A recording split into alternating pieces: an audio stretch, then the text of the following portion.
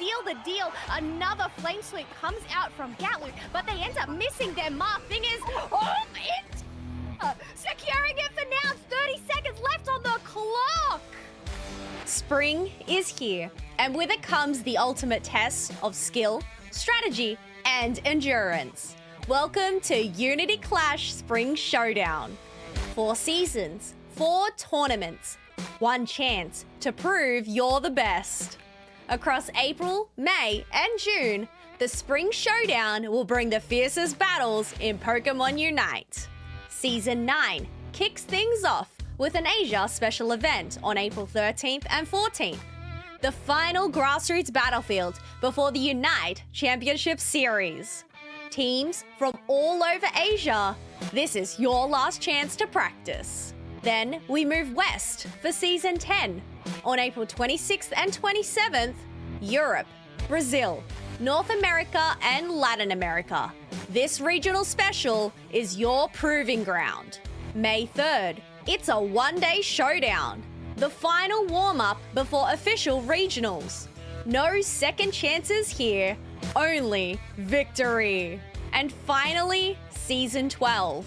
On June 7th and 8th, a North America International Championship special. The last chance for NA teams to sharpen their skills before the biggest stage. Winter season?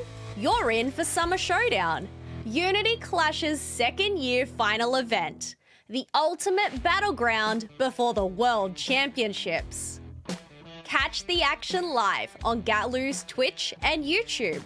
Prefer Thai? Full DY's got you covered. French? Purple Official, of course. Spanish? Cato Unite stream. Brazilian Portuguese? Finsterran's channel has got you. Proudly sponsored by Nouns Esports. Sign-ups are open now. Find all of the details at linktree/UnityClash. The battlefield awaits. The time is now. Who will rise? Who will conquer? This is Unity Clash Spring Showdown.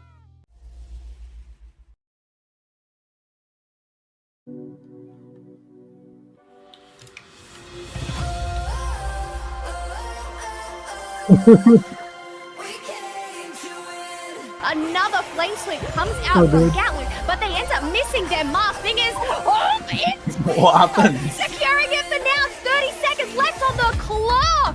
But now it's Rayquaza, stamina on it, 50% left, and not enough time on the board for Montezozo to steal this away on Psyduck. Does it?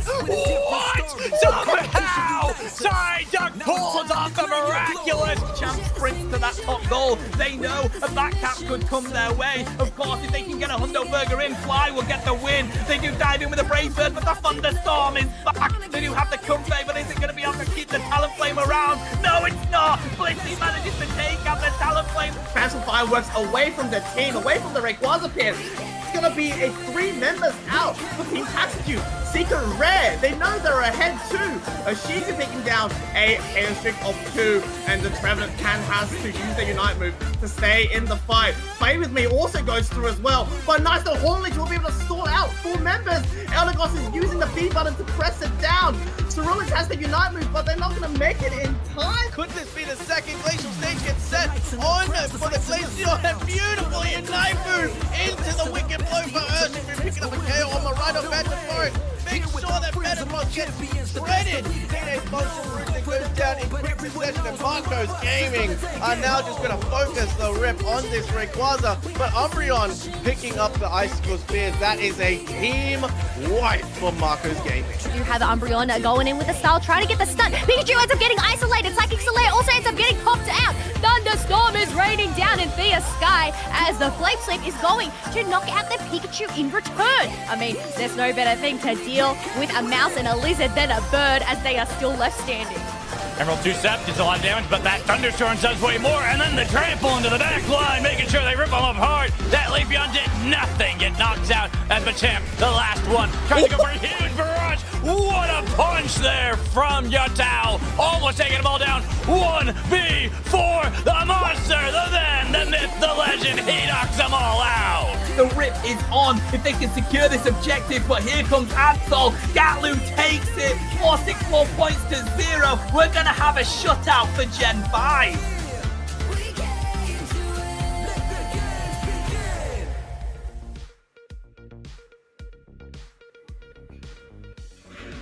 Let the games begin. Hello everybody and welcome into day 2 of Unity Clash Spring Showdown Season 9. I'm Spartan Tano and I'm joined by two absolute staples in the Unite community. It's me, Fu, and Ghatlue. How are we doing today? I'm going to start with you, Fu. I'm doing great. I mean, that trailer really got me hyped, Tano. Big shout out to, I think that made it. Because, we're down to the last 8, aren't we? What a fantastic showing it was yesterday. But it all comes down to today to see which team actually takes it out. That is so true. Sorry, Ghatlue. Yeah, we wouldn't be here if it wasn't for you, buddy. How are you doing, mate? I'm very excited for the Spring Showdown, especially because it's Asia. I think Asia is such a competitive region.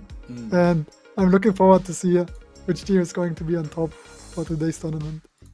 Yeah, me too. We were mentioning yesterday that we just love casting these different regions, and Asia is one that we don't get much experience with, just, time zones suck, but when we do, they put on an absolute show. I mean, yesterday, I couldn't take my eyes off all of the Trevenant play. I was saying that when we were casting, I couldn't stop witnessing the incredible plays that we were seeing, so I'm excited to get stuck into this one, chat. We will find out who the winner is going to be, and the winner will go through to Summer Showdown, which will be the last event before World. So an exciting opportunity. We are going to be getting ready for the game that's going to be coming up. I believe it's going to be Code Unknown Fibonacci versus Matka Believers first. We'll have a look at their team profile shortly, but heading into this one, Fu, we have been sticking to the bans that we expect within this meta. A lot of banning for the Talonflame, but despite that, Absol has been getting a lot of access. Yeah, I mean, we're going to have a really nice graphic here to just demonstrate the Pokemons that were top most banned yesterday in our day 1. You can see Psyduck, the duck that could, heading that leaderboard there. But Suicune, not surprised, being also banned out. Blissey is your top 3. But like you mentioned, bunch of speedsters not really able to be played by these teams, either because they're not comfortable playing, but probably most likely, Tano, they don't want to face it, right, in some of these games. Oh, they're just so good right now, aren't they? And I feel like, I may be biased, but I think Talonflame is just the best one, with Zeraora very closely behind it. Suicune only got a slight bit of action yesterday, getting a lot of those bans as well. So it's quite interesting as we have a look at these top 10 most banned here. I mean, Ghatlue, give us your perspective, because I don't see any Snorlax or many defenders there outside of that Umbreon. Yeah, this is like the currently the meta shift. Because the speedsters are back again because of the new item, you see a lot of speedsters banned on there. And Umbreon is just a very tanky Pokemon which spikes at level 4. That's why you don't move at level 8. And the ability to lock some people down with the mean lock is very beneficial. And especially with the wish ability, you can keep your own teammates alive. So Umbreon is just a very strong defender up to this state.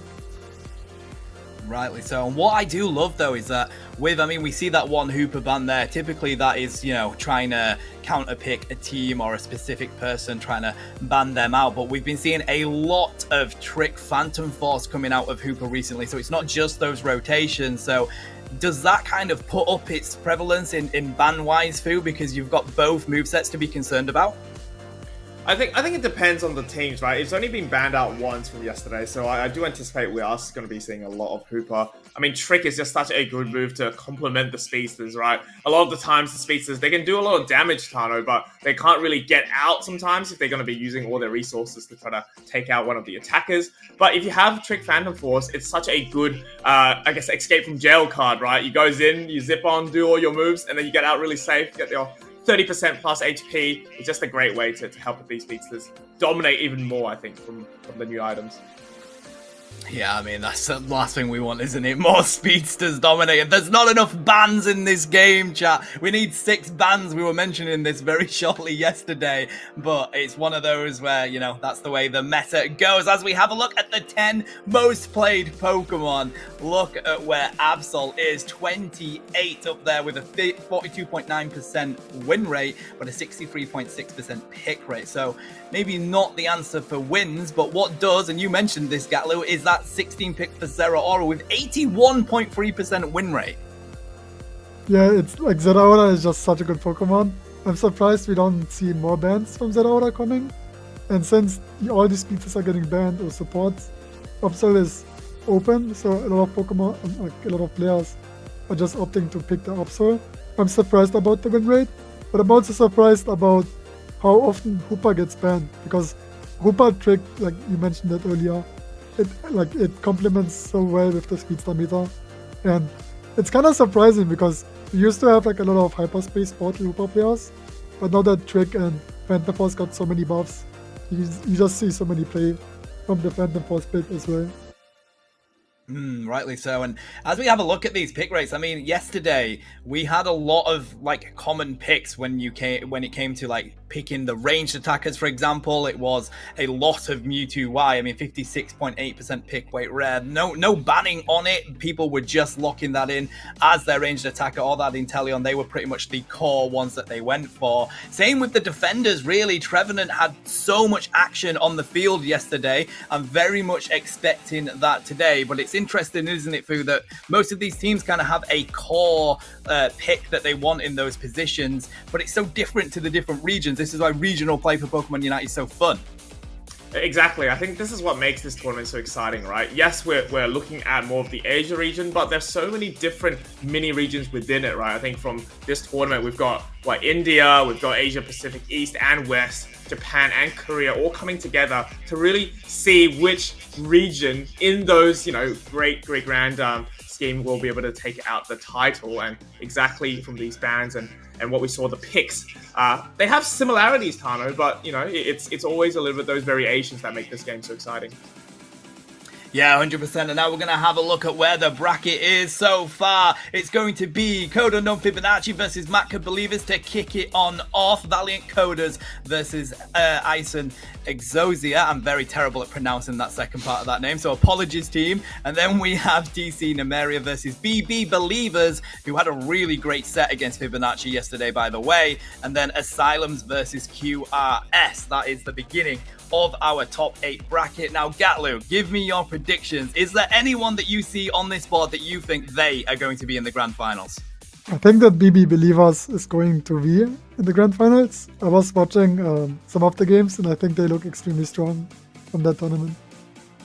Definitely. I was like, it's either BB Believers or Code Unknown Fibonacci for me. Witnessing them yesterday, great sets, great teams. I mean, we ended up with quite a lot of game 3 situations yesterday, Fu, so it's going to be interesting today as we have a look at Code Unknown Fibonacci's team profile here. Their roster is Steam, their captain, Mithril, who utilizes those ranged attackers so well. Ulaps is there, typically playing the Trevenant that we saw yesterday. Mike, Ross, and Hayes for their roster. Their achievements here: 7th in WCS, the Philippine qualifiers, and 4th in the winter tournament for SEA East. I'm so bad at pronouncing that, but 2nd in the last chance qualifier of WCS for the APAC and SEA East Region 2024. So a lot of achievements this team has, one of the strongest here today, and they're definitely going to be a mountain to climb if people want to take them on. We're going to be moving over, I believe, to Matka Believers. Oh no, first we're going to look at the match results. This is incredible production. So match 1, they had a bye. Coming into match 2, 2-0 versus TC Origin. And then match 3, now that is a 2-0 versus BB Believers, but trust me, it was a close one. Fibonacci was so strong throughout 8 minutes of that game, but this is Pokemon Unite, so the final 2 minutes makes the difference, and BB Believers were so patient, and they nearly managed to grab that one away. But Fu, walk us through Matka Believers here. Well, yeah, you said, it's a tall mountain climb for Code Unknown to take down Code Unknown, but let's hope Matka Believers have brought their snowshoes as we're going to be introducing the roster. We have NHK, Noob, Panda, Ashish, and Rebel going to be rounding off those 5 members. So they've achieved 5th in the winter tournament in India. So definitely have some sort of experience in terms of competitive play. And they've also come 8th in the Unity Clash Summer Showdown India qualifiers as well. So, I mean, they're definitely a team to watch out for when you guys were having your predictions. I'm a big fan of this team. I think we watched a little bit in the Asia Clash series as well. I think we're going to be able to have a look at their performance so far, as they're going to be heading up into our set number 1 against Code. They had a bye in your first match, and they lost 1-2 to 7-7-7, but they were able to bring it back in match 4, 1-0 against No Back Button. They also lost to Valiant Coders, but they're here today, and they're here to make a statement, Tano. I'm very excited to watch this team. Yeah, very exciting, buddy. I believe that they made it here today because a previous team that was coming in unfortunately weren't able to make it. So Matka believers are here, and they're going to put up one heck of a fight. It's going to be a great first match. I believe it is ready for us to go on into. It's going to be you and Ghatlue doing this today. So I'm going to be handing it over to you for this first game, buddy. But it's going to be an exciting one. Do we have, I mean, what I do love about this, by the way, is I noticed all 3 of us have a different pick for who's going to be in the grand final. So that's going to be an interesting one that we'll come back to later on. But this is going to be an exciting game. I'm expecting some incredible Trevenant play coming out here, and I'm expecting some incredible Speedster play. Give me some predictions for bans, though, guys. Ghatlue, we'll start with you. What do you reckon we're going to be seeing a lot of today? I mean, like, if they are watching this stream and they're seeing the 18% win rate of Zeraora, there might be a chance that Zeraora is getting banned. I do think that you mentioned Trevenant a lot, that Trevenant might be a specific target ban. That's the cool thing about having bans. You can, like, knowing the teams ban specific Pokemons to shut down the teams in the draft. I'm excited for it. All right, here you go, guys. Sorry, Fu, pass it on over to you, buddy. All good, but we're going to have a Suicune ban with a Blissey to head off this. This is India against Philippines. That's my understanding, Ghatlue. So we're going to be seeing whether, like you mentioned, a Zeraora ban will be coming out. But so far, it does look like Umbreon is going to be up for grabs on the chopping block. Yeah, on the first big side, they're just banning the Blissey and the Umbreon, both supportive Pokemon. And on the other side, some teams feel forced to play like ban Suicune from the second ban. And then on the third ban, they're trying to opt what they ban. And I'm happy to see that the Hoopa is getting banned, because I do think Hoopa is so good with the Speedsters. Yeah, especially having an Umbreon banned out. You did mention that this Pokemon is so good into the Speedsters. I'm curious to see whether there will be any more Speedsters on the field today, but it's going to be Ikina Mara picking up the Psyduck, which was our topmost banned Pokemon yesterday. Definitely, when you have an opportunity to pick this Pokemon, Ghatlue, you're picking it first up. Yeah, like, especially because Blissey is banned, Psyduck is better, because he has a lot of CC tools, and Blissey is the Pokemon that can shut down the Psyduck. But Matka believers choosing the Talonflame and the Clefairy. And the funny thing about like India is, every time I see India, I say India is the region that likes to play Talonflame. They also play Talonflame at the World Championship when no one was playing it. So I'm very excited to see some Talonflame play from the captain of the team. Yeah, they're going to be first picking that, aren't they, with the Clefable. But we're going to have Mewtwo Y picked up by Code Unknown Fibonacci, and Ulat back on the Trevenant. I'm sure Tano is very happy behind the scenes, but that means there's going to be a different defender now picked up by Matka. Looks like Isagi might be going for the Mamoswine. Now, these are 2 very strong defenders, right, in the current meta, Ghatlue. Yeah, something that was pretty interesting about the stats was Leafeon. Leafeon had a 21 pick, like, they picked Leafeon 21 times, but it only had a 33% win rate.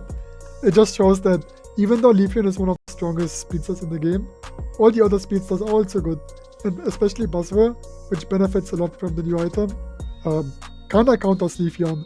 We're seeing the Leafeon with the new item attack rate and the amplifier, so not opting to go for the Razor Claw. I'm pretty excited to see what this Leafeon has on the table, because if you look at the enemy team, Leafeon has a pretty rough game. Like, it's pretty hard to kill Mewtwo. It needs to go through a Trevenant, and the only Pokemon it can kill is maybe the Meowscarada, but the Meowscarada is also playing the potion. Yeah, this is a potion masquerade. That's really interesting. Normally, where we see eject, right, which is quite the item to use to kind of change the angle of your floral flourish as we go through. But I am curious in seeing the new items on this Leafeon. So my understanding is obviously when you get KOs and assists, which is great for Pokemon that come online so early on, you're gonna be able to amplify your attack and also have the benefit of a shorter cooldown. Do you think it really helps these Pokemon kind of fight in the late game, Ghatlue? Something like a Leafeon? Yeah, especially I think that like having lower cooldown is so OP. Like before, the privilege was for the attackers with the Shell Bell, and now that around us can also have that, the new item benefits especially for speedsters because they have short cooldowns. But you can also play it on around us like Buzzwole, because Buzzwole's attack damage is just very, very high. So any Pokemon that has a lot of attack damage stats, like it's just really good for them. I'm kind of excited to see how this Magikarp is going to be played out. As you can see, the support is not hitting the farm, so the Magikarp can get his effort gauge up. The Psyduck is helping the Yaskara on the red path to make sure no one is invading, while the Buzzwole is just playing top lane side and trying to pressure. What is important for the top lane is to not let the Magikarp get stacks for free. Yeah, that's a great point. I think having a Psyduck Buzzwole path is so strong, right, as a duo in the early game, especially going up against a Clefairy that doesn't really have that much of an impact. We will have a contest of this Indeedee down at the bottom. It's going to be an evolution now coming online for your Leafeon, and they're going to be able to really respond quite well. You have a huge amount of burst damage coming out from that Razor Leaf. It's always nice to see teams playing for their team strength. Mewtwo is very good in the early game in pressuring, but because they have Mamoswine, it's harder to pressure. And as you mentioned, Psyduck, Buzzwole, and top lane is a very hard top lane to deal with, especially when you play against a Magikarp and Clefable, which is one of the worst early game lanes in the game. But Talonflame ganking top lane to just support the top lane side. Yeah, they want this little Magikarp to jump over the waterfall, right? But before that, the Mosquito won't be able to take down the Flacinda as more pressure comes on and a siege up in that top path. A Buzzwole getting Chaosic of 2. A really good start now for Kodanon Fibonacci. And they're going to use this opportunity to really zone out this Magikarp as well. You can see that Echidna just going to make sure that the Magikarp doesn't evolve just yet.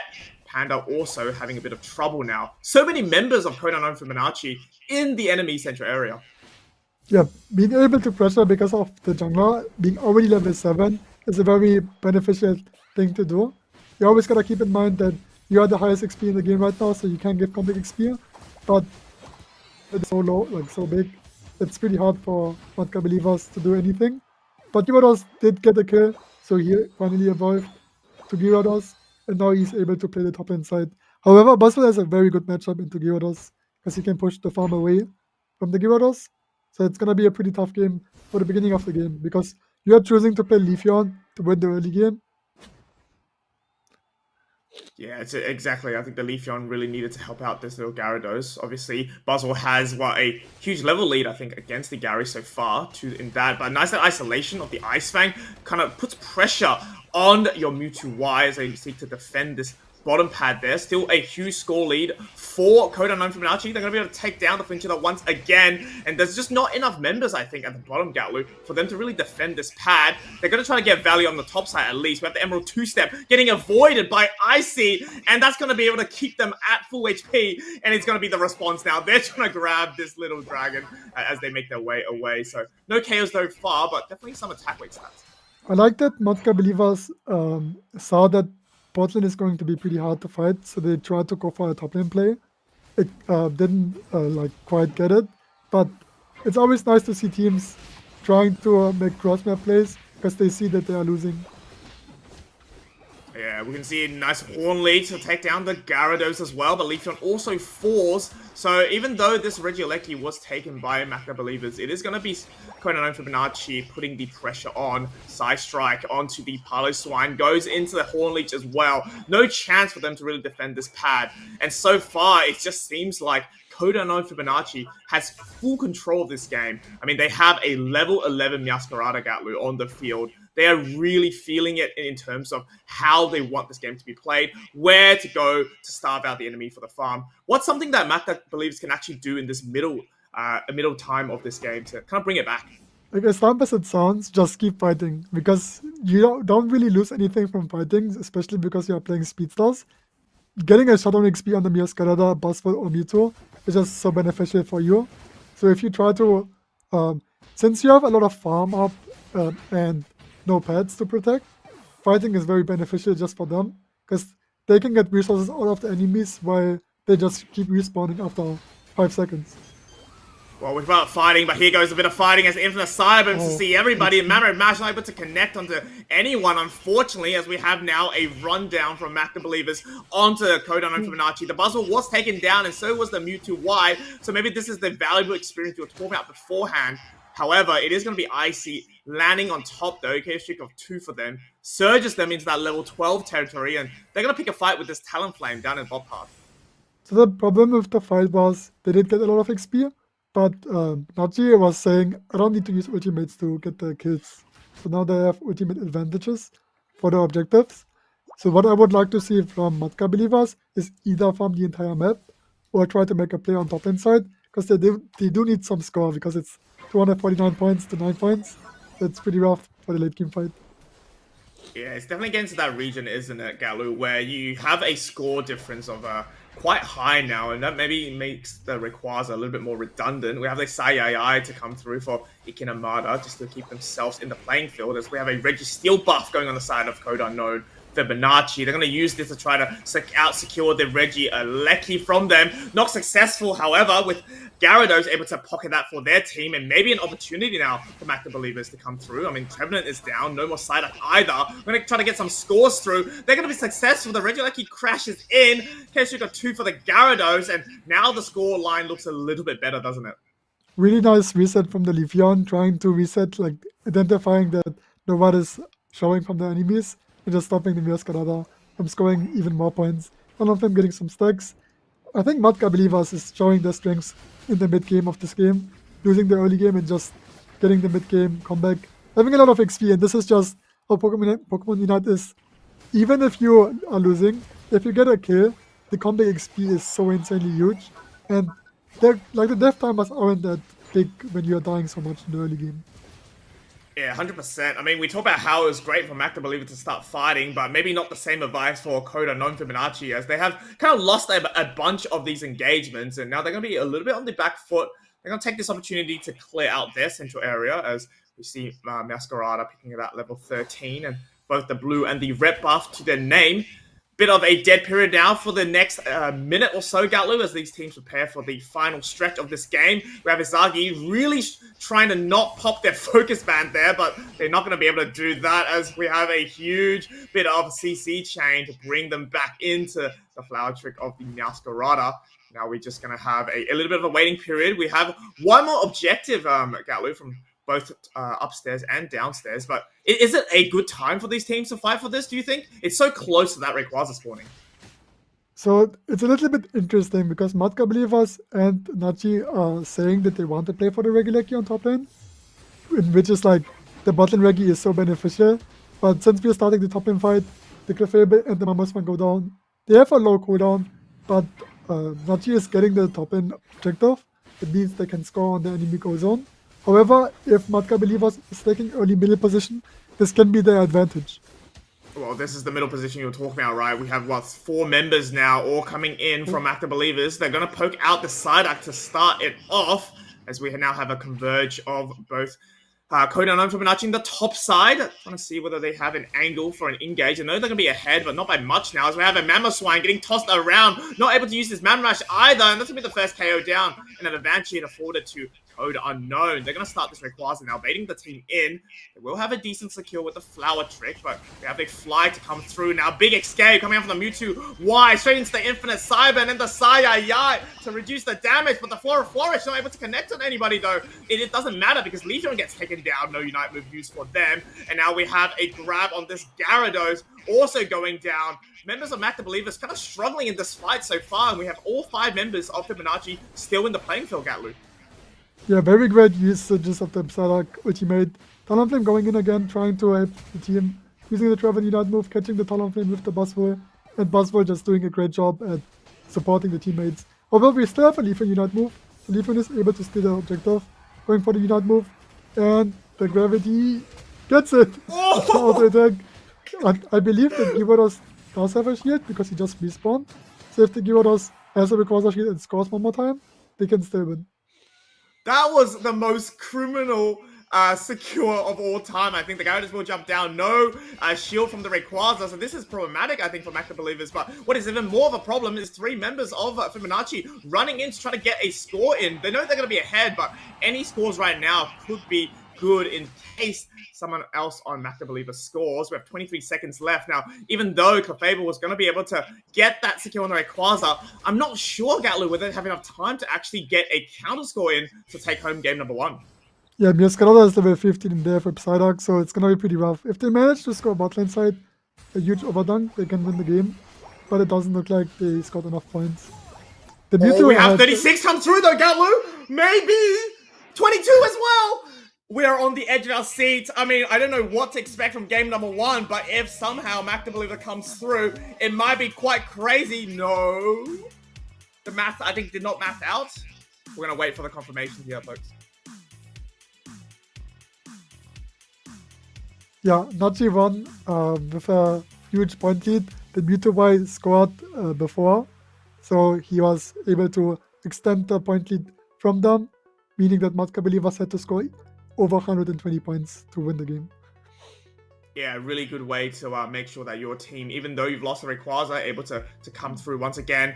Almost got a heart attack there. I mean, sometimes it's like you can play really well for that first portion of the match, right? But Ghatlue, you should be experienced to know that Rayquaza can change everything. But one of the things to stop that from happening is if you KO all members of the enemy team and get an ace for yourself. I mean, big shout out to the Fable, but wasn't enough, I think, for Mac the Believers to really come through and take out an upset. It is going to be a best of 3, though. So what is Mac the Believers going to be thinking about in terms of game number 2, Ghatlue? Do you think that can really change up this game and send it to a number 3? I think that the Buzzball was a huge, major aspect of this game that kind of shifted the game to where Nachi is just winning the entire early game and controlling the mid game. Did a really good job at playing patience and being in bushes. So maybe opting to focus, like if they let the Buzzball open again, to try to let this Buzzball stay smaller. Because this is essentially what you want to do when you play against a Buzzball. Don't make sure that he's not getting level 5 in the early game. Because if he does get level 5 before this Swablues, he's just going to use Activate Superpower and destroy you. Another thing you can do is ban out the strong supports, which is Psyduck and Hoopa, which are very, very strong on top lane. And then the Buzzball is not going to be as effective as it was shown in this case. Yeah, we're seeing a lot of instances Mewtwo Y being quite effective into Talonflame just because it has those double dashes with the teleport, able to get out of some of these fly situations. You can see a lot of the times we had really good synergy coming out from Fibonacci. They were able to really look at one member and then just take them down one by one. You can see some of these Unite moves popping off in that final fight there. We have the Dragon Current also trying to pick up members, but the Sai AI doing a great job to make sure that their team does not take that type of burst damage that we've seen so akin to something like a Gary or a Leafeon. And at the end of the day, Leafeon comes through with a potential to cause some damage with the Emerald 2-step. But just the sheer power coming out from Fibonacci, able to knock it down straight away. You can see it go down right away there. Flower Trick into the side strike. This is really no chance. But this was really the highlight of this match, wasn't it? The gravity it's a little bit weird, that you right? caught it. Yeah. Like, Sada can't use Surf, Buzzball can't use Superpower, Trevenant can't use Horn Leech. The only secure is the Miascarada auto attack or the Side Strike from Mewtwo, so their gravity was in a very good placement actually. Yeah, well, it just unfortunately wasn't enough, but it does provide them with a little bit of hope though. I mean, we talked about how many achievements that Fibonacci had, and Mac I believe is obviously a little bit less experienced, but this game really just shows you have to be really focused, right, in all aspects of the game, even until the last second, to make sure that you really have won this game and you really have scored enough or stay tight at that Rayquaza fight. So I'm excited for game number 2. I mean, this might be a way for Mac Believers to, keep believing that they have a chance to take it out. Remember when I was looking at their team, I'm quite a fan of their gameplay, but they need to do a little bit more, I think, to take down the Titans that Fibonacci is. I think that one of the problems India has, or Matka Believers specifically, during these matches is they don't really understand the team compositions quite well for the late game fight, because they build up a team composition which is very, very, very like dive heavy. But if the Mama Swan goes in alone without waiting for his team, the engage on the Mama Swan is essentially not doing quite that much. And if like the difference between the Trevenant player and the Mama Swan was just a little bit huge during that game, because while the Mama Swan was trying to make plays for his team, he wasn't waiting, and the Trevenant had really good patience to know when his team is around. Well, we saw plenty of Trevenant gameplay yesterday, but looks like it will continue today as the Leafeon gets banned out from Macca Believers. They understand now as the sides have been switched that perhaps this is not a Pokemon they want to bring in. Talonflame also banned out, so a bit of a variation now, which is what we expect from a swap of the sides. But what is Asagi going to head off their draft though? Because they get that #1 pick, don't they? Yeah, like Umbreon is open right now. This is like the interesting thing about the drafts, right? Is Suikin gonna be open? Is it gonna be banned? But most of the time it's gonna be banned. They decided to ban the Suikin a little bit later, seeing what Matka Believers is doing, not wanting to play against the Talonflame again, seeing the potential threat that this Talonflame has, and just banning it out and choosing to pick the Hooper. It's every time like the thing, right? There's so many Pokemon, like there's too many Pokemon to choose from, so it can be very beneficial to be second pick. I do think that in the current meta, having all these powerful Pokemons and only 4 bans, the orange side might be a little bit more beneficial. I was going to say though, it seems like they're going to be giving Umbreon and Blissey to Macca Believers, which is quite a choice, but we're going to have a revisit of this Meowscarada now on the side of Macca, with NHK picking it up, and Icy will be on the Gyarados. So kind of a switch, right? We did have a few of these Pokemons played by the other team in that last game, but perhaps they'll find more success on their team now. ULAB at least will revisit the Trevenant and seeing how they played last game. I do feel like this is definitely a priority that they want to pick and make sure that they're playing on their team. A Pokemon I want to see is Delphox. I think Delphox is so good with the new items. Like, so just seeing a Delphox spinning around and shooting the Mystica Fire would be so funny to see. This time around, Matka Believers is choosing the Buzzwole against them, trying to do what the other team was doing against the Gyarados.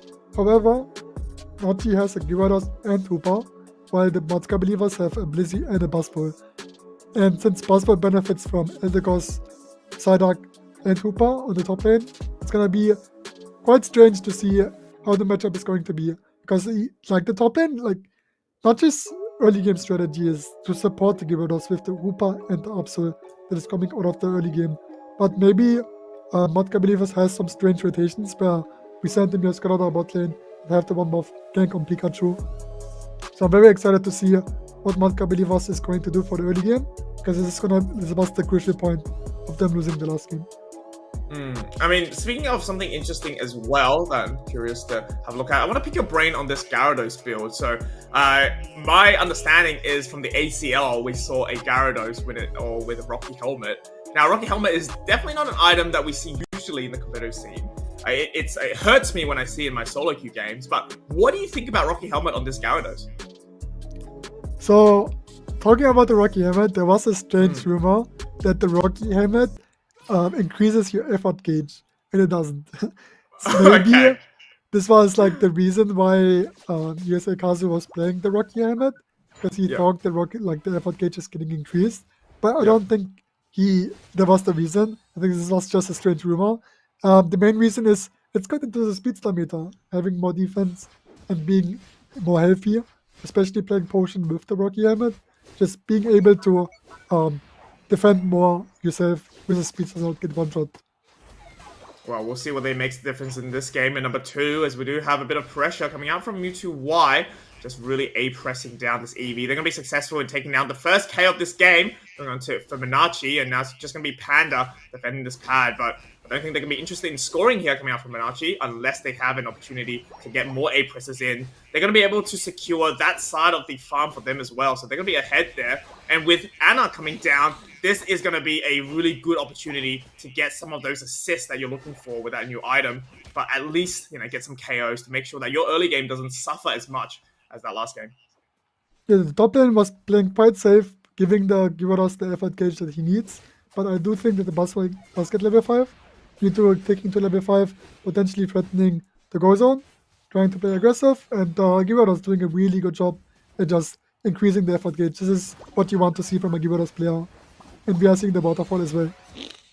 Yeah, well, this Gyarados definitely came online a bit earlier than last, as I see we'll be running down a Rebel. They're going to be able to do just that, as Waterfall is going to be the move of choice, going onto the pad, going up against NHK. Now, obviously, your Frogatito is not going to have the same amount of burst damage as some of the other speedsters at that level 5 mark, and they're going to run straight into the Absol as well. They're going to come down and are not going to be able to knock them out. Luckily for Mac the Believers, but they will have their red buff taken away for them and a pursuit to come through. But I think Anna might have bitten a bit more than they can chew. They get taken down, and that gives Masquerada for Mac the Believers. Maybe a mistake that might cost them later in that match. This is what speedsters have to learn. When you are high level, you're giving a lot of XP. Now giving back the XP that they needed, and Matka Believers expected the game. I feel like this game is always a back and forth, but Nachi just try. Like, I think they are a little bit more experienced than Matka Believers, so I'm excited to see how Matka Believers is going to adapt to this game. Because currently, I have a feeling that Nachi has the favor in this game. Oh, they're going to be getting some stacks in up top. Unreal doing the same at the bottom as well. So far, the lead in points is still onto Fibonacci, with a couple more coming in from the Hooper as well. We're going to have the 720 birds, folks, as these teams are going to be soaking it up. Does seem like from the top path, at least, is going to go all on the side of Fibonacci. Here on the bottom, a Pikachu against an Absol. Not the best matchup for the Pikachu just yet, as it's still on that level 6. It will have the Electro Ball now. I am expecting a Volt Tackle, aren't you? Going up against the Speedsters. I feel like that is a good combo to really lock them down, but we will have our first little fight up in that top path as we have a nice little superpower into the Secure from the Gyarados of that Reggie Alecki, but Reggie Steel also going on the side of Coda known Fibonacci, and this is going to be a very strong team now, having that attack buff. K-Sugar 2 for the Absol as well. Things are not looking good for Mac the Believers, aren't they? What I really like about Nachi, like when I'm watching the games, is I think that they are a very aggressive team. Like the Philippines teams in general play really aggressive. They're always in your jungle. They're always taking your XP. The only problem that they have is they're giving a lot of comeback XP. But Pikachu using a jack button to chase down the Absol and getting catched by the Trevenant. These Trevenant plays are insane. Oh, Trevenant able to make sure that the Pikachu goes down there for their team. They're going to go in for a 9, leaving that bottom pad on 1.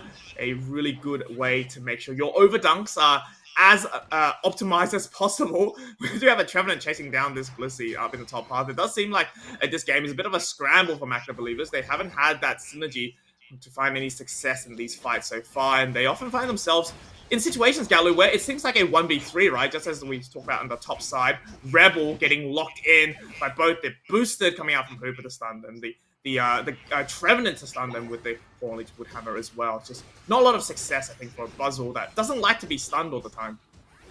Another huge engage by the Trevenant, catching out the Pikachu, and the Mewtwo using its X-Attack to increase damage with the Registeel, and the Psystrike dealing so much damage onto the Umbreon and sealing the kill on the Umbreon as well. I think something that is very cool about how Unite is working currently is the new item benefits a lot from having an early game lead and keeping the early game lead, making you stronger for each level you gain and each assist up to 10 stacks. So this is something that is pretty cool, because oftentimes you're gonna lose the games because you lose the Rayquaza, but because of the new item, you are just very powerful throughout the entire game because you win the early game. Yeah, with a Trevor now caught in. Let's see whether the new item does any benefits for the rest of the teams trying to help out.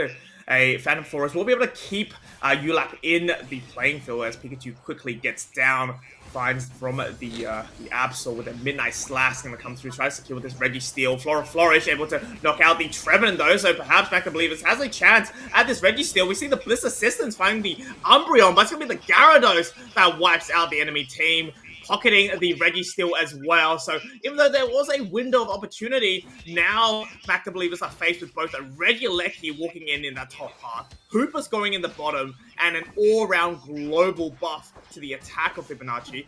I don't think fighting is really on the table here, right? I think it's just going back to kind of Pac-Man it up, get your experience back up at least, because if you're going to keep going in, I mean, wouldn't the level lead just increase more and more? Unless they find something, right?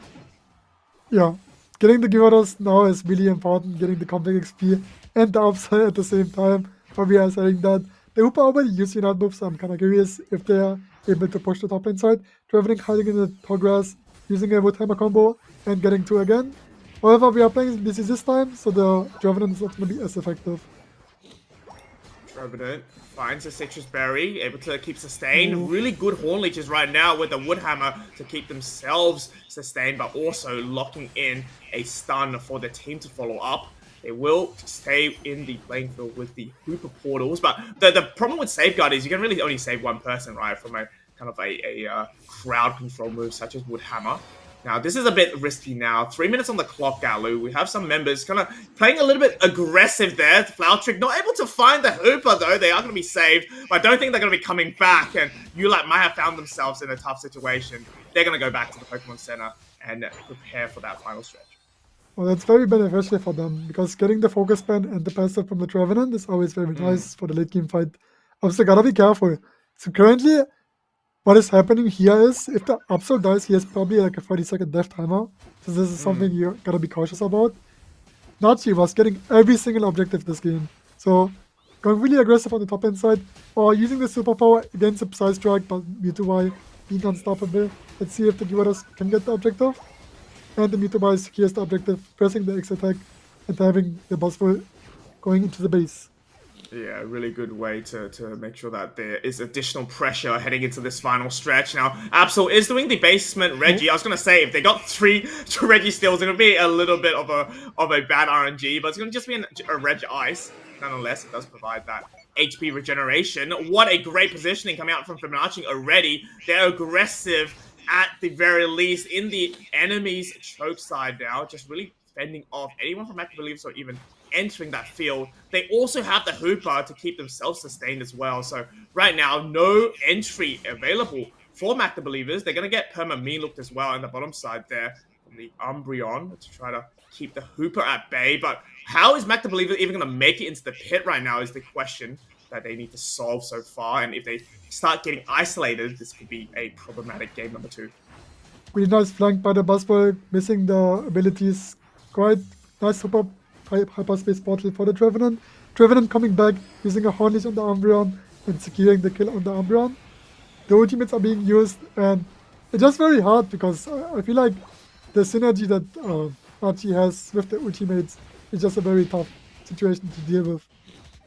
Oh, as we say this, Mewtwo Y goes down for 36 seconds, but Absol's still here to play. Level 15 to its name, but that's going to be all members of Back to Believers wiped out. Umbreon's coming back in, but with an Absol and a Gyarados running at this Rayquaza, might be a little bit hard for Umbreon to actually go into secure. Hoopa's now back to help out as well, but here comes a Isagi. The Umbreon, no, gets out secured by the Hoopa. And that's going to be a sigh of relief for Fibonacci as they head in, following this purple brick road to get in some Hundo Burgers. It does seem like they will have this second game secured and also securing them spots in a round number 2 for our top 8 of the Spring Showdown today.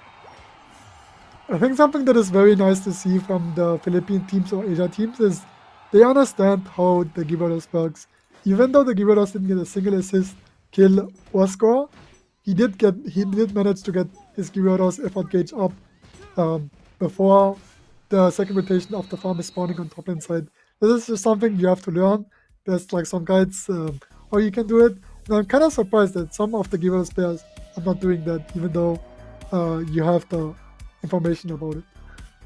Oh, well, that's really important. Exactly. I think just the difference between the first 2 games, the speed that Icy got the Gyarados really made it difficult, I think, for Rebel to contest that path as well as it did the other way around in that game number 1. I'm going to have a quick look at the stats here. A lot of damage afforded by Fibonacci. You can see 70s and 67s on the board for both the carry all-rounders and the attackers. Meanwhile, on the side of Mac the Believers, it's quite evenly spread as well between your Pikachu, your Masquerada, and your Buzzwole. But at the end of the day, it's going to be a little bit more damage coming out from Fibonacci with the Registeel buffs as well. You can see from the report, Ghatlue, it was just completely in Fibonacci's control, right? They had the ability to get all the objectives on top and bottom, as well as the Rayquaza to send them into that 700 region for their points. Do you know what's interesting? There's an attacker that is not being played, even though it's super powerful, especially with the new item. Can you guess which Pokemon it is? Which attacker? Are you talking about Inteleon? Miraidon. Or Miraidon? Yeah. Yeah, no one is playing Miraidon because Miraidon is just squishy. It's hard to play Miraidon into the Speedster meta. And in comparison to Mewtwo Y, which like Mewtwo Y has double dash plus a size track ability, which probably like causes 50% of your HP as a Speedster. So it's always interesting to see how the attacker meta is shifting. Where are the attackers in the current meta and how strong are they? Because currently like a lot of Pokemon or players play Pikachu, Espeon or Mewtwo Y. Yeah, it's interesting you say this though, but looking at the stats that we had for yesterday, even though Mewtwo Y has been picked up so much, the win rate's actually not as good. So I'm interested to see whether these teams have other things up their sleeves. I do agree with you though, as the Speedster meta changes, the attackers also need to change, as they're going to be the first target for some of these Speedsters, right? You can see in this replay, the Blister Citizens going on to the Umbreon as we fight for this Registeel, but from what I remember, it was going to be the Gyarados that's going to be able to lock in this Registeel. Very close secure at that though, as we look for this. Yeah, shoutouts to the Gyarados. He was getting most of the secures and he played a pretty well waterfall build. I didn't really believe in the waterfall setup, but I feel like in this meta, like waterfall feels pretty strong. I think when you play Buzzword is a Pokemon that shut down Pokemon. Yeah, I didn't see the Buzzword shutting down any one of them. So this is something that Buzzword players have to keep in mind when they play the Pokemon. You play the Pokemon to shut down a specific Pokemon. And in that case, it should have been the Gyarados. I think it's really hard, right? The unsung hero is the Trevenant there from ULAP. I think every time the Buzzword went in, the Hornleech was there, the Woodhammer was there to kind of stop this mosquito from getting close to the Gyarados. And it's about the team effort at the end of the day, right? You can see it right here. I remember the Pikachu going for the Thunderstorm, but as they land, they go straight into the Hornleech, into the Woodhammer as well, and the Gyarados just there at the behind, making sure that whenever the Trevenant engages, it's there to take down and do that damage. And at the end of the day, having a team wipe is a fantastic way to end off this game. The Blister Sisters not even able to find it because of the Hornleech yet again. So big shout out to ULAP for that Trevenant gameplay. Yeah, very, very good Trevenant gameplay. I think something that is very cool is the Gyarados like the Gyarados ultimate. Because the Unite move is so fast. Now you can actually chase down Pokemon. You can actually hit the ultimate. So this is something that is really, really cool. Like you don't really expect some of the patch notes to have an effect on the Pokemon, and then bam, they're just bringing out patch notes that are pretty fun.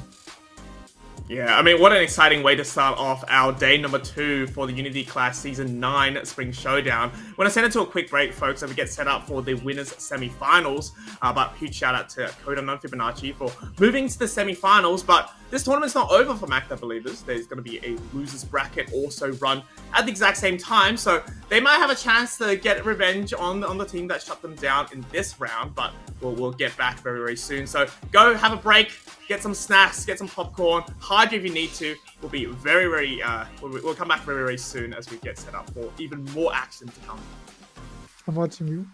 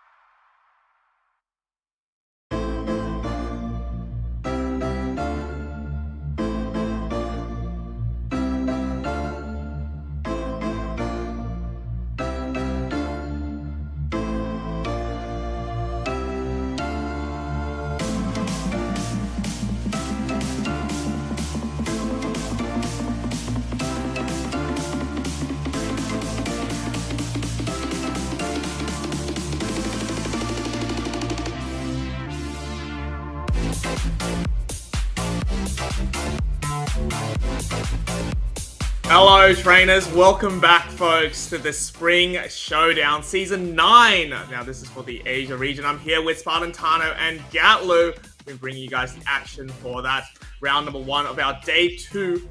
I mean, this is really the final day, right, for these teams to fight it out to see which team takes it, or, just as a reminder, we just were able to watch Coda known Fibonacci take down Magna Believers 2-0. They're going to be going up against Isin Exosia in the winner semifinals, but we're going to be focusing on the other end of the semifinals. It's going to be BB Believers, I think one of the fan favorites, against QRS, which is a team that we've seen quite a bit in the Asia region as well.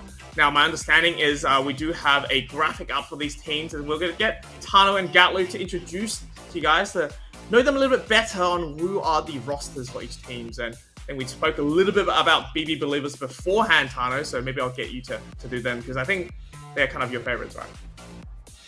Yeah, I feel like I'm pretty sure that the BB stands for Brave Bird. I'm pretty sure that's where the team came from, Brave Bird Believers. But here we go. The roster is Jay being their captain, Pyara there, Red X and Ryuga, and then the Money. The Money was playing some really good speeds to play in yesterday's tournament. Their achievements so far, top 7 in the WCS for India Quals 2025. They've literally just come off that victory in the past week, so they're feeling pretty confident coming into these games today, Fu.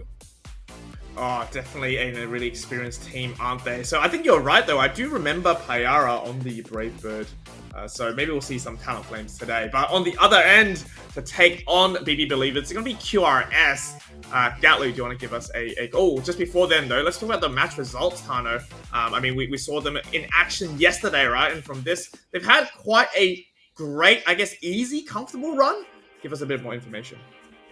Yeah, so here we go. Match 1 against No Back Button, and they didn't because it was a 2-1 victory to BB Believers. 2-0 versus, I assume, a Micro as well. 2-0 versus Code Unknown Fibonacci, which is an interesting result for them. And then 2-0 versus TC Zenith, Thunderclap Zenith. So really confident team with a lot of matches under their belt already. I would be not surprised to see them actually being able to make it in to the grand finals. I know, Ghatlue, that's what you mentioned earlier on. So I'm excited to see how this team can really develop in today's tournament. Yeah, well, it's like they say, right? There's always a bigger fish. So we saw how dominant Fibonacci was in the last set, but it seems like they're going to go up against a kind of scary team if they do make it into the winners finals. But before then, QRS, Ghatlue, do you want to give us an introduction on who's on that roster? So their opponents are QRS, and they're gonna play against BB Believers. And QRS is their captain, Alpha Gopal, Zula, Tush, Beast Slay 2 and One Trick. And then for their achievements, they are 7th in the UCS 2024. And for as well, they are also 5th in the Unity Clash Season 6. So they have experience in the Unity Clash tournaments. And I'm very excited to see how they're gonna deal with the BB Believers, because I do think that there can be dark horses in the tournament. And since BB Believers are fan favorites, I'm excited to see if they can conquer BB Believers. Yeah, I mean, it's India versus India in this winner semifinals. Have a quick gander at the match results so far for QRS. And now day number 1 seems to be 2-0 for all 3 matches except for match number 3, which they lost to Isin Rigo. But my understanding is Isin Rigo will not be playing in day 2. So if they do go up against any of the other teams, then we'll have some confidence from a decently dominant run yesterday. Now, all these teams came from 26 participants in day number 1. So definitely the cream of the crop in today's tournament. And I mean, whoever wins this winner semifinal will go up against the winner of the other set, which we mentioned before was Fibonacci against Isin Exosia. I mean, what can we expect from these teams? I mean, we talked about maybe Talonflame makes a return for your BB Believers, but my understanding is both these teams have played each other probably a decent amount of time, right, being in the same region. Maybe, Tana, let's start with you. Anything special that you think we might be able to see from this matchup? Well, you hit the nail on the head there, Fu, to be honest. They're so used to each other competing in the same region. And as we saw, they're pretty much top 8, top 7 of both of these teams coming into it. So they have been competing against each other quite intensely. So they're going to know what they're going to be coming up against, what kind of picks they're going to be looking to do. So it might be one of those matchups where you either stick with your comfort picks and just run it back, see who can win in the grand scheme of things, or you throw something new in there, throw something that might be a bit of an upset or a bit of a change. That's what I'm hoping for. Speaking of like red chickens, maybe a Blaziken to come through. We'll keep you guys updated whether that happens. But while we get the set ready for you guys to go, let's have a quick gander on how the other brackets are going, as well as the round number 1s that we didn't get to watch in those other quarterfinals. So obviously Fibonacci taking down Mac the Believers 2-0, but Valiant Coders going down to Issen Exosia 0-2. Thunderclap Nymeria 0-2 to BB Believers. That sent them through to this winners semi-finals. And Asylum's going down 1-2 against QRS. So definitely the only Game 3 set that we have watched is going to be QRS. So I guess they have kind of the benefit of playing one more game, maybe getting a little bit more warmed up, shake the nerves away. But as we mentioned before, there's going to be a losers bracket in today's tournament. It's going to be a best of 1 scenarios as these teams fight it out for a second chance. A lot more action to come for you guys. But right now, it's all about BB Believers against QRS. So does anyone know, Ghatlue or Tana, do you know what QRS actually stands for? Is it maybe we can check with production as well. Is it some sort of a acronym for something? Not many words that start with Q, right? I don't know for certain, but I'm trying to think off the top of my head what it could mean. Don't worry, I've got ChatGPT here to help Tano. Let me just get some options in. Maybe someone in chat can help us out as well. But, you know, when we talk about how BB could be brave birders, but QRS could be a little bit more interesting. I'm gonna say quality ridiculous speedsters, because that's the meta that wow. That's true, that's true. Any ideas from you, Ghatlue, as we try to guess it in as we get the next set ready for you guys to go? I have no clue. I think I don't really know. I guess like BB Believers knows because they played against them quite a bit. So I'm kind of curious to see what the matchup is going to be. Yeah, BB Believers, if you're watching stream, let us know in. Well, I've got some options for you guys to choose from as we get the next set ready for us. So this is all thanks to our good friend at ChatGPT. We've got the qualified ranked savages, which is your ranked warriors, I guess. Your quick reaction specialists, your Q-ready soldiers, quintessential ranked sweepers, Palava's a rampage squad, and I think that's exactly maybe the name. But the last but not least, quick Rayquaza slayers. So that's what we'll be calling them from now on. We might see a flip. Maybe they're the remember there's a team named Flip the Ray. Maybe this is a revisit of that idea. I mean, it's not a bad idea, right? Ripping the Ray, you have sometimes 50% chance, maybe a bit more if you catch the team off guard. But as we know, it doesn't really matter how good you've been playing for the past 8 or 9 minutes, right? If you can get the Rayquaza, the advantage is going to be on your hands for sure. So definitely a very exciting clash that we're going to be watching very, very soon, folks. But I mean, the benefit of this tournament, I was going to say as well, is no mons are banned, no items are banned. This allows everyone to get the good practice in for that April Cup. It does. I love the fact when we come into tournaments where nothing is banned. It means that really we could see anything, literally anything come out, and that's what I like. And it does also mean that these teams have to use those bans to take out those Pokemon that are so strong. That's why we don't see much Suicune, right? If we were in that situation where it was going to be banned, or even these new items that have really shaken up this meta even more, a sense that they're so much stronger now with the speedsters than they already were, and they were so strong. So yeah, the fact that nothing is banned means that we do see a lot more of variety when it comes to having to handle those bans. Correct me if I'm wrong, but I think Matka Believers is from India, right? Because someone in the chat asked where Matka Believers is from. They are. Yeah. Oh, yeah, they did win against the Valiant Coders, right? So they are moving into from the loser brackets. It's gonna be funny to see if Matka Believers reaches the loser finals. I mean, I supported this team, right? And when we're doing the predictions, so they're doing well so far. We've seen SAUL do it in in their qualifiers for WCS, so maybe Magda Believers can pull off a miracle. And I think it'll be very funny if BB Believers goes up against Magda Believers, because then we'll have double believers, and it's just going to be seeing which one you worship, whether it's the Brave Birds or the Magda. But we'll keep you guys updated on how the bracket progresses. And I mean, one of the interesting things about a best of one is how stressful it is, right? Because if you are going to be able to win that one game, that is a whole round that goes to you. Whereas in the top half, in the winners bracket, you got a little bit more buffer space, don't you? I mean, Tano, we've seen time and time again, especially in the Europe region, where you might be able to win the first game, but if you're going up against an experienced team, they are not going to be afraid of that. They can come back with a 1-2 lead. And I think that's what really happened maybe with QRS going up against Asylum. But in this clash, it's definitely whoever gets the first game at least has that momentum, has that confidence, right, going up into the set and maybe taking out in a 2-0 fashion. I mean, we've seen this team play quite a bit yesterday. Hopefully they're still warmed up and still ready to go for today.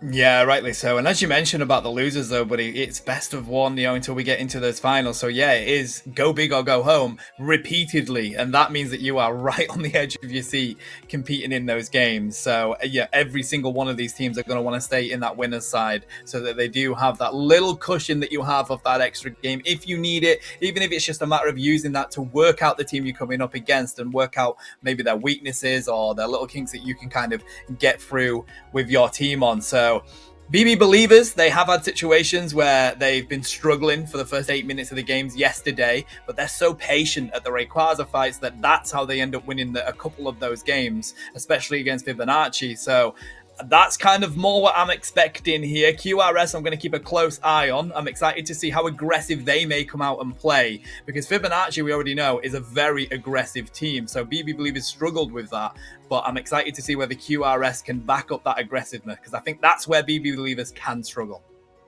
That's definitely right. I appreciate the bit of context here coming out from these two teams. I'm sure they had a bit of time to review the footage from yesterday as well, right? Just thinking about how they can go in. Because at the end of the day, there's high stakes to this tournament. Whichever team takes it out gets their ticket into the summer showdown, right? Which is all the other qualified team will be fighting in. So you can kind of see the hierarchy of this, what this pyramid is leading up to, right? All of these grassroots tournaments will be leading up to the massive summer showdown that's going to be brought to you later in the season. I mean, this season has been, we're way past the halfway mark, aren't we now? We started with, December's with the play-ins for a lot of these teams. I know in the Asia section, they do it a little bit differently. They had their WCS qualifiers already. But at the end of the day, it's all about keeping your weapons sharp, right? Honing in your skills, because when it comes to the next season, or if you're qualified already going into the world stage or playing in any of these grassroots tournaments throughout the off-season, it's good to keep your team synergized and also a good time to test out some different stuff as well. But it looks like we're going to get in now. It's going to be Tano and I taking you guys through BB Believers against QRS. Which India teams takes it out into the winners finals? Yeah, the clash of India going into this game, buddy. I'm excited for it. It's going to be some unbelievable play that we see. Hooper is going to be banned off the bat for BB Believers, and no surprise, we mentioned this earlier, Thu. Both movesets are so good on Hooper, and especially in this speedster meta, Trick is working so well for those people that want to dive on in and cause that damage. Well, they might be had the inspiration for Brave Birders, but it looks like there's going to be no Brave Birding in this game as Talonflame gets banned out from that purple position. Comfey taken out of the playing field as well, so do you anticipate maybe BB Believers had sort of, your Zera Comfey or Zora Comfey, always good options, but they're going to be able to first pick Zera Aura. Even though they don't have a Comfey, I think Blissey's not a bad duo to go up against as well, right? When you have something like a Zera Aura. Oh, 100%. I mean, even if you don't have a Comfey, Zero Aura is still a very strong Pokemon. So definitely, even if you pair it with the Blissey, you're going to have a benefit of having a very strong Pokemon, especially when you hit that mid to late game. Talking about where the game is, in this early game, QRS are going to have a great advantage having Leafeon picked up. They've also gone for the Absol. Can you believe, Thu, that we are in a Pokemon Unite meta where the first picks in a tournament are free speedsters? Oh, I mean, we've been casting this game long enough, Tano. Nothing surprises me anymore. But what is surprising this game is picking double speedsters and giving away Umbreon to the side of BB Believers. I mean, Meanlook's just such a great way to shut down these speedsters, right? And when you have a Zero Aura with that much burst damage coming in from its Plasma Gale and the CC provided by Sinister's Psyduck, it's going to be a tough game, I think, for Zula and Prime 60 to play. Yeah, exactly. Giving them Umbreon and Psyduck. So not only do you have to be concerned about Meanlook if that's what they go for, you have to be concerned about the Psychic, which is so good for trying to catch out these speedsters, either push them away or pull them in. So if they do pick up that defender that can really utilize pulling them in, we don't have the Trevenant that BB Believers can take. So we're going to take that on the side of QRS. But finally, I get my boy Gengar coming out on the field with Kai, pairing that with Mewtwo Y. That's the state of the meta for BB Believers. Oh, the rulebooks are thrown out the windows. We have 4 speedsters in play now for our Unity Clash tournament. This reminds you of the patch, I think, a patch ago, where it was just the speedster dominated field. Seems like the new item has really brought them back in again. I mean, it's going to be tough, right, when you're playing attackers. There's going to be 1 attackers in this group of 10, Sunflower on the Mewtwo Y, but seems like Phalanx coming out from Beast here, going to make a revisit. Now, I'm very keen. I think on paper, in the early game, obviously, both teams have these speedsters. It's going to be whoever gets any advantage, right, to send the snowball going in. I'm just a little bit scared for QRS because Umbreon and Psyduck just seems good from the get-go, doesn't it? We get your level 4. Your Psyduck doesn't really need much to kind of have that confusion up and running in the early game. It's going to be about that meticulous thought about where you're going to come in, the angle that you want to approach this to kind of shut down something like a Zero Aura or even a Gengar. Yeah, no, you're absolutely right, mate. And I mean, the Phalanx is interesting. We saw how well teams can use it in the ACL, but it's one of those where there's so many all-rounders that are preferable coming into this meta, but I'm excited to see what Beast can do alongside that. But you are absolutely right. When we look at the early game and the late game, people look at Gengar and think they need to get to Gengar, they need to hit level 9 before they can do anything, but you absolutely don't, mate. As soon as you hit level 5, you become Haunter. If you're going to go Hex or Dream Eater, it doesn't matter. You get resets with Dream Eater from the get-go anyway, so it's a really strong Pokemon to have at that level 5 mark. Yeah, definitely very interested to see how they play this game. We're going to start off game number 1 of our winners semi-finals for our Unity Clash Spring Showdown. We got the BB Believers on our purple side, QRS, having 2 members, just making sure that the Absol gets the experience away from any invades. It's going to be on your orange side, it's going to be QRS. Yeah, down in this basement lane, it's going to be the Phantom and the Phalanx trying to put on the pressure from the get-go. Quick stacks coming in for Phalanx so far. Difficulty is you need to try and steal what you can and get away because this Mewtwo is going to build up that Mega Meter. As soon as they hit level 5, it's going to be a huge amount of damage coming down onto QRS here. Yeah, Phalanx bot side is a really interesting choice, but they will have support coming out from the Absol as well. I mean, on the side of the top, we have Prime 60, already a Leafeon. Psyduck to be knocked out for our first KO of the game, and QRS rushes in with the aggression. It does seem like Haunter now. Seeing the Absol was in the bot path, will decide to perhaps ambush this path as well, but look at the minimap, Tano. Absol's going up top side. I love this rotation, mate. Absol, just bish, bash, bosh, go in, get a KO, get out, come up onto this top side, see what you can steal as well. They do get a lot of experience on the side of BB Believers, but Leafeon takes down the Zero Aura. Look, ain't gonna save you there, Umbreon, because there's too many people around you. Quick KOs for QRS, and they rein in the points. 67 on the board for them. Oh, what a huge payout from that decision, right? They're going to be able to catch out perhaps your Mewtwo Y in the middle there. You have Juan just in the middle to protect from the side strike. Something really important is that Leafeon was able to get some stacks in because of that ambush coming out from your Absol. So definitely will have the ability to not only have your Drive Lens or your Ace Abrasive, I think, for this Pokemon, right? To get those attack stats up, but also just your attack weight if you are going to be stacking there as well. We're going to have a look at these 8-minute birds, the next opportunity to get a little bit more farm for your team. Going to have a clash, and there goes Mewtwo Y straight away. It's going to be the Swift Swing coming out from Psyduck trying to fend people away, but Absol with its pursuit just does so much damage, Tano. It really does, and they're getting to the stages now where the level leads are going onto the side of QRS. So despite, Haunter being there at level 7, anytime they come up against this team, this Absol at 7, we've got Leafeon at 7, they're coming up against level leads, and it's so difficult, especially when it's 2 levels at this stage in the game, Fu. So the team fights are not going to BB Believers at the moment, but look at where Zeraora is. They're trying to see if they can get their power spikes and try to flip around these team fights. Yeah, I mean, the consolation prize is those Ndidis that come up, right, when the top hat was broken. It was a little bit early on, but so far, QRS has done a great job at starving any of these neutral Pokemon away from BB Believers to kind of capture. We'll have Prime 60 kind of in a decent position to maybe get out. No, it actually runs back into the Zeraora, but with the Phantom ambush coming through from Kai, not able to take down this Leafeon, so they actually get away scot-free. And now they have a Regirock buff as well. Going to be able to help defend that top pad. You can see the Eldegoss and Absol running up already, anticipating perhaps a Regieleki loss to BB Believers. I can't believe that Leafeon's managed to get out of that situation, mate. That was crazy. Phantom Ambush was on them as well. We're going to see whether they can survive this, though. Here comes Absol. The Midnight Slash rains on down. Does enough damage for Leafeon to find the Gengar. They have to get away from that pad, and the Lecky does go in. Zula's going to see if they can pick up some quick KOs here as well. We see Trevenant coming to provide that assistance. And with that Horn Leech, their backs into the back of the pad. That's going to be free real estate for this team. But Zeraora ain't going to be easy to take down. They get 1, they get 2. They're going to rain these points in, try to protect themselves against this Trevenant. And this is a legal play from this Zeraora, buddy. Trevenant actually has to back on up, and that goal is broken. Great play by BB Believers. Oh, BB Believers also gets their Unite move charged back in with those tiny scores as well. And they're going to be able to run in, shut down Leafeon. Back into the home pad they go. We have another potential engagement as we have the Unite move coming up, them failing still, doing a lot of damage, but getting kind of shut down from the mean look.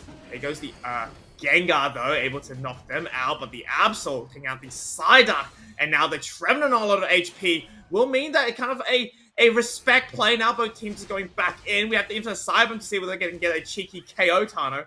Not going to be as lucky there as now we have a basement of Reggie coming in about 30 seconds. Do you anticipate that's probably when the next fight's going to go on? I mean, after that, in the top lane, the script has been flipped here, buddy. We have more levels on the side of BB Believers on those carries. Zeraora now hitting 11, same with Gengar. So, in a bit of a back foot here on the side of QRS, BB Believers have now taken the lead as we hit this mid-game. This basement Reggie about to spawn in. Looks like QRS want to show their face for it. Trying to get a little bit of zoning going on with Trevenant in that bush. While the rip ensues, it's going to be a Regirock. We do see Umbreon trying to rotate round, see if they can grab a steal on it. Absol does take it, and we use the Cotton Cloud Crash to make sure that Phalanx is still going to be here for a fight. Looks like they want to push this T1 here, Fu, but they've made the wise decision. There's way too many people there for BB Believers. Let's back on up. Oh, way too many people. Not enough Unite moves, I think. I mean, both of these teams are looking for an engage now. We have a huge Horn Leech into the Woodhammer, and there goes the Dust Devil formation, chasing down your Umbreon, the Midnight Slash, taking down Psyduck. But yet again, Pyera on the discharge. The Plasma Gale able to take down the Speedster counterpart on the enemy team, and that allowed the Zeraora to find 2 members from QRS, and also potentially a huge 50 score in that bottom pad. What is Beast doing here? They're in the flux zone. I can't believe they've managed to survive that long, utilizing the shielding that they get, and they're actually going to be able to get on out of their side up, trying to chase them down. Trevenant trying to back on up, but Zeraora continues to clean up. Beast has finally been caught in the central area for BB Believers and falls. 13 on the line for these speedsters for BB Believers here, through the rest of the team hitting that level 10, but they definitely got the level lead and the point lead. I feel like it's entirely off the back of this Zeraora. No wonder it has an 86% win rate. It's actually such an exciting game to watch, isn't it? I mean, we just have the constant shift of momentum. At the start, QRS came in running. Their spaces were higher level, but now we're staring down the barrel of double level 13s coming out from BB Believers. We need more, a little bit more than believe, though, for this latter part of this game. We have a Regieleki to fight for. Does seem like BB Believers are just sending the Umbreon to get vision. Doesn't really matter if they lose this, I think. They're going to go through to try to secure a good effort, but more about the positioning of that Rayquaza fight. It's probably going to be up in their plate. who have a potential trying to score in the bottom side. 27 goes in for Kai at the top side, but I'm a bit scared for this Gengar because right now we're ticking down to the final 2 minutes, right? If you get knocked down now, you might afford an opportunity for the enemy team to rip down the Rayquaza. We are talking about double speeds to comms after all. Yeah, the rip is going to be very quick if that's where they want to go with it. We've landed that Dream Eater. We dive on in on the side of Kai, but guess what? Phalanx finds Mewtwo Y. A lot of damage they'll no longer rain down. Gengar does find the Leafeon, though. They're going to be back just in time for the Rayquaza fight. Kai's getting so weak on the Gengar, but they get the assisted healing from their passive, and then we dive on in. The Dust Devil formation comes out. Beast says, let it rip before Rayquaza's even here. Cotton Cloud Crash has to be used just to keep them around, and now the big green Dragons on the field, and we've used so much ult economy on both sides here. We dive on in with Zeraora. They pull the Phalanx into the pit, and they get annihilated by BB Believers. They're taking them down one by one, cleaning up QRS, ripping the damage onto the Rayquaza. Leafeon runs into the Psychic, gets served out of the pit. There's the Emerald Two-Step, but it doesn't matter because Zeraora finds a triple KO. They fell the tree for the Quadra, and now they're going to take the big Queen Dragon. BB Believers dominating this mid to late game here, Fu. Oh, Pyara, absolute domination now in that last 2 minutes. Just clinic play from this Zeraora, jumping in, dealing that damage, knocking out the speedsters coming out from QRS. The Absol was not able to use that Midnight Slash either, and now they've surged through to a lead of more than 542 points to their name. They look for more in their home pad as another Hundo Burger comes through from the Umbreon, and it just might be back to the drawing board now for QRS. They have seen the power of speedsters applied to their own team. It's like using the medicine against yourself, right? The poison, rather. And we have Kai yet again running in. I mean, when you have double level 15 speedsters, that is definitely a duo to watch out for. It is, and you know what? I'm with Ghatlue. How has Zeraora not copped more bans than what we've seen? But it's so low on that ban rate, but once you hit those late levels, it is so dominant. Not only do you have Discharge that does a ridiculous amount of damage, but you can also displace the other team, which is so rare for a speedster to be able to do. Displace them, pull them back to your own side, and get those quick KOs. I feel like Zeraora is giving too much to these speedster players. It needs to be considered for either taking that one away from BB Believers and use it yourself, or you've got to consider that ban.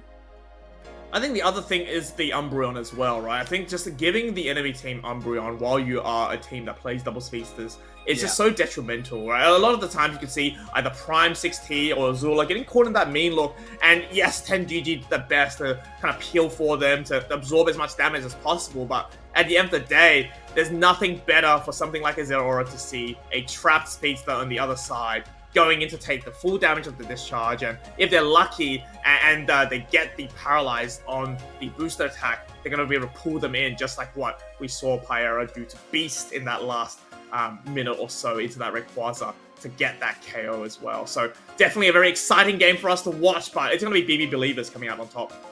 I mean, this graph, as you see, the early game was definitely QRS. They got a great advantage. Just Zula really being able to go into that basement lane, get some quick KOs, rush up to the top, do exactly the same there.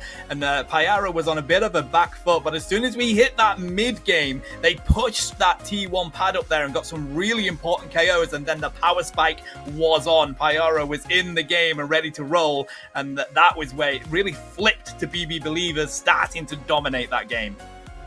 Yeah, looking at the replay, I really liked how Zula just took advantage of the early game, saw there was an opportunity on the bot side, saw there was an opportunity on the top side to get the Leafeon some stats as well, get some KOs, and you can see they surged that level 7 quite early on, and it was the Zeraora that was actually behind in the levels, but once we had the discharge unlocked, it was all BB Believers games to play. You can see just running in, doing that tick damage, using it to get the berry, coming out in, always a safe way out.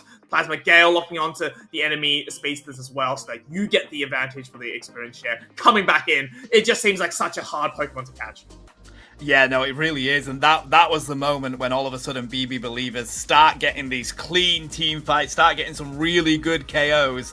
And it was difficult for QRS. They were on the back foot, started to really give themselves a lead. We're at 4 minutes 40 here. We see BB Believers take that lead and then just win here because it looked like QRS wanted to push in for this, but you were right. They didn't have enough Unite moves, so decided to back on up. And they kind of waited because BB Believers pushed up. They dive in here with their Dust Devil formation. Great play by them, but then they just managed to come on back into it on the side of BB Believers and get a good defense here. Look at Zero Aura again on the back of this Zero Aura, just getting so many important KOs, and it's so difficult to handle with the way that they can just jump back to the positioning that it had. It makes it difficult for Trevenant to even try to hit it with that Horn Leech. It's definitely a really tall order, right, for a Trevenant, which needs to kind of have people not really jumping around all the time to kind of get a lockdown on the Horn Leech. They're definitely really tough, and no one really else on that team could actually stun it. Maybe that's why Beast went the failings, because your Iron Head does provide a little bit of stun if you lock onto it. But yet again, man, we're talking about a Zero Aura that has such a easy lateral movement, right? You go in, do your damage, it's just, you just know you can get out if you don't get stunned. It just means it's really, really hard. You can see in this 10 seconds leading up to the final stretch, Tano, a lot of Unite moves were used. But at the end of the day, when you have your Zero Aura pulling in Beast into that Rayquaza pit, into your Unite move now to clean up, it's just a 4 KO streak. Easy done and dusted. Game 1 going into their team. I mean, I'm going to be very surprised, right, if QRS doesn't play Zero Aura or ban out Zero Aura in the next game. Yeah, I think you've got to, mate. I feel like, you know, you may come into this thinking, okay, let's just try and limit it in that early game. That's what they tried to do with Zora on the Absol, and they did it well, but you mentioned it, the difficulty is the second discharge is unlocked on Zero Aura.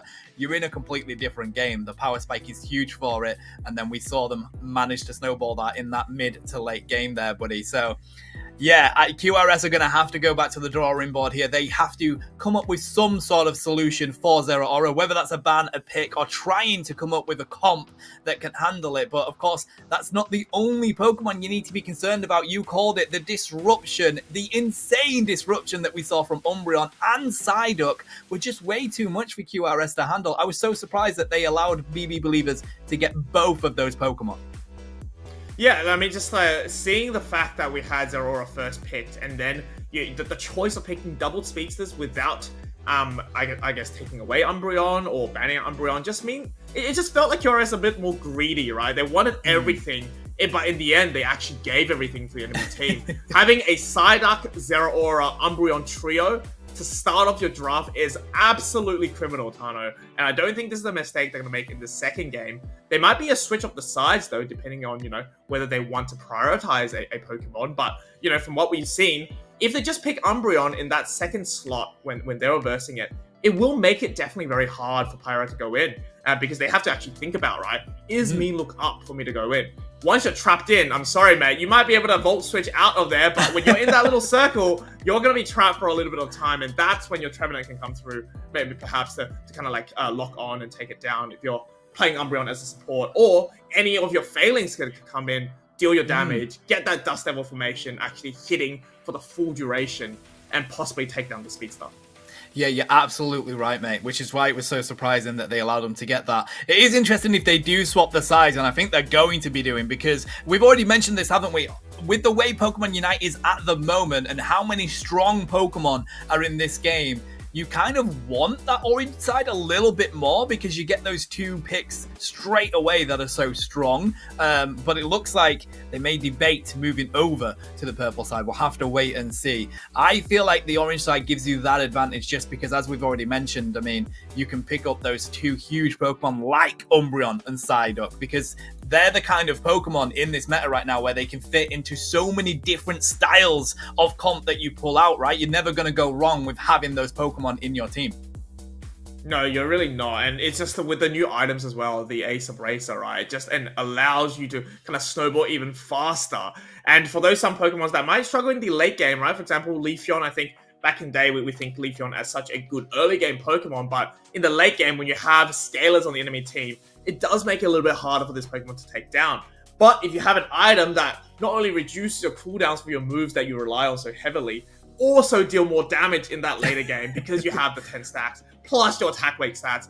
I mean, how do they even come up with these items? It just seems like all the favoritism is on the speedsters, aren't they? And you know, maybe it's time for speedsters to give it a go, but for any attackers or any all-rounders, it's definitely going to be a tough ask to go up against them. And it's going to be, you know, if your team is experienced in playing these speedsters, this is your time, right? This is your time to shine. And BB Believers, I mean, they definitely shone last game, didn't they? They did, mate. What I do want to see, though, is some more of these pseudo speedsters that I think do okay in this meta, to be honest, mate. We've seen a little bit of it yesterday. We saw a little bit of the Cypher. Dual Wing Beat with that Execute is so good coming into this meta because, of course, speedsters, they drop a huge amount of damage, but they're quite squishy, to be fair. So that Dual Wing Beat is really good at taking them out. Mimikyu is the other pseudo speedster that I think we should be seeing a little bit more of because speedsters do struggle against that 1v1 against Mimikyu, mate. So we'll have to see if that's what these teams want to rotate in as we go into the second ban phase here. And it's actually going to be QRS staying on that orange side, as we mentioned, Fu, wanting those double picks straight away.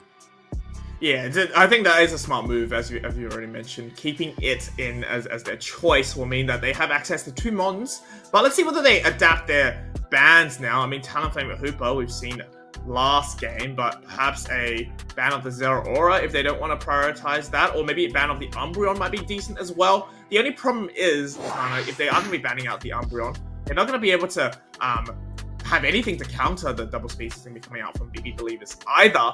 But it looks like they're not going to take any of this advice. They're going to go with the comfy ban yet again, and there goes Zero Aura. I mean, was anyone surprised about this? I sure wasn't. I mean, come on, QRS, you've got to pick up something here to help you with that Zero Aura. Umbreon needs to be one of these picks, or even the Psyduck. Just give me something that's going to disrupt the Zero Aura. I think Minglut's going to be the better pick at the moment. Let's see what they go for. Yes, they're going to be listening here, Fu. They're going to go for the Leafeon. Oh, no, they're going to rotate onto the Psyduck. Okay, I mean, hey, at least it's not a double speedster pick there. Yeah, I mean, it's the Psyduck I think is a little bit better. Having Umbreon is okay as long as Zula knows that they're going to be going into it, right? But giving away Blissey will allow Zero Aura to have that extra support when it does go in with a Volt Switch. And it also allows them to line up a good Blissey Unite for the stun and also a decent amount of damage coming out from that Bliss Assistance. Does seem like 10GG is thinking about the Trevenant yet again, with Prime 16 now thinking about the Absol. I'm just thinking whether that Trevenant will have a tough time locking down the Zero Aura once again, but with a Psyduck, perhaps it makes the job a little bit easier.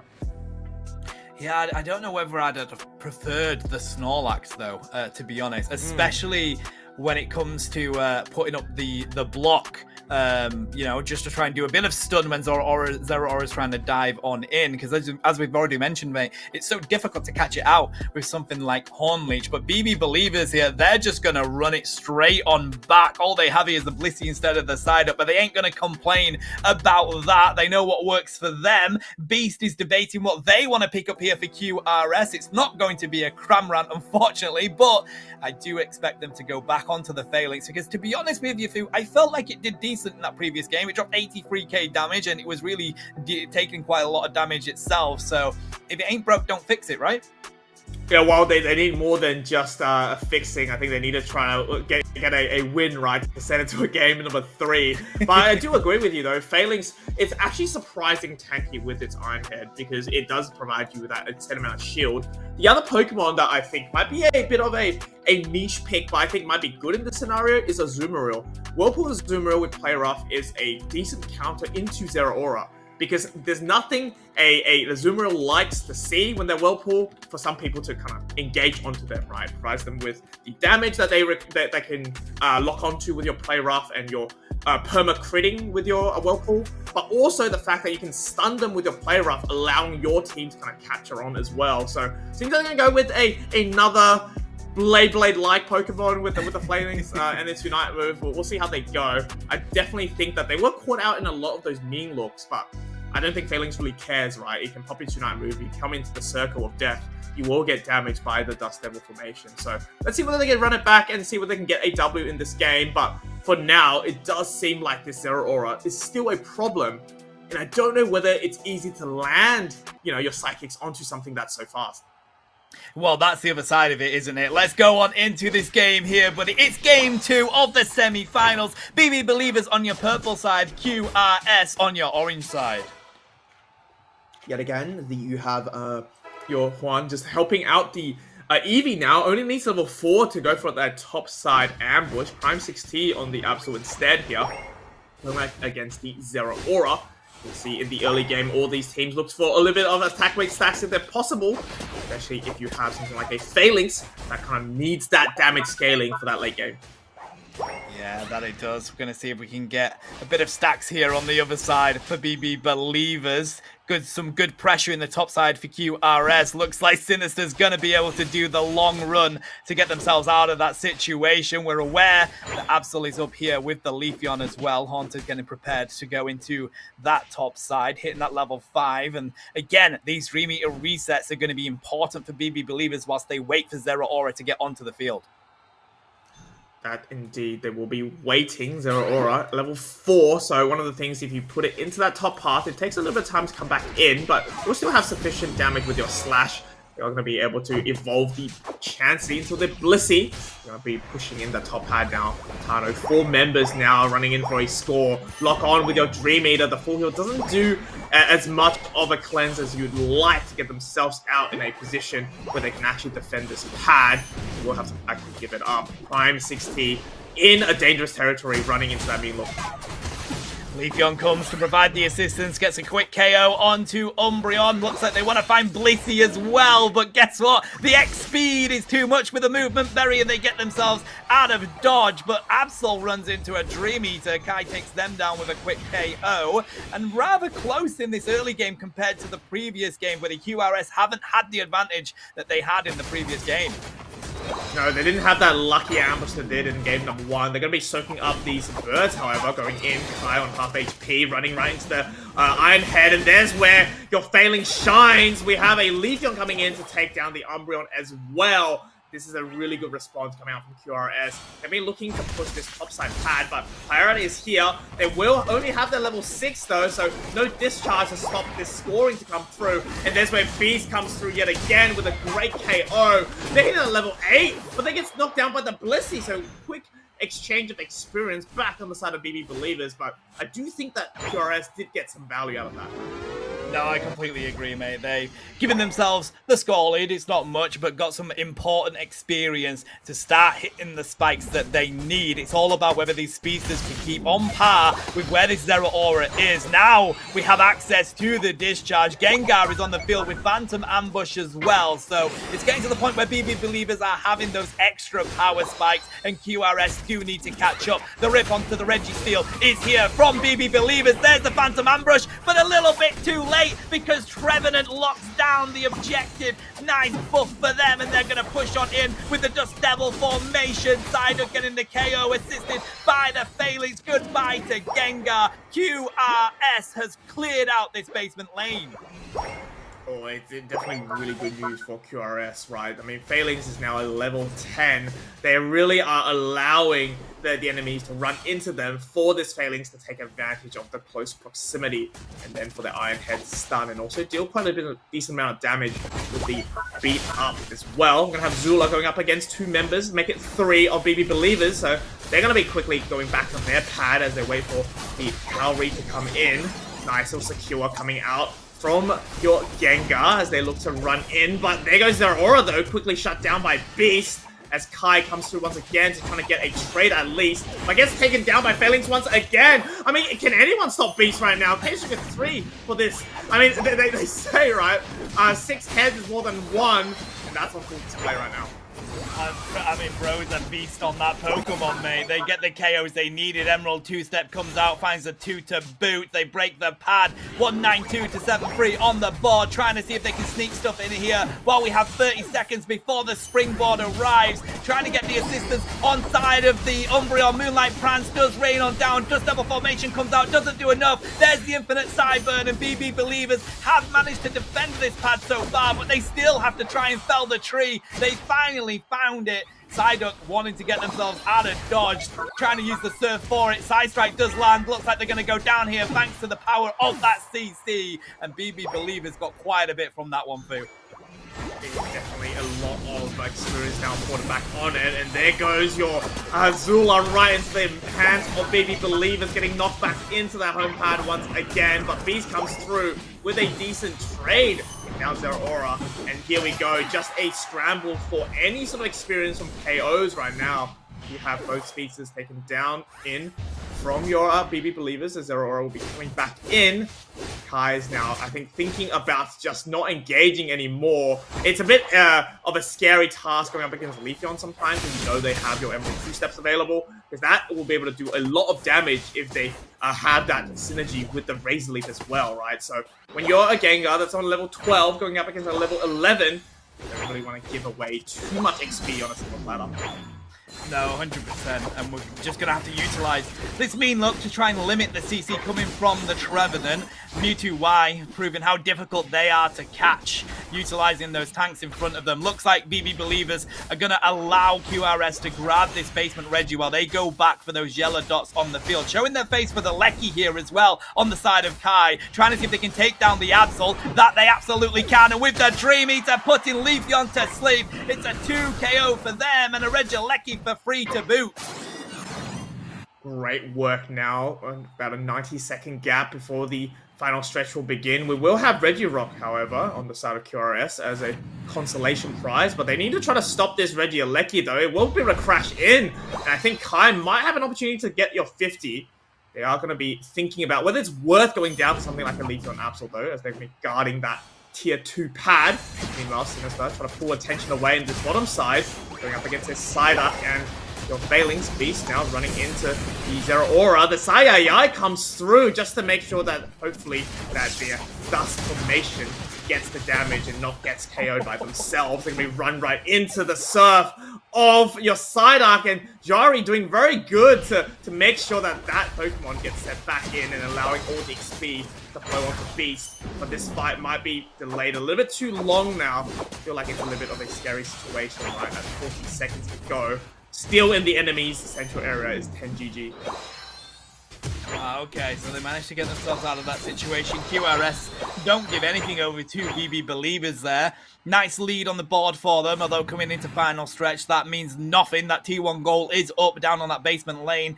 It's a good area for backcaps if that's the way BB Believers want to play this. Right now, though, we're just going to grab every experience that we can on the board, try and get those extra little bits of levels. 14 for Absol, for Failings, and Gengar. What a final moment this is going to be as the Green Dragon is about to spawn on the field.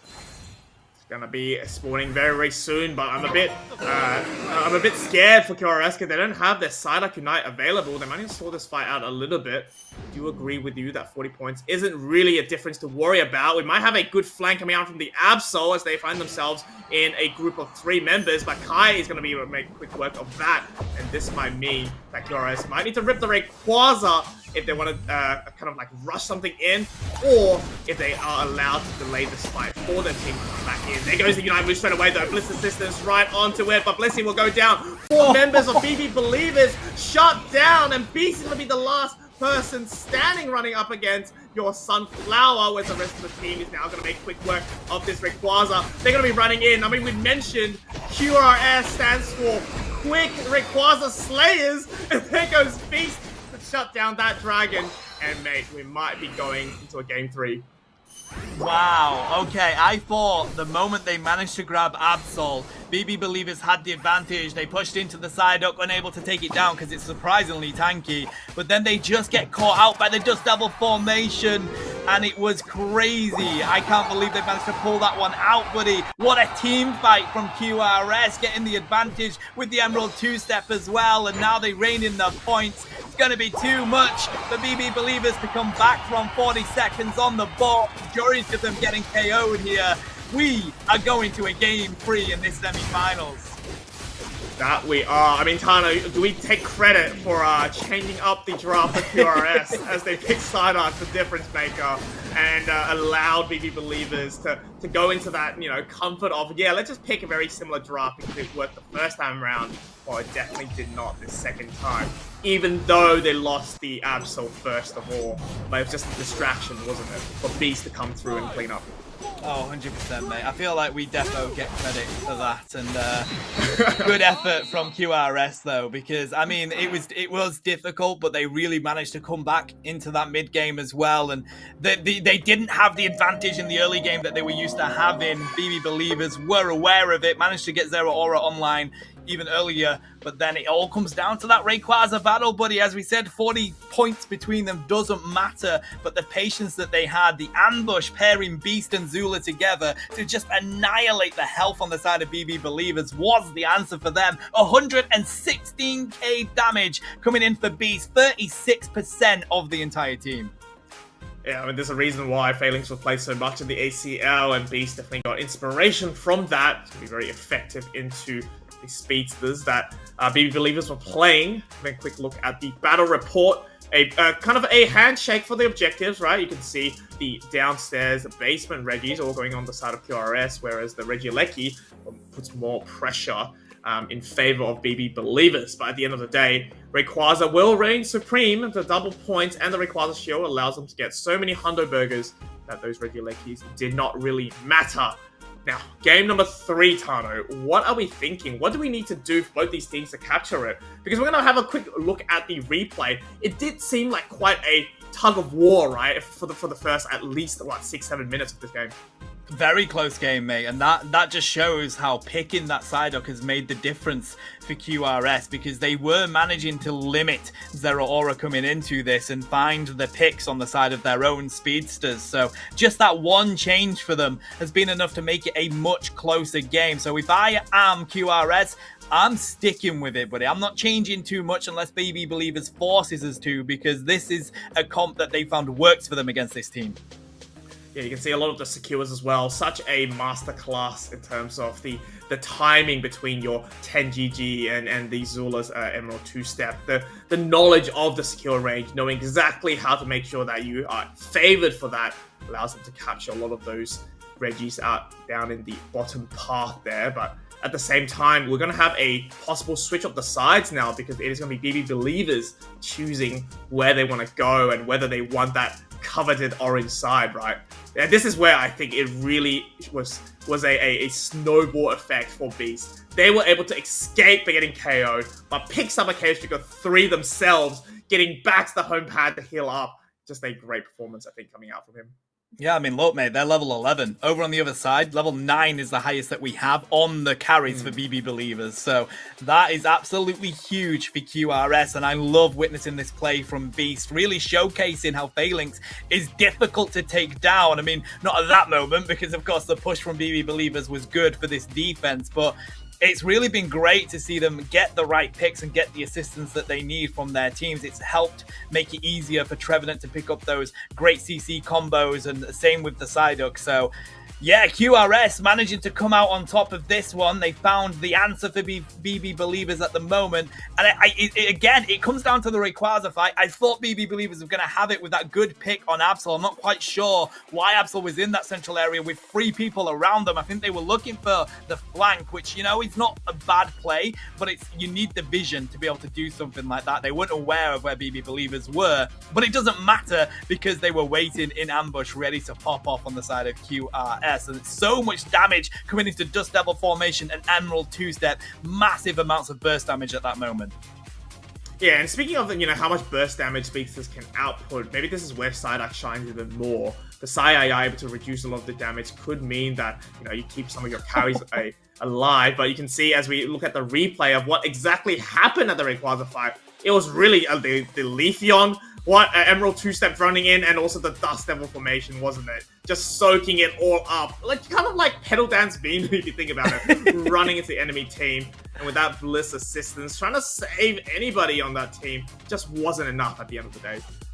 Great from Psyduck as well to get the stun onto the Gengar, so they weren't able to land that damage or land that Dream Eater to try and dodge a little bit of damage, mate. Just great team play by QRS in that final moment there. So interesting. Let's see if BB Believers are going to be able to pull this one back to take the 2-1, because QRS are taking it to them, and they haven't decided to swap here, Fu. They're staying on the purple side.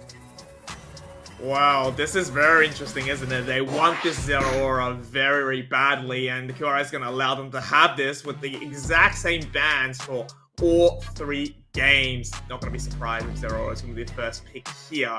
I mean, just... It's shown so much success, right, for their team, and maybe the Rayquaza fight didn't go the way they planned, but like we mentioned before, for the better part of that game, it was a very close game, so I don't think a problem is definitely to do with the draft. But speaking of the draft, though, not surprised either that Psyduck gets taken once again. Yeah, I'm not going to be surprised if this is just running it back for both teams here, mate. As we mentioned, such a close game. It literally just comes down to the RNG of the buffs. It comes down to the team play and the synergy of the Unite moves that they use and the economy that you can keep with it. That's all that's going to be the difference between these two teams if they decide to run it back. And I mean, if you are QRS, why wouldn't you? You had the advantage in those team fights at the final moment, but it looks like Prime 16 may be looking for the all-rounder here rather than looking for another speedster or something like that. If it's going to be the Mimikyu, I love that choice, especially trying to handle Pyra. But then again, Gyarados, pretty good with the position that it's in. We've been seeing a lot of Waterfall at the moment, which I wasn't quite sure about, Fu, but the Trevenant is going to be the call for QRS yet again. Yes, NGG has been doing great on the Trevenant. Now with the Psyduck to help them out with the isolation, it will be quite as effective. But Kai's going to change things up. They're not going to go for another Speedster Tano. They're going to go with the old reliable Zacian, which really helps them, I think, in the early game, going up against something like a Magikarp, right? I think Pyra, obviously having a Zero Aura on the top side, is weaker until they hit the level 7, whereas Kai only needs level 5 here. And Sunflower coming out, I mean, no more Mewtwo, going for the original genetic Pokemon, Mew here, to help out. It's going to be interesting to see whether they're going to go for a damage Mew, which we have not seen in Eons, right? No, yeah, I'm quite excited for that one, buddy, to be honest. We saw someone drop in 180k on Mew previously, so definitely an interesting pick here. But yeah, I think interesting. We've got a Rainbow comp on the side of BB Believers. We have shaken it up quite a bit here with all-rounders coming back into play. Beast sticking with the Phalanx, though, so I don't know where this one's going to go at the moment, mate. I quite like the fact that both teams have decided to shake things up. Of course, it's go big or go home. If you lose this, you're down into that loser's bracket, and they want to continue to have that advantage of having the extra games to give you that little bit of a buffer. Yeah, it's going to be a high stakes game, isn't it? Because we're talking about I mean, it's Showdown after all. It's a spring Showdown, but definitely just a showdown of which team can make it into the winners finals. I'm gonna have a quick gander at the bracket to see whether the other set finished. It has.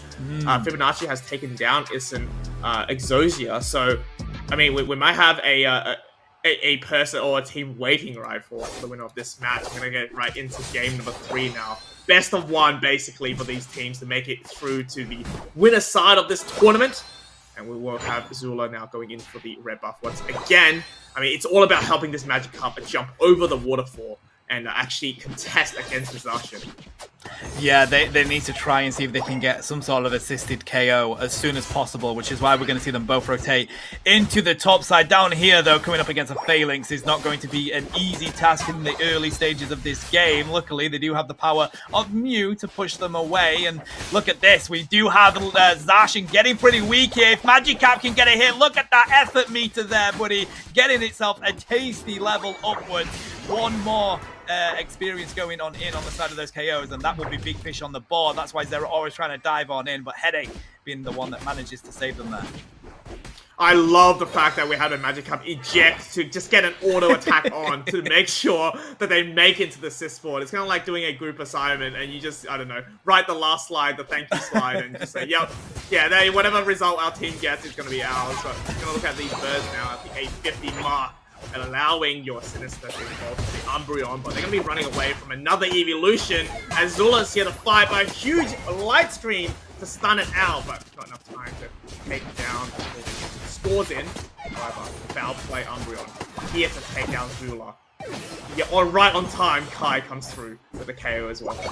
Again, coming in at the final moments of the team presentation, but they do at least find the KOs, matey, and now they can rein in the points. I love the rotations from these carries. They're absolutely huge. They're in the top lane, they're in the bottom lane. It's difficult to realize when you want to push, when you want to back up. We're 5 seconds away from the mid-birds here. We've got more people on the side of BB Believers, but here comes Beast, and Leafeon's prepared to dive on in as well. Beast does go for it. Zero Aura trying to see if they can drop the damage. They do find one KO, no longer having Phalanx here. They get the second, but here comes Big Fish. They've got the bounce. They find that KO. The big beam rains on through. Looks like it was going to find them, but no, they bounce their way to a triple KO. Sunflower on their own here. They've got the Quadra. Is it a Penta? Oh, baby, Big Fish is on the field. Mom, get the camera. Oh, baby, it's a Penta. This is just a great display of how the bounce buff has really helped out, right? The shield that it provides coming out instead of the waterfall allows to sustain that boosted damage from the Mew and ultimately take down the entire team of BB Believers. And that's going to be able to give them that level 8, but no shy of levels. It's going to be Kai on the Zero Aura, having that Plasma Gale available now just to deal a lot of damage, but the Dragon Current coming out from Prime is going to be able to trade that out and keep himself sustained as well. So still a very aggressive start from QRS and really fending off the aggression coming out from BB Believers. Difficulty they've got right now is that Gyarados, once they get a level lead, is difficult to go up against. If they don't give over a KO here, Gyarados is going to continue with their lead. Zero Aura needs to find a way to dive on in and pick them up. But they are going to be able to grab the Regis here. Blissey trying to see what they can do to get the assisted. Nice beam coming in from the Mew, but it was Gyarados that finds the objective. They take down the Blissey, and QRS want to push for more. We dive in with the eject bud from the Gyarados. They take the Mew. Zero Aura finally finding their target, but the bounce is so difficult because you get yourself out with no contestant. There's the Moonlight Prance coming from the Umbreon. Emerald two-step in return. Zacian finally found their way into the basement lane, dropping the Sacred Swords. Tree getting so weak, but it doesn't matter. They're going to push BB Believers onto the side of their field, and nobody from QRS goes down out of that one, Fu. Great play from QRS.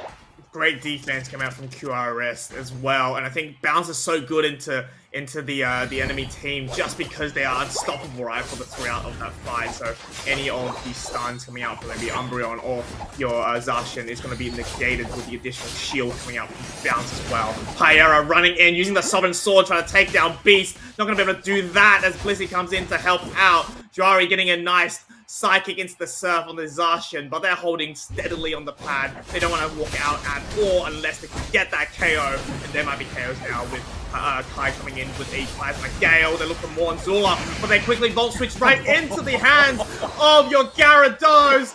Prime 6T, prime time on TV, and prime time for our Unity Clash Showdown. What a fight. This Gyarados, it needs to be stopped. That is the one Pokemon you do not want to see when you Volt Switch back, buddy, is a face full of Dragon Rage, and they take you down like that. Really great play by QRS. BB Believers are managing to drop quite a bit of damage, but there's so much self-sustain on the side of these strong carries for QRS. I mean, Trevenant is so difficult to take down. So is Prime, as we've mentioned, with that bounce, giving you the unstoppable. But the difficulty is they want more. There's the Emerald two-step. We do see Zacian manage to get themselves out of that situation. Full power Sai may have been a little bit too much there, but they have been able to break the pad. And it looks like BB Believers are going to be on the retreat. While we look at downstairs, we have Beast just ripping this Registeel. It would be really fantastic if they can pocket it right now, but we will have Sinister trying to at least test for it. Snarl, a good effort to try to knock it down, but right now it's QRS's show. This game is for them to control as well. They've got both these objectives in this mid-game right now, and looking down the barrel is going to be a Gyarados walking down to the bottom side, or maybe they're just lurking to see what the Zacian is doing. They know they're strong with the Registeel buff. If they can take down the Zacian Tano, there might be an opportunity to get some scores in.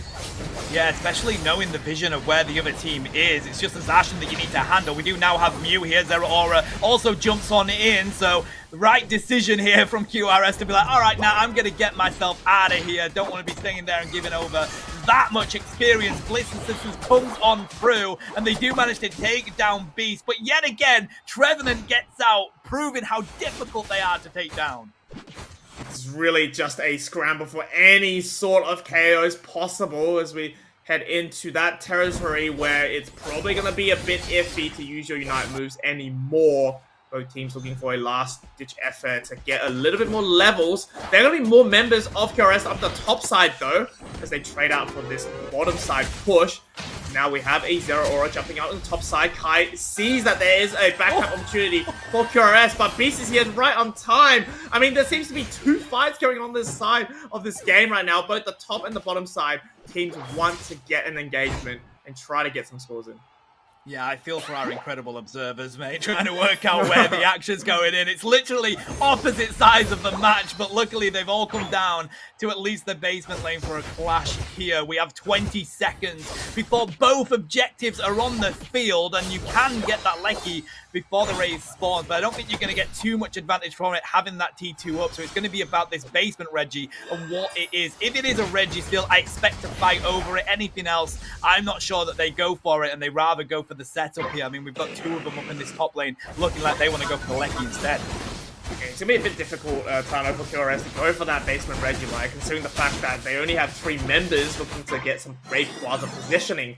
But the benefit is the Regieleki will have a possible crash location up in that tier 2 path, and that's exactly where Zacian is right at the moment, just to see if there's any cheeky backcappers. But yet again, not a lot of points differing these two teams. Nothing a Rayquaza can't fix, but the stakes are high. The tension is palpable as we are in the 3rd game of our semi-finals. Both these teams want something. Zula maybe going in for a backup. And I like this. You've got the speed on the side of Zula to be able to get yourself back on out, no matter who's defending that pad. Using the Emerald 2-step, but Zacian manages to dodge it, runs into Gyarados, though, and they make the decision to actually come back into their pit. Looks like Leafeon trying to find Zacian, and that's exactly what they do. And now it's let loose. Rayquaza's getting the rip on. There was the Dragon Current, but it's going to be the Dust Devil formation that actually takes it, buddy. And now they clean up the rest of BB Believers with an ace. QRS have defeated the fan favorites here in the semi-finals and make their way round into the winners' finals. I don't think there's enough points on the field for BB Believers to pull this one back. Great dominant performance coming from QRS. You can see none of their tier 1 pads were even broken at all, and we're staring down the barrel of, what, 500 points almost to go for a counter score, and that's not going to be enough points on the board for them to ever come back from this. I do have to say, though, the back cap to really bait out the Zacian, right, to go in, even though the Emerald 2-step didn't hit, it used the eject move, and that's where the Gyarados came in to apply that damage. And when you knock out something like a Zacian, which is really one of your safety nets, right, to secure the Rayquaza, having a rip there was a really smart statistical play. I think Sunflower had the chance to go for a secure, but you're going up against, what, 5 members of the enemy team. It's very hard for a solo beam tick to really get it, isn't it? Oh, 100%, mate. I think it was great play, to be honest. I mean, the Leafeon is the one that you want to send to go and try and score that in because they have the speed and the dashes to be able to dodge anyone that was defending it. But they knew somebody was going to be defending that pad. So really smart play by QRS as we see them come out here. But to be honest, mate, that Gyarados was great play from Prime 60. As soon as they got those level leads, they were wary. They didn't want to give over their experience, so they made sure that they weren't staying too far in the line of BB Believers, so they didn't give that over. But Kai, again, with an absolute showing on the Zero Aura. 41% of the damage for their team, but unfortunately, it's not enough for them to make it through. Yeah, you can see how close the game was, folks, on this battle report there, up until that little portion before the Rayquaza where we had a back cap coming in from Zula. I mean, is this classified as an upset? I mean, BB Believers definitely was very dominant, but the team that actually moves through this India clash is going to be QRS. I'm going to have a quick scan on the replay, but that was one of the most exciting matches we've seen today, right? Both teams having such high stakes, knowing how important it is to win this game, really put up a show for us. From the get-go, you can see just clash on, what, 4v4, 5v5, but this starting thing where we saw the Gyarados come in, the rewards of jumping over the waterfall early on, getting that bounce shield, coming in with a Penta KO, Tano, is definitely a highlight to remember. Yeah, and I think they're going to be clipping that, throwing that on social media, and I do not blame them, mate. What a reward for being able to get that quick leveling up. Hey, that team project worked for them on the side of QRS, mate. That eject button assist was what they needed to get Gyarados on the field so quickly, and then they just continue to, and this is what I liked, though, from Prime 60. They know that they have the advantage that they've got the higher levels. They can't be diving on in and getting KO'd in response, so they tried to play a little bit more defensive unless the team is around them or unless they had that full health. So it was great play from QRS, recognizing they don't want to give over experience that they don't need to be doing. That's definitely correct. And I'm just thinking about whether a Mewtwo would have been possibly a little bit better in terms of damage, right? Mew obviously has the versatility, but without hitting that level 13, when you're non-experienced share, will actually lose a lot on the poke that you can actually provide. You can see Mew's only a level 11 here, well into the Rayquaza fight. So even though they were there, you can see the Mystical Mirage come through, but it's going to be the Plasma Gale, the Mew coming out to try to secure up against the Sai, and then now Beast waiting for the opportune moment to go in, seeing the Plasma Gale goes in early to jump in with the Iron Head and secure that Rayquaza for their team. It just looks like a massive nuke has gone off on top of Rayquaza there, as every Unite move just lands on top of it, mate. But, I mean, look, QRS have managed to defeat BB Believers. I guess we can consider that an upset just because of a fan favorite being BB Believers. But now they are going up against Code Unknown Fibonacci, the team I felt would be in the grand finals, and what I think is probably the best team in this tournament so far. But QRS taking that one to 2-1. Both of those semi-finals have been 2-1 through, so that just shows how close this entire region is and how well these games are contested. But we are going to head to a quick break here, chat, while we get the next game ready for you. Grab yourself a drink and a snack. We will be back with you very shortly.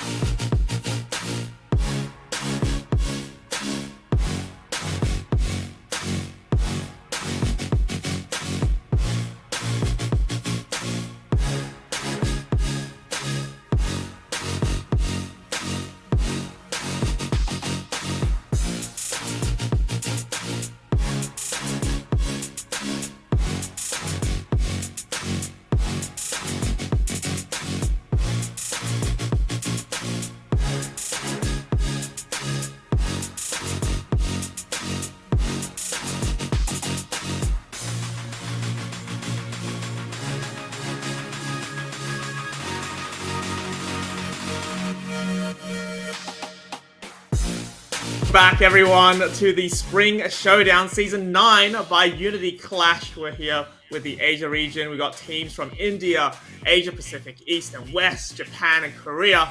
This is day 2 of that tournament. I'm here with Ghatlue and Tano as we were bringing you the action. The action will continue, but let's have a quick update on the bracket here for both the winners and the losers side of things. Tano, do you want to give us a quick rundown? Yeah, absolutely. So as we see, 2-0 victories across the board to begin with, except for Asylums and QRS, who managed to beat them with the 2-1 victory, making them go up against BB Believers, as we've just witnessed on stream. Both of those semi-finals went 2-1. Fibonacci finally able to defeat Ison up in that top side as well. Now down in this losers bracket, the lower bracket, they are best of 1 until we hit those finals. Matka Believers managing to beat Valiant Coders, progress on through. They're going to be coming up against BB Believers now, and Asylums has managed to take it against Thunderclap Nymeria. They went up against Ison, who ended up losing against them. So it's going to be Ison waiting to see whether BB Believers or Matka Believers are going to be the team they're up against. I'm so sad, Tano. I'm trying to convince production to let us watch BB Believers game against Matka Believers. It really has worked out in our favor, but we'll leave the results for another time. Maybe someone can help us update that in a little bit. But what is now in the focus is this Nachi against QRS set, right? We've talked about how all these semi-finals were extended, right? The Game 3 scenario. Both these teams know what it's like to go the distance, but the job's not done yet, right? The mission will continue as they look for whoever wins this will go into the grand finals. Yeah, and listen, I don't want to be that guy, but I predicted Coda known Fibonacci to be in the grand final, so that is where my money's going. But QRS did just do an incredible game against BB Believers for a full set, so, you know, if anyone can defeat them, it absolutely will be QRS. But what a winner's final this is going to be. Can't wait to see what comes out of it, mate. Yeah, I'm also very excited. Sorry. You go. I'm very excited about the clash again, India versus Philippines, because India played against them before, so they are kind of prepared for the India region. But QRS it's like a special team, right? They are playing Phalanx, they know their strengths, and I'm excited to see how they're going to perform against Fibonacci, because I do think they have a good chance to beat them. Yeah, I think I was actually going to ask you the exact same question, Ghatlue, because I know you're impressed by the Phalanx, right, being picked on, and it's always great to see these teams getting inspired by other regions, but also trying some stuff out for themselves. Now, Ghatlue, do you think they're going to be bringing in something similar into Fibonacci as they go up into this set? Is Phalanx a more of a surprise Pokemon, or is it more of a Pokemon that you can actually just use regularly and it's just really hard to counter? I mean, Phalanx is a Pokemon that is really good in the second pick, because you can last pick the Phalanx. They don't really care about the last pick in Phalanx, so they just pick it. So I'm curious to see if the Philippines just have a counter for the Phalanx. Because, as you mentioned, Phalanx was being played in the Asia Champions League. Can't believe I'm saying that. But Phalanx is a good Pokemon, and I think it benefits a lot from the new item. Yeah, well, this is a great way, I guess, the developers have brought in Pokemons that, don't always get the spotlight. One of the things I love about this game is the fact that every single Pokemon seems to have their period to shine, where you're like, oh, this Pokemon is a must pick, right? I mean, I remember when Flail-Lax was a thing not too long ago, and competitive-wise, seeing Flail-Lax being a dominant top path Pokemon was just so exciting, right? I mean, we've got plenty of other options as well, but Zeraora, even back in the day, had the Unite move at level 10. Could you imagine waiting till level 10 to actually do something with your Unite move is definitely not a world we live in anymore, and seeing it being picked so early on nowadays, it really is quite a good sight for this game. I mean, Ghatlue and Tano, maybe we can ask you when we get the game set up. Is there a Pokemon that, I guess, you really would like it to come back into the scene? I mean, Tano, I know you like Gengar, and Gengar had its time. Choose another Pokemon, please, other than Gengar. Thanks.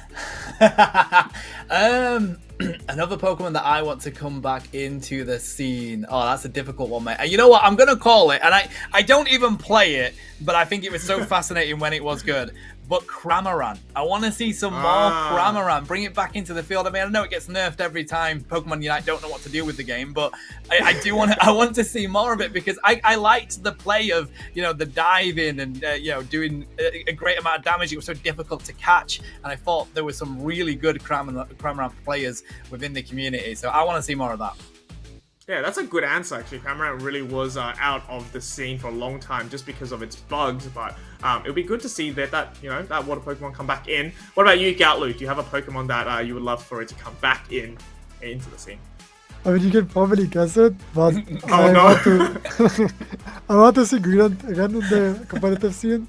It did get a buff. It saw a lot of competitive play, even in LAN events, and yeah, I feel like it's a tough question, right? Because you can say that you want the Pokemon to be back in the meta, but the meta is not shifted around the Pokemon, it's around specific roles. Yeah. And this time around, it's the Speedster meta, so attacker metas are going to be more rough than usual. For example, Miraidon, even the strongest Pokemon from the attacker role, not being played at all, even though the new item benefits so much for Miraidon. It just shows that specific roles just dominate metas. Yeah. Well, we're going to get back into this game. We've got the, I think this is the winners finals now that we get to spectate as we get fixed up with the sides there. Will be QRS against Fibonacci. QRS getting the orange side once again. We're going to throw it to Tano and Ghatlue to bring you guys this action. Exciting. So as we see here, Fibonacci are going to ban out that Leafeon straight away. Ghatlue, we've seen how dominant that is in this tournament already with that great early game. Yeah, and Suicune just being permabanned in the second pick, not a single team letting Suicune open on broadcast so far. But Suicune is just a very disgusting character. It's an attacker disguised as an all-rounder, which deals so much damage, especially into the Speedster meta. I like to see the Psyduck or potential Umbreon ban, so I do think it's a good ban. What happened in the previous set was Psyduck was open, but Blizzy was open as well, and Blizzy is the counterpart for Psyduck, so this is something to keep in mind. And the Blizzy first pick for Fibonacci. Quite interesting that. I like it. So, I mean, they did have access to, people like Talonflame, like Umbreon, but they do want to take the Blissey. It does give QRS access to those Pokemon. I mean, they ban out the Absol because they know how strong Zula is on it, but now they've allowed them to take the Talonflame here, Ghatlue. But they do get the Serena, which we've seen a little bit in this tournament so far, and it seems like it does pretty well against these comps. Yeah, they are banning out the Absol and letting the Talonflame open. I believe the Talonflame was always permabanned or picked, so QRS didn't get the chance to pick it. I really like Talonflame. I think it's the Pokemon that benefits the most from the new item with the Speedster like Zeraora, like you mentioned earlier. The confidence that picked Serena and Mewtwo instantly after seeing Umbreon Talonflame. I think they know what they want to do, but they are still thinking about stuff. I think that Zeraora would have been great with the Talonflame, but this time around, no attacker again, just Gyarados, Talonflame, Phalanx. But what you need to keep in mind, this time, they don't really have the balanced early game. They do have Umbreon and Hoopa, which are strong in the lane, but last time around, they had the Leafeon, which helped to get the Gyarados online. Yeah, that's very true. And sticking with that Gyarados and the Phalanx, I feel like Prime 6 had such a great game, as you mentioned, having that Leafeon to provide them that assistance. And it is one of those Pokemon, isn't it, where if you do get those level leads, you can really start to snowball on it. But if you find yourself in a situation where it's difficult to get going, it's kind of a Pokemon that you really have to wait until that late game comes around. And they've got Mimikyu on the side of Fibonacci, which I think is a great pick here, to be honest. It's going to be really good at dominating those lanes, and especially good for trying to limit what that Magikarp Gyarados can do in the early game. I'm looking at the Trevenant mostly. I think the Trevenant is going to have the best game because the Trevenant just looks really good into the right side comp. So I'm excited. I mean, he already showed his plays, so I'm excited to see if he can make good plays for his team. But I do believe that QRS is a very aggressive team, so they have a very aggressive composition. Lizzie is not considered one of the best top laners in the game. So I'm curious to see if Hoopa is going to invade or support the Magikarp. Like, what are the strategies looking like? But it looks like Serena is going into the central area. Yeah, that's quite interesting. And then they're going to give the assistance to the Hooper on the side of QRS. Get that red buff ready to go. Stacks raining in already for Phalanx coming in down to this basement lane. It's going to be interesting to keep a close eye on what happens with the Magikarp up there. Down here, though, it's going to be this Eevee just trying to see what they can steal away from the Mewtwo Y. Getting pretty weak, though, because, I mean, pretty much damage coming in from the Mewtwo Y. They don't manage to grab that. Going to pop the X-Speed, get that Citrus Berry. They run into the Serena coming into the lane, and after all of that, does look like Eevee could go down. They do manage to grab another stack here, though, Ghatlue. So, despite that, they get 2 to boot. Usually when you have a Mewtwo Y on the bot lane side, we like to gank it because Mewtwo Y is very good at stalling at the bot lane farm. And Serena wants to get the level 6 as early as possible, and funnily enough, Phalanx also needs to get the level 6. Talonflame on bot lane side, trying to pick up the Swablues, and I believe he secured the big Swablu. However, Phalanx just fought Mewtwo Y, dropped his Mega Evolution, and is cleaning up the rest of the enemies. But Umbreon, the counter engage on the Serena, killing the Serena and potentially staying alive.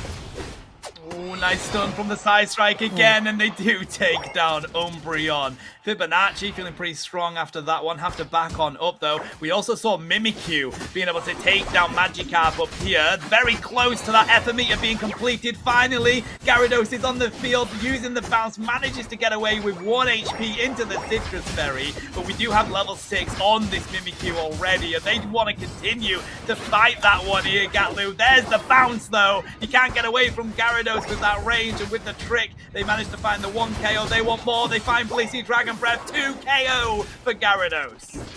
This is like something you can like note down. Lizzie and Dobro, both of these characters are just very good at late game or mid game, but they're not really that great at early game. So Lizzie isn't really the best fighter. This is like one of the issues they had.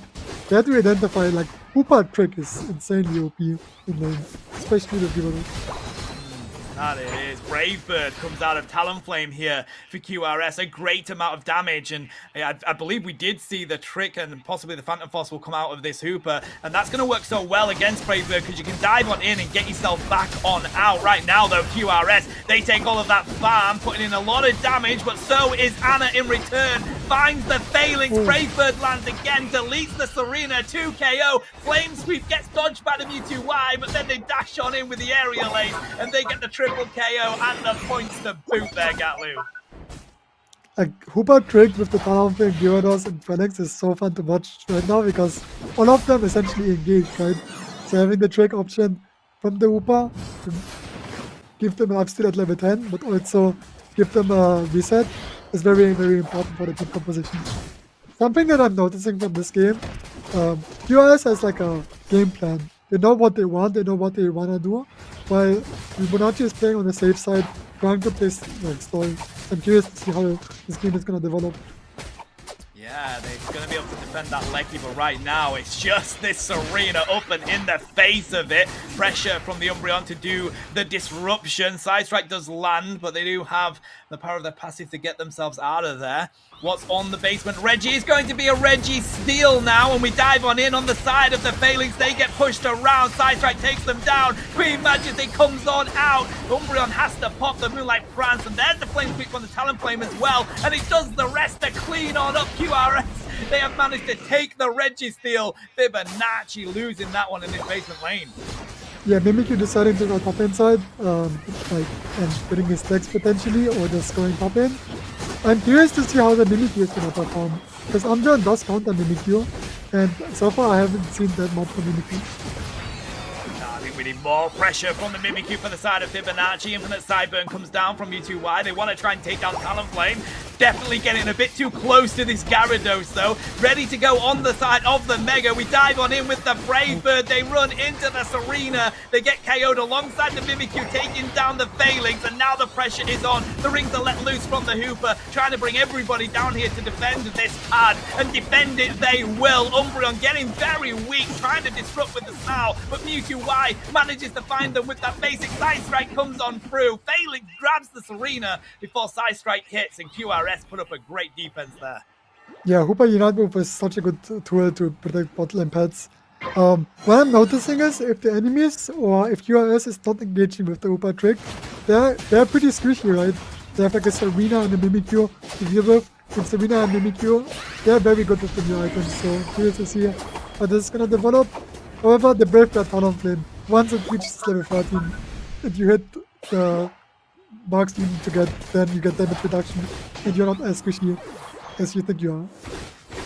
Not far from it they are, matey. Halfway through level 12 there as we get past this mid-game. Oh, Gyarados manages to find the Lecky Serena diving on him. Very close to taking that one, but Gyarados comes out on top. I believe, I'm not sure, but I think Dragon Current was used at that instant moment. We'll have to wait for that one to come on back, but despite all that, QRS is continuing to put the pressure on down in this basement lane. There's the Devil Dust formation, paired that with the Brave Bird to delete the tree. They're raining the points. There's the Infinite Cyburn. Is he going to do enough, though? They're using their teleport to get themselves out. They run into a Flame Sweep, and Talonflame finds the KO. Blissey trying to find them to take them back down. The Brave Bird runs on through. They slap them back to the Pokemon Center, but QRS has breaking the pad. 207 points to 131 right now, Ghatlue.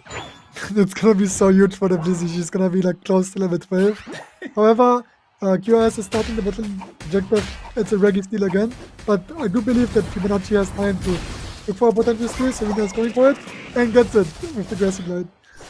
That was great. What a way to steal that objective, and one of the most important for your team as well. Phalanx is going to fall, and that might be a flip of the script down on that basement lane. We do see the portals here up for Fibonacci. They're going to grab all of that experience. Still trying to push this T1 in the basement lane, though. Talonflame waiting for Brave Bird to come back and land onto that tree, but Queen Ascendance comes out from the Serena, trying to pick them up with the glide. They do find him eventually with the Tri-Kick, and now the Dragon Current comes out from Gyarados at 250. They're going to have to farm that one back, and they want Fibonacci to be the farm to do so. Luckily, they've got the birds on this side, but it does defend that pad, Ghatlue. Yeah, such a back and forth. Keep on fighting. It's not really a great idea to fight against the enemy on the Registeer, but they did manage to protect the botlane pad as hard as possible. Like you mentioned earlier, the Gyarados has to farm its Unite move, so currently he's farming the side of Ovidos. And because he has Hoopa, he is able to farm the Unite move for the Rayquaza and get into the rare fight with the Hoopa Unite move. Fibonacci is engaging on the regular gear. This Mimikyu has been like a secret carry, right? He hasn't really had the biggest impact in the game, but every time he showed up in a fight, he was cleaning up the team. Yeah, absolutely. Green Dragon on the field now. Side Strike's going to hit, but it's coming up against the Snarl, so it doesn't do anything against the Umbreon. Good positioning here from QRS in the sense that they're just wanting to get aggressive with it, using the trick to enable the Brave Bird to dive in, get themselves back, and try and spot where they are in these bushes. We do dive on in here onto the Gyarados, though, on the side of the Serena. We do utilize the bounce to get themselves out, but Mimikyu finds them in return. Here comes the Dragon Current, trying to connect with it on the side of Mimikyu, but they say, play with me, buddy. There's the dive for the Infinite Cyburn alongside the Brave Bird. Queen Ascendance comes through, so does the Flame Sweep. They've not been able to find any KOs just yet. It's Gyarados being the only one down. What is going on? Finally, Mimikyu gets deleted by the Brave Bird. Mewtwo putting in huge damage. They've gone mega, trying to see if they can take down the Umbreon, but right now it's 2 apiece. Still trying to connect with these final KOs, backing into their central area on the side of Fibonacci, and I think we're going to have to take the second team fight here, Ghatlue. That's such a crazy back and forth. Everyone uses the Unite move. We have the Big Hoopa versus the Safeguard Blissey. I'm excited to see how the team fight is going to turn out, because QRS is in the lead, and they know that they are in the lead, so Fibonacci has to make a decision. Revenant is going in, trying to look for a potential flank. Mimikyu hits the Shadow Sneak. Umbreon is falling. Being glitched by the Trevenant, securing the kill on the Phalanx, and now going on the Rayquaza. Wow, not having the Phalanx here anymore means this is difficult. We do have bounce on the side of Gyarados, and they do go in, but no, Blissey finds it. Everybody on the side of Fibonacci was there. It was a good effort, but it looks like it's going to go down to the side of Fibonacci, and now they just got to quickly get these Hundo Burgers in. It was such a close game. 15 seconds left. Nothing else that QRS can do. Fibonacci are going to take game 1. Really well played by both of these teams in these fights. QRS had to make a decision to either threaten the Rayquaza when 2 people were alive, since they had the Phalanx and double support online, but they didn't decide to do the Rayquaza and look for a post fight, and like we mentioned earlier, the Trevenant getting the catch on the Phalanx was so important, since he essentially took down one of the damage dealers of the enemy team.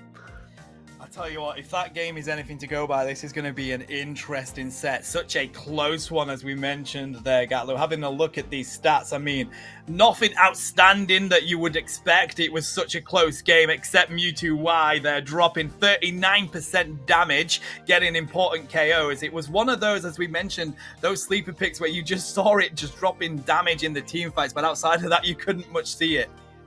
I'm surprised by like how the team fight went, because if you look at the graphics, right, it's like a back and forth.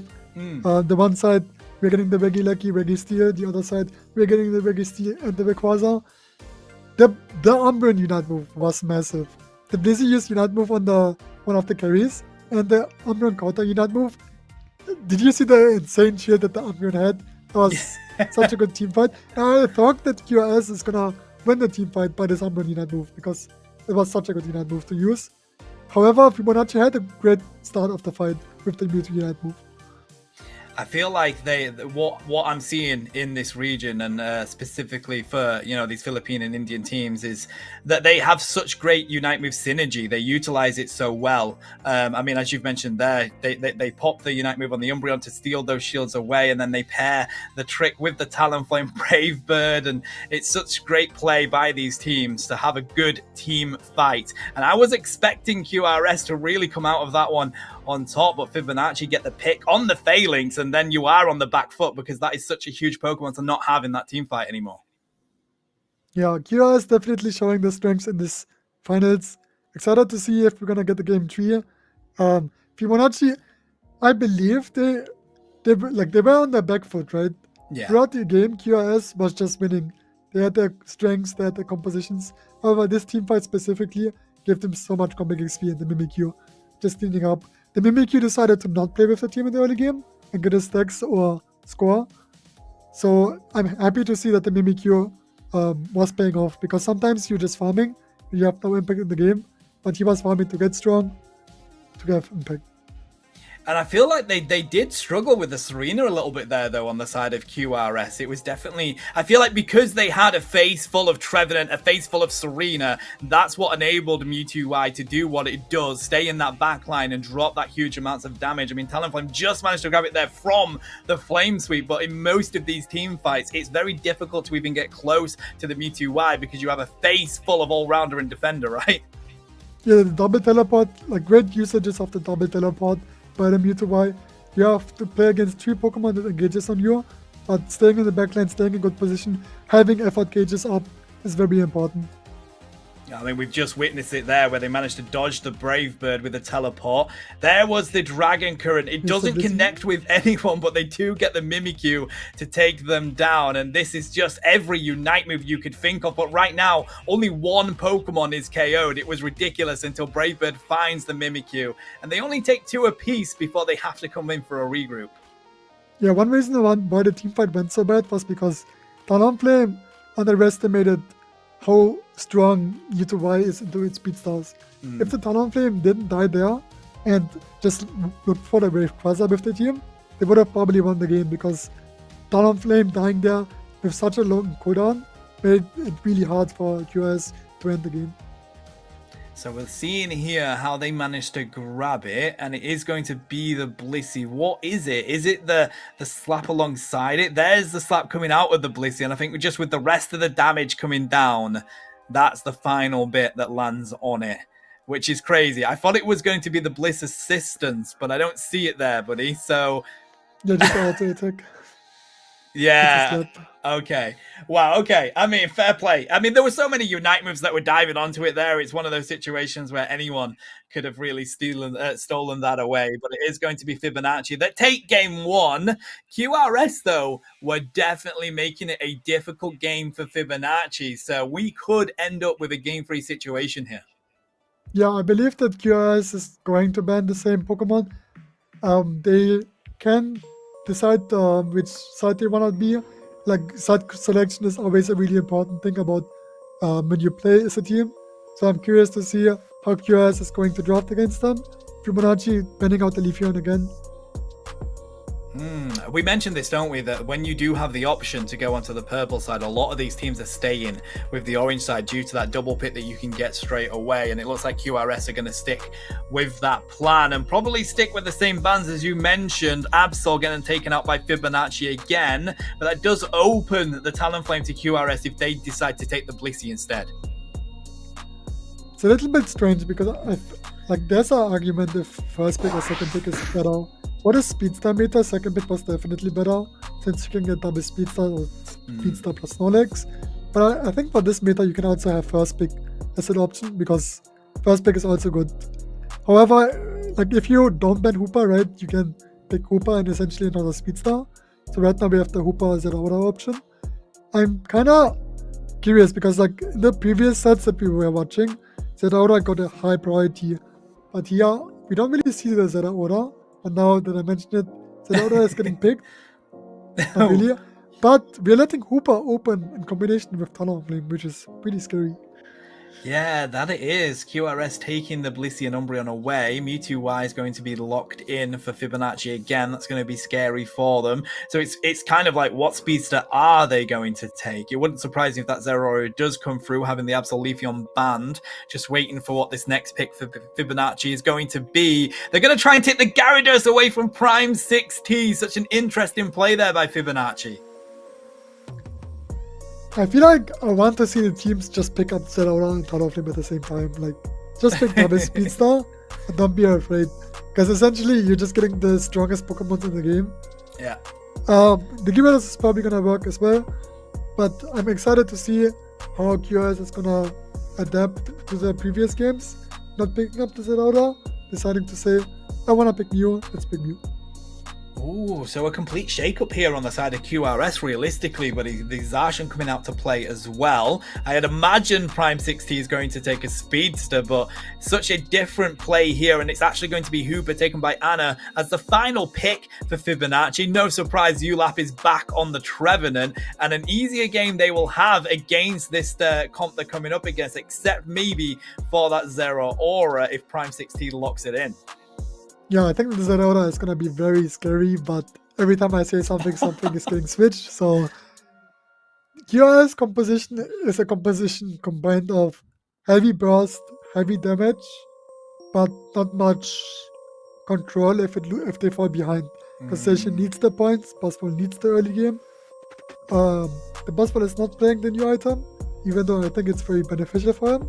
And the Talonflame is also not playing the new item, so this is maybe something teams say they don't feel comfortable playing it, and there's the Rocky Helmet Potion Gyarados. Yeah, Fu mentioned that, didn't they? And it's interesting. I liked your insight for it, where it is good against the Speedster meta, just giving them that little bit of extra sustain. I don't know about what QRS are bringing out here, because, I mean, especially against ULAP, Ghatlue, we've seen how incredible of a Trevenant player ULAP is and how good they are at grouping up the opposite team and chaining their CC. It's not just that little bit. They chain it so well with the Horn Leech, and then you've got the Phantom Forest and then the Wood Hammer. It's quite a bit that they allow their team to back up with, especially if you're going to be bringing in a Brave Bird Talonflame to drop in on there as well. ULAP's not going to have a difficult job trying to shut down the side of QRS if they don't have those species that are hard to catch. I think that Buzzwell is a great Pokemon to deal with Talonflame, because every time Talonflame tries to engage, the Buzzwell is going to be on his face, and he doesn't have a Blissey that safeguards him. So Buzzwell is definitely a good Pokemon into them. I would have liked to see like Zacian maybe one-buff ganking top lane, but Hooper is gonna try to invade Zacian, which is very scary, and leaving the Magikarp alone, which is probably not the best decision, because Magikarp needs this advantage by auto-attacking, and it can't auto-attack if there's no fun. And especially the fact that it's just going to enable this Buzzwole to get as many stacks as they want, realistically. It's not hard to stack up against a Magikarp, and we're not seeing much from Hooper.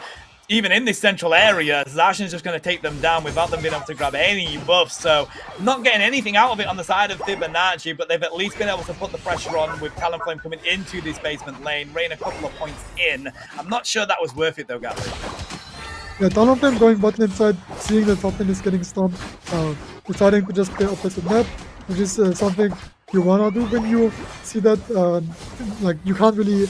You can potentially help top lane side, but if you are falling on bot lane top lane as well, then it's gonna be very devastating for Fibonacci. And Talonflame being one of the best Pokemon in this game right now, it's a very great thing to do. Because as you can see, the level difference between Zacian and Talon is getting bigger. So despite that, 8:40 was when Gyarados came onto the field. They're going to be running the waterfall set again, but Buzzwole does now have access to that superpower, managing to hit that level 6. So has Zacian on their side, so definitely more power spikes for QRS at the moment as they fight in the central area. Mew's going to find Trevenant with a good boosted KO, and now the birds are about to spawn in the central area as the Talonflame comes in. Not sure if it's Brave Bird or Fly just yet. Talonflame has to be careful. They are already in middle position, and if Talonflame falls here, the entire game is getting shifted. We are playing a Fly Talonflame, which is a bit safer than the Brave Bird. Just playing it slow, playing it safe. Revenant looking for engage, pushing the Umbreon into the enemy side. Umbreon falling short as well, and now going into the Blizzard and the Mew. Oh, that's not what Mew wants to see. There's the Fly Talonflame finding 2 KOs, and now Fibonacci are finally being able to give themselves a lead. They've got the power spikes they needed, but look what Buzzwole's doing here. That's going to be scary for them to come up against. That's why Gyarados is making a quick run into the top side to see whether they can compete against it. Going to be a good matchup here as we're about to hit level 8 for the Buzzwole. They make the right decision to back on up, give that farm over to the side of Fibonacci, and again, they're just constantly fighting here, Ghatlue. There's a smackdown, sending Gyarados to the opposite side. Sizerite comes on in. Looks like they are going to be able to catch them with a superpower. Just too many people from QRS to handle there. Yeah, Mew is getting pressured by this Talonflame throughout the entire game. Having the Hooper portal this time around instead of the trick, enabling like faster rotation, earlier rotation. But Umbreon found itself to protect the bottom zone. I believe it's going to be a 49 overcap. It's going to be very, very big for Fibonacci. However, QRS is coming top inside, executing the enemies. They're trying to utilize the hyperspace portal to protect the top inside, and QRS is getting a 40 dunk on the top lane. Yeah, that's huge. You know, you can give Zacian the dunk when you've got those extra points they can pick up anyway. It looks like they're going to get that stolen. Oh, really good effort by Anna to finally be able to secure that. Very close from the Umbreon. They do have access to the Fly. They can use that to get themselves out, but they're just going to drop a huge amount of damage onto this Umbreon. They want to take down the Blissey. They finally are able to do so, but Umbreon manages to get themselves out. Good effort by QRS to try and take it. Not able to, and in return, they get taken down again by the Talonflame. Zacian manages to dodge the Fly. Seems like these all-rounders want to continue to push here onto this T1. We've got Umbreon to back them up, but they do have Ulap that they need to consider, and I think a retreat might be a smart decision here. It's a little bit scary because if you like pay attention, the Reggie Ice is giving them so much healing for the fight. So they're not even falling low in HP because the Reggie Ice is constantly healing them. So you always wanna like try to be reasonable when you engage. Very great kill by the Mew, getting comic XP, which Mew really needs right now because it just got pressured the entire game by the Talonflame. Oh, this is crazy. It did feel like the all-rounders were going to be the saving grace for QRS, but Fibonacci now have just managed to grab the lead by any means necessary. We've got levels on their side. We've got points on their side. We are seeing a bit from this Buzzwole and Zacian to keep QRS in it, but they need to be more wary of where they take these fights. As you've just mentioned, taking that basement fight with that Regice up was not a smart decision, and they want to continue to push and find KOs. Gyarados takes down Zacian. Here, they do have the springboard now on the side of QRS, so smart Fibonacci need to back away from this, and it looks like they're just about to do so. It's always so interesting about like Fibonacci because I don't think they care about objective timers. They just utilize the Unite move, like trying to score on bot lane, extending the point lead, which is something you want to do with a speedster in your team, and not really like trying to utilize their ultimates for a team fight for the objective. I think we haven't seen a normal proper team fight on our objective. It's always like scale around 2 people, about 3 people top. It feels like that's really what's going to make them a difficult team to come up against, isn't it? Because that's not what you expect. Moonlight Prance comes out from Umbreon here. The Fly from Anadopt and a huge amount of damage, but not going to be able to pick up the KO. They have to get themselves away. ULAP looks like they're going to put the pressure on here. Not having access to the healing means that Umbreon is getting a bit wary there. Pressure here for the Regieleki. There's the Ultra Swirl Slam. We do see Dragon Current landing on 3 for the side of QRS. Blitz Assistance is used to keep them around from the Infinite Cyburn. We're diving into the Lecky. It's going to be Zacian that finds it, but the KOs go to the side of Fibonacci. Zacian does manage to get themselves out of there, but back onto the pad they are. That Registeel has been taken by the Talonflame, so they're going to get extra attack and special attack as they try and push onto this pad. The entirety of Fibonacci are here to rain down the damage. Gyarados has handled the Lecky, and now they're going to dive in as well, trying to get this Zacian, who's way too deep on the side of Fibonacci. Mewtwo Y just fall down for it though, and now it's down to what Buzzwole can do up against this Talonflame. They haven't been able to find a KO. ULAP yet again with some huge CC to keep their team around, and Prime 6T is 1 HP in a dream here, but they get the shield and they pick up the Talonflame for the extra KO and get themselves out of there. Good effort by QRS for some important KOs there, Ghatlue. Really important for the Buzzwole to get a shot on XP. He was level 11 throughout the entire game, and getting the comeback XP from the Talonflame is very important. However, the Buzzwole is not going to have a jackpot for the Brave fight, which is something that is a very good tool for Buzzwole to have in the late game fight. So they might try to extend the late game fight until the Buzzwole gets the eject button. However, the point lead is 240 to 140, so if they score 100 points, it's not going to be enough. Oh, we've got 20 seconds until the Green Dragon's on the field. We still need some Unite moves on both sides. Not much economy for Fibonacci at the moment. Just waiting on Bliss assistance for QRS. Both of these teams getting prepared for the final moments of this battle. Good positioning from both here, but Talonflame's just trying to find that extra bit of experience to boot. The Trevenant is so aggressive. Using the Hyperspace Portal to try to reset the Trevenant, because we're missing its super power. Trevenant will be going engage. Using the eject button, but the wall makes them survive US. But you also use the eject button. That's what is going in. With the Smackdown, Talonflame's got top lane to extend the point lead, but also break the goal zone. It's looking very tough, right? Every time they're trying to engage due to his precise striking. Ooh, yeah, I like this play. I love it. They put the pressure on with the Talonflame. Now, they've just got to be patient with it, and that's exactly what Fibonacci are going to do. Utilizing these portals so that ULAP can come back, try and get a pick onto the side of QRS. If they're able to, they'll go for the fight. If they're not, they just reset and do the exact same thing again. But now we have a rip because Zacian is here. So is the Buzzwole. It's all raining on down. Let's see what goes on. We do dive in with the Dragon Current. There's the Infinite Cyburn. Right decision from QRS just to go for the 50-50. And Moonlight Prance comes through. It's Hooper who finds the Green Dragon. They delete QRS here, Ghatlue, and Fibonacci are going to take the second game in this winner finals. QRS on the back foot for the majority of this game. Yeah, QRS had like an angle where they can't flip the Rayquaza because the Trevenant tried to get the Hyperspace Portal.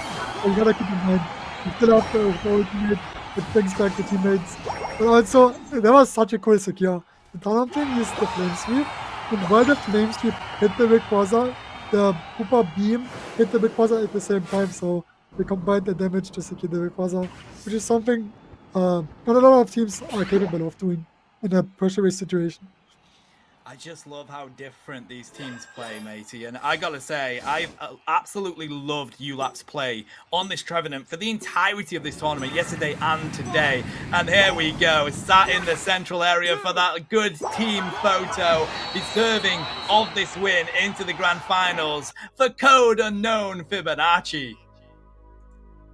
GG's to them, very well played. This Trevenant is very, very aggressive. Very huge plays. Like props to them, but also to the Talonflame and kind of to the entire team. They have great synergy, they have great plays, and I feel like from the previous game I didn't really see them, but now in this game I saw what they are capable of. I love it. I think they're a great team. And so is QRS, to be honest. They've been very impressive in any game that they've come into. And they definitely did put the pressure on to Fibonacci. But as soon as Fibonacci get those power spikes that they're waiting for, the synergy that they have works so well in majority of these team fights, especially with how much the Hooper enables them. So as we have a look at this graph here, it was really up until the 6-minute mark where finally Fibonacci give themselves a little bit more of a lead. But those important objectives, as we see there, just Lecky's going to the side of QRS, whereas Fibonacci get a Reg Ice and a Reg Steel to give themselves that global experience and that extra buff to boot. I believe that if QRS made the decision to flip the Rayquaza earlier, they would have actually gotten it, or they would have been in an easier situation because they were hesitating, and hesitating is not the best friend for you. No, absolutely. And especially because like Fibonacci were just using Talonflame to get those back caps and try and distract QRS. They knew they had Hooper that could pull them in if they needed to. And then they were just patient with it. They knew they were in the lead. So great play by Fibonacci to try and work out and force QRS's hand, really. And that's what they did, trying to make them go for the rip. And they did have the rip, but the secures on the side of Fibonacci were enough. I guess what was really important for the late game fight was that the Talonflame was killing the Blizzy before Blizzy is able to use its Blizzy assistance, which is so good for flipping the Rayquaza or keeping your teammates alive. Oh, what a team fight that ended up being, mate. It felt like, you know, especially in the first game, QRS could have won that one. And as you've mentioned there, they could have won that one with a little bit earlier on the rip. So they are going to go down into that lower bracket, but I don't think we're going to be seeing the last of QRS. I think they're going to be in that losers finals, and it would not surprise me if they end up winning it, but we'll have to wait and see. What we do know for certain is Fibonacci are going to be in this grand final. Yeah, quick spoiler, BB Believers won against Modka Believers. So this is something that was like a match was exciting to see. I believe the BB Believers is the Brave Bird Believers, which is currently in the meta. So maybe they're the stronger believers. They were the stronger believers. They come out on top. So let's see if they end up in the losers finals. They'll have to defeat Essen if they want to do so. But as we wind down on these highlights here, and there's a lot of them because there was a lot of team fighting that went on during this game. Great connections with the Unite move. Sovereign Sword comes through there from Zacian to lock in the Lecky for their team. But as we mentioned, QRS, all they could take objective-wise were these Aleki's. And even though they managed to take them, they had to put up a huge defense on these goals because they lost with so many KOs here. Yeah, I believe that the late game fight, like, it was weird, right? Because you kind of explained already that if you have a Hooper and a Speedster, the Speedster can try to threaten the backup and then bring him to the middle. And if QRS decided to like flip as soon as possible, using the Blizzard Unite move, using the Mew Unite move, they had great tools, right? The Mew makes everyone invisible. The Umbreon has a great Unite move for the Rayquaza, similar to like Blastoise, where it can try to CC everyone. And essentially, it CC 3 people. But then the Hooper, using its beam with the Flame Sweep at the same time to secure the Rayquaza. That was a really cool thing. Because the Zacian Unite move was 1 second short. Like, if the Zacian Unite move was utilized 1 second faster, the Zacian would have gotten the secure. That was probably the closest 2-0 that I've seen in this tournament so far, to be honest, Ghatlue. QRS, again, literally just coming down to who manages to sneak that final bit of damage onto the Rayquaza, and it could have gone either way. The points were so close in that final stretch, it literally could have gone either way, but Fibonacci come out on top. They're going to be your first grand finalist today. I called it, by the way, as soon as we opened up today. But what we are going to do is head to a quick break here, chat, while we get the next game ready for you. So grab yourself a drink and a snack yet again. We will be back with you very shortly. You're watching.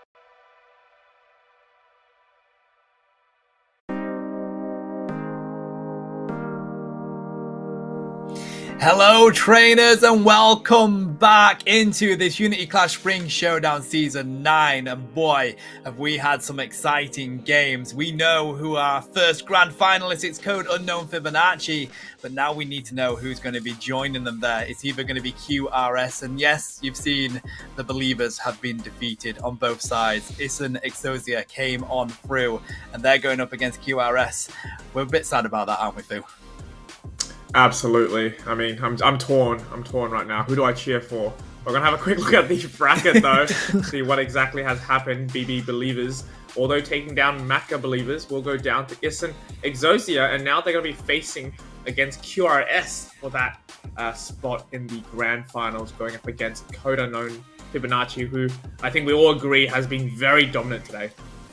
Yeah, both days they have, realistically. Definitely going to be a mountain to climb for anybody that joins them in that grand final. But if anything today is to go by, Ghatlue, is that these teams, they play differently. They don't play the same way you expect this region to play. Yeah, I'm very excited to see that like Ison Exodia, because I haven't really been casting them, and I'm a big fan of Tempest. So for the roster, we have Vizzy for the captain, Tempest, Jeb, Stepro, Hoshina, Poyo, and Luis. And for the achievements, except Tempest and Luis, the team members got top 8 in the Philippines qualifier of 2024, and Tempest and Luis got second in the WCS 2023. So a well-known team that have got great achievements under their belt already. They're coming up against QRS. What a game this is going to be as we have a look at Ison's results so far. So they went down 1-2 to Valiant Coders, but then they've 1-0'd their way to this losers finals as we see 2-0 there on Valiant Coders on the side of match 5. See, they came up against Fibonacci in match 6. They lost that one 2-1, but then BB Believers and Asylums have been beaten, so that we're here in these losers finals for Ison coming up against QRS. And what a game this is going to be, Fu. If that winners final was anything to go by, this is a team to keep an eye on. Oh, absolutely. I mean, it's going to be up to QRS to stop a all-Philippines final, right? They're the remaining India team left to kind of get their revenge onto Code Unknown Fibonacci if they do take down, I believe, in a best of 3 here. Now, losers finals against your Ison. We're going to have a look at a more filled out match results for QRS. You can see they've had a decent success in both day 1 and day 2, but this is really, we're looking for the cream of the crop here, right? We're down to the last set in the losers bracket. It's going to be your best of 3 so that both teams have ample opportunity to take it out and really prove, I think, to the rest of the competition and more for Code Unknown Fibonacci as well as a team to kind of beat going back into the grand finals. That's going to be a best of 5 timer.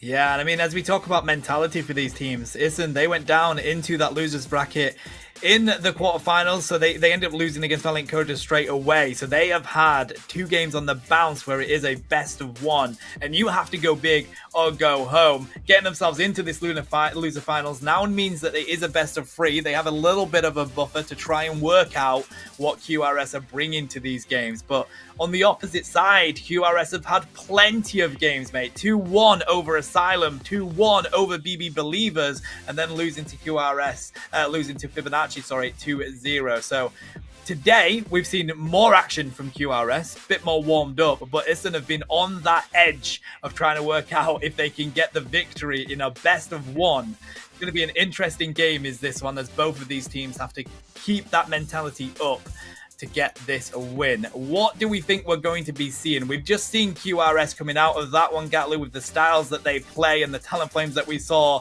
Do we think they're going to stick to that game set coming into Ison? Because you know Ison quite a bit, right?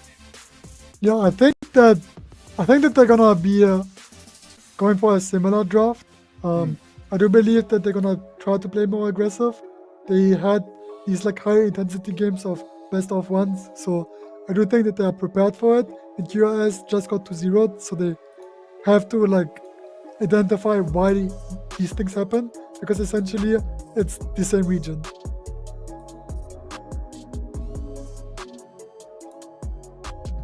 So for the bans, we banned the Hoopa and the Upside and the Sojourn and the Umbreon. Yeah, Ghatlue, this is going to be quite an exciting match to start off, and I'm very excited to see different bands. I mean, it does kind of get after you see the same bands over and over again, but looks like Talonflame Absol going to be the speeds that's not going to be able to play. And Suicune, I haven't seen a single one today. Really did hope that maybe we'll be able to see this legendary Pokemon play up the field. Yes, Suicune is just such a good Pokemon. Like, I mean, like in the March Cup, it was banned most of the time, and when it wasn't banned, people just won with it. So the stats are just insanely high for Suicune, but it's a little bit strange, right? Because you don't know how good the Suicune player is, but Suicune is not necessarily as like a hard Pokemon to play. Yeah, definitely much stronger when it first released, I think. But we're going to have Joari now locking in the Psyduck to get it started going in with Tempest and ST Pro locking in the Umbreon and Gary so early on as well. I think this is not a surprise, but it does give Azula the Leafeon again, which I think they're very comfortable with. Yeah, playing X-Attack on the Leafeon as well. Here we're seeing the Trevenant being picked up as well. Curious to see if we're going to see a Phalanx this game. I'm kind of surprised with I feel like Zeraora is a pick, like if you feel comfortable with it, you pick it, right? Like most of the people are not picking it potentially because they don't feel comfortable with it.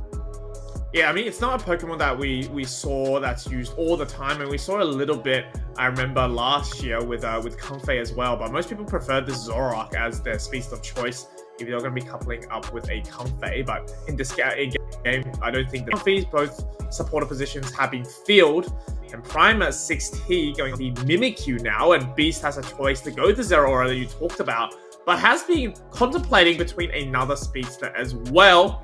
They played Mew in the games beforehand, but it seems like they're going to be locking on that Pikachu for that attacker, and Chuya on the Inteleon now, running it back with its Slime Shots.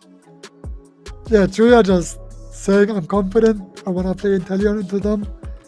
Gotta be careful of the Mimikyu if it plays Shadow Sneak. I think that the Cypher and the Umbreon can deal so much disorientation during the team fights with the Gyarados that the Inteleon, if he hits one snipe and one of the carries sees it, can one-shot the enemies. And the Gyarados also playing Rocky Helmet and Potion. I'm still curious, like, do these people know that the effort gauge is not getting increased by Rocky Helmet? Or are they just playing it because it's good? Well, that's the thing, right? That's why I asked the question beforehand, Ghatlue. I was not aware Rocky Helmet was just so popular, especially with the potion as well, but maybe we're paying tribute to the construction work. But, you know, Muscle Band is what I expected. A lot of people run Weakness sometimes, right? So, I don't know, maybe at least today, from the games that we've watched, a Rocky Helmet Gyarados has won every single game, so maybe it's a lucky charm that you put on. We got no clue, but we'll maybe examine it a little bit more. The only other Pokemon I think that we've seen Rocky Helmet on back in the day, but I think at the end of the day, they're just better items. I think something that is interesting is he decided to pick the Pikachu in the last second, using the Pikachu. Pikachu and Leafeon are kind of like early game characters, were not like the best in team fighting, although you can argue with the Pikachu. But this time around, they decided to have the Trevenant as a carry and the Pikachu as a Xperia, which you see a lot from the Asia regions that are deciding to play Xperia.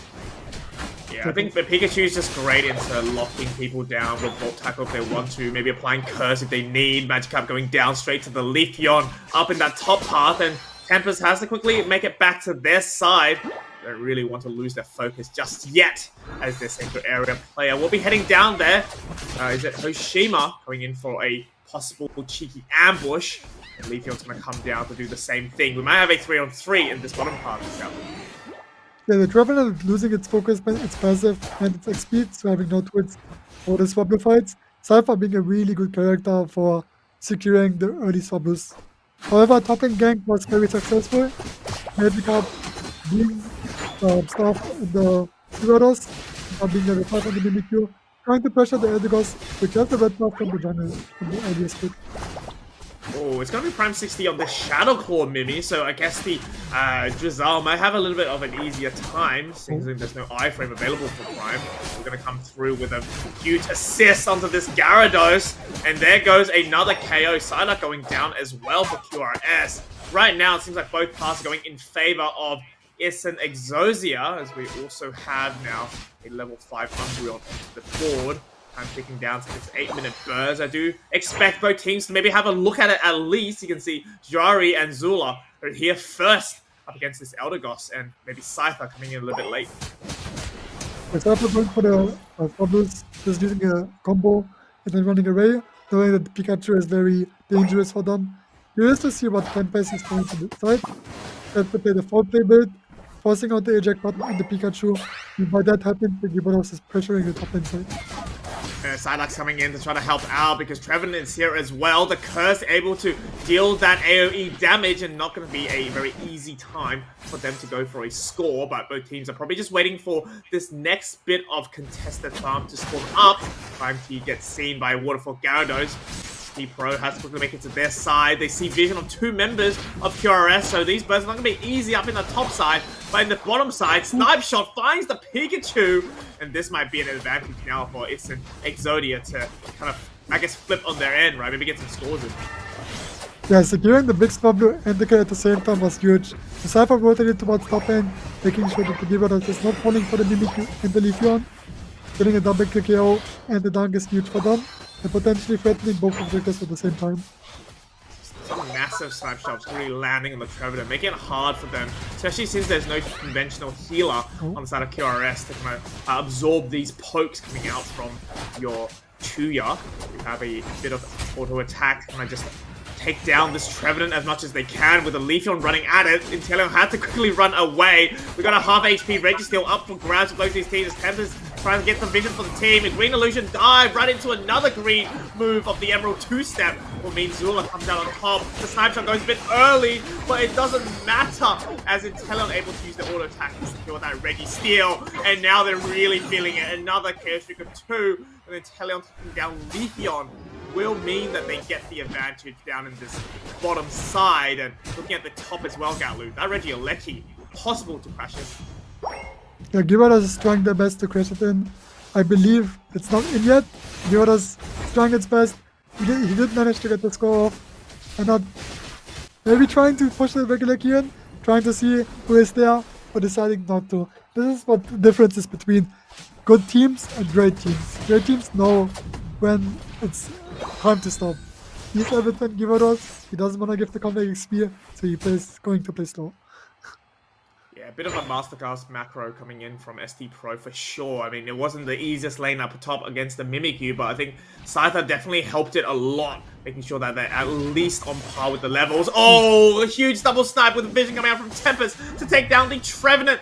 And with the Psyduck's Headache also going now, this means the Thunderstorm has to bring out to kind of defend this pad, isn't it? But the Emerald 2-step comes through, Sai on full power, but nothing stops the A-pressing coming out from the Azure Spy Vision. They find the Pikachu, they find another yellow character Psyduck, and there's the Eject to get out of the Phantom Forest. It might be time to leave, as you said. I mean, Trevenant's really running it down on the Inteleon, but yet again, the ability to preserve your level, not going down to enemies unnecessarily, will give them that level lead. I mean, what a huge performance, I think, from Ison Ghatlue. They've done really well to stay in control of this game. The Gyarados is really scary because he's not even utilizing its Unite Move when he's 1 HP, running away and then using its Unite Move to shut down the enemy. The problem with the XP shape Pikachu is, like, sometimes you just don't have enough damage, but Voltec is securing the kill on the Gyarados, essentially giving the Psyduck the level 10. Yeah, that's huge, but that's going to allow them to find the space to break this bottom pad. Ison Exosia surges into that 200 mark. They definitely have now a level and also a points lead to their name. Possibly a Reggie Rock as well. They're not careful. Emerald 2-step goes a bit early as the Cotton Cloud Crash actually boxes the Reggie Rock for the team. Everything seems to be going in the favor of Ison. They've got the defense buff. The play really comes out to delay the inevitable as Mimikyu gets taken down by the Gyarados. Now, there is a lot of yellow dots on the map for QRS to come back in. They need to kind of stop these fights, right? If it doesn't look good. I mean, if they keep giving away these levels and not absorbing what's on their side, Ghatlue, I fear that it might be a little bit hard fighting that final stretch. Yeah, they gotta utilize the Unite moves in combination of this changes that they are having, but Ison is just very good at disengaging, actually. the Eldegoss healing, the Cypher mobility, the Fail Stinger, the Waterfall. They have so many disengage tools, which are really beneficial for their composition. Definitely it. We're ticking down now. Last final 60 seconds before the Rayquaza will spawn, folks. I mean, there's no real time to use the Unite move anymore, right? Apart from maybe a Pikachu, but they're still waiting for their charge to come back online as well. We're ticking down now. SD Pro just lurking the top side. They were successful in grabbing this Regieleki, but this bottom side could be a bit of an interesting choice for QRS if they want to go in for another fight. I mean, a massive poke from Chuya will be able to send this Trevenant pack in. The Felsinger not able to land might mean that they will not going to be able to get that KO. But I guess on the other side of the map, Ghatlue, Leafeon goes down to the Scyther. So that is a lot of XP actually, being a level 13. Also delays them coming back into that pad. For QRS to win the game, I believe that the Mimikyu has to make a great catch out of vision of the Umbreon, because the Umbreon hard counters Mimikyu in the late game fight with its Unite move. However, Trevenant is looking for a potential flank, and you're gonna position without anyone seeing him. So Isn't it's gonna be in a scary situation if the Inteleon is gonna fall. Well, the time is ticking. About, what, 100 points is the difference between both these teams. You can see Hoshima maybe going in for a back cap. No Hoopers from both these teams. Might mean that this is a decision that they have to make sure they're ready for. We'll have members of QRS more on that top side path. The 100 is successful to go in, and we might have it engaged now as the Inteleon is very well protected by SD Pro, just making sure that no one comes close. Huge move to take down the Trevenant. That means one of the defenders will be out of Intermission. Thunderbolt comes through against negated by the Sayayai. And there goes Beast down and out for this fight so far. Scyther coming through, 1 HP and the Dream. And the Azure Spy Vision sees all. They feel all. The Leafeon, the last remaining person that could secure against the enemy team, has to quickly go back to the top side of the pad. But Trevenant will come back with its Unite move. With a minute to go, Ghatlue, it is still Ison Exosia in the lead. Yeah, the Cypher score earlier made it even harder for QRS to win the late game fight. Everyone presses his Unite move. Trevenant still has his Unite move up, so there's a Unite move advantage. I think the key to success is to shut down the Cypher and just have a really long off timer for getting the Gyarados. Trevenant starting to go in, but the snapshots are ready. Well, it's time to pay the piper now. We have 30 seconds remaining for QRS to come back into this game, but with the snipes hitting their mark and the Umbreon getting these KOs, it will mean the Dream for winning this first game probably going to be out of the grasp of QRS as 4 members down. Everyone on the side of Ison is going for a back cap as well. Poor Trevenant, the last remaining member, just doing the Rayquaza, but unfortunately getting taken out from Scyther as well. Will definitely seal the deal. Ison Exosia with their first game in their pocket, one more away from making it to the grand finals. Their team, like Ison Exosia, was playing extremely well this game. Shoutouts to the Inteleon, because the Inteleon made sure that the Leafeon is not shutting him down, which is the essential role from the Leafeon. Every time the Leafeon tried to engage, utilizing its Fail Stinger ability to dodge CC from the Trevenant, or the Leafeon to close the gap, the Chuya just playing extremely well, almost hitting every single snapshot, driving the highest damage in the game. Definitely doing really, really well. I mean, they only took 22k as well as an Inteleon. That is a great tribute to both its own skill, right? Like you said, timing the Fail Stinger, but also the members of the team protecting themselves. I think the Psyduck Unite was able to reduce a lot of the damage from their side, but at the end of the day, Azure Spy Vision, the A-pressing prowess of it, you don't really need to aim, but the damage just unloads onto your team, right? Very hard to counter there. But you know, it's the time for QRS to kind of choose the position. They have lost this first game. They get to see whether they want the orange side or not, and whether they changes up, I guess, maybe the bans or maybe even the priority of some of these Pokemon. I'm sure that they were looking to maybe play an Umbreon or maybe the Gyarados as well. It seems to be highly sought after in today's tournament. Yeah, I really like the bans from this game. Hooper, Absol, Suicune, and Talonflame. They're all power Pokemons. There's even more power Pokemons. I would have liked to see a Zeraora from Ison, but they proved me wrong with the Cypher. Making these early plays, making these rotations, just a very experienced team and very fun team to watch. The Reggie steal was very close actually. Getting the Reggie steal with an auto attack was massive for them because throughout the entire game, they were utilizing this Reggie steal in the mid game to just do tons amount of damage and make sure to win every fight. Because the Mimikyu tried to protect the Reggie steal by blocking the snipe shot, but then the auto attack is managing to secure it. Yeah, it's really well timed. You can see how much it improves your damage as well. With it straight away, you're coming in with a case of 2 from there as well. And just with the snipes land, and you don't have a typical supporter to heal your team, it's just so hard, right? Because you have to go through the full time of backing to the home pad to heal up. Unless the citrus berries available, it's very hard for your team to sustain all those snipes. And when you're in the midst of the Azure Spy vision, can't really block out auto attacks, as we saw right there. So very fantastic work, I think, from Ison to kind of continue the momentum coming through. They haven't had a good day one either. They had to battle it out in the losers bracket, a lot of best of one. So this is a team that showed incredible resilience, and I think it might be the reward for their patience, the reward for their commitment to continue playing.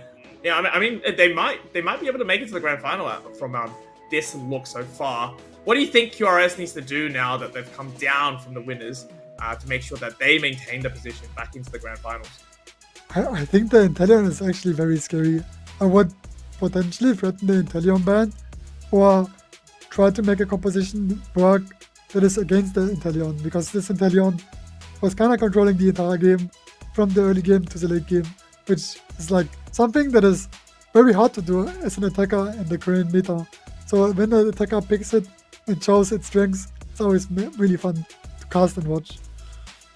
Yeah, really incredible to take down the Trevenant at first as well, and being Pikachu taken out, it just really meant the Scyther got to play the game, right? Volt Tackle is one of, if not the most annoying things to go up against when you are slashing and dashing throughout the team. So having that taken care of by your attacker is a great way for your team to get that advantage you look for in this best of 3. You can see the highlights there. There was a potential for a refight, but just the shots continue coming from Chuyo. No one can even access the Inteleon in the back line, meant that the Scyther got to do their job as well. I mean, if this is the performance that they're looking to bring to the second game, it's definitely worth to do for QRS. I think what is very hard, or like something I noticed while watching, the Leafeon was just existing kind of.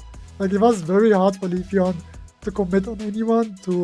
Maybe this is just the thing about having a lot of mobility. Like we have the foreplay, we have the waterfall, we have the Feldslinger.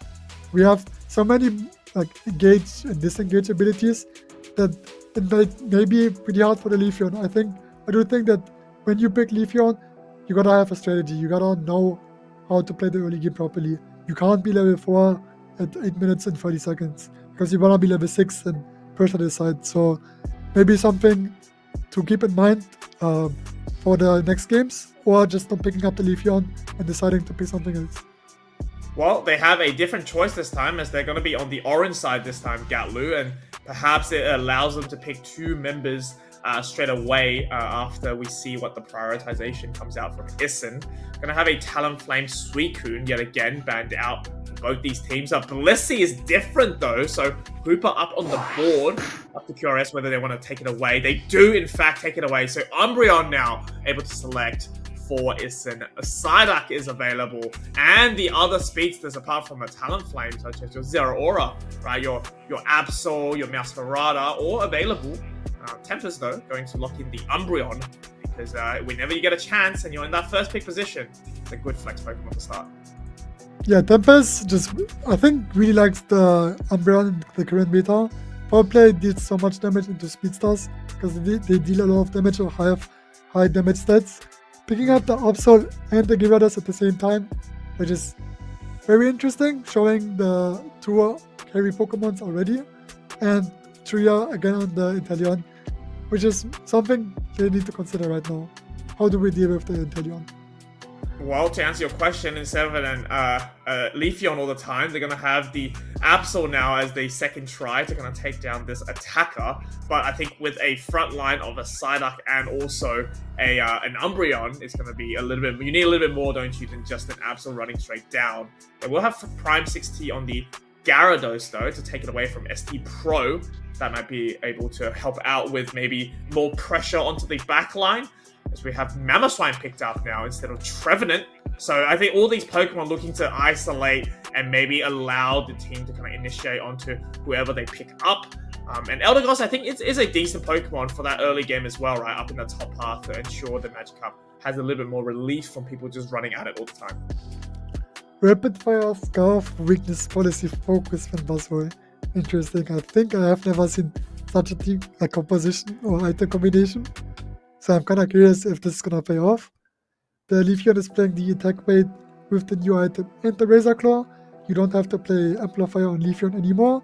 The Leafeon, the ultimate, is not going to deal as much damage as it used to deal before. But you're gonna have consistent damage if you manage to get the early stacks. So this is like a well-rounded draft from both of these teams. But in difference, the QRS has no range damage, while Isen has an Inteleon who deals range damage. But this time around, we have the Eldegoss, who can consistently heal the team, and it also plays the Resonant Guard with the Mamoswine. So maybe we can manage to stop the Inteleon burst damage.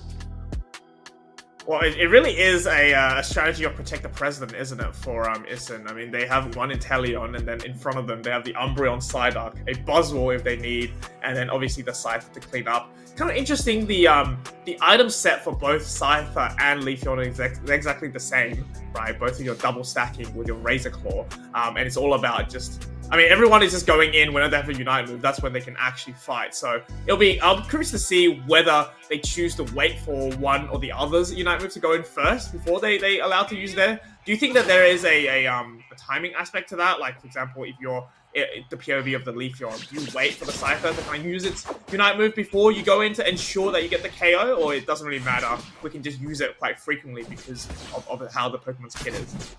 Oh, interesting. The split was gonna read Human Jungle. So for Leafeon, it's better if the Cypher face checks him. If the Cypher face checks a bunch and then you use the entire combo. Cypher in general has a better setup because of the disengage and engage goods he has with the mobility of his abilities. But it's kinda like, it depends. If the Cypher presses ultimate again, he can dodge the entire Leafeon ult. But if the Leafeon gets face checked, the Leafeon is just gonna one-shot him. Well, definitely tips to think about for both these teams. Whichever one strikes first could mean the other one gets taken down, but we might see a takedown up in the top path as here comes Zula to help out with the team. They have level 5 already, all thanks to the way that their EV cleared. And with that, they're going to be able to KO the Psyduck to start off this game. And 3 members now is going to get in a stack or 2. Prime 6T, probably too optimistic with a 9 over there. They are very close to the Gyarados though, so these birds might be able to allow them to do just that. However, without the Absol being there, and Scyther very menacingly running in with a dual wing beat, this might mean that they get KO'd themselves, and that's exactly what happens to Zula. Perhaps more. Even they're trying to make a rotation on top lane side, even though its team didn't need help, so that rotation was probably not the best, because the Inteleon is going to be huge now.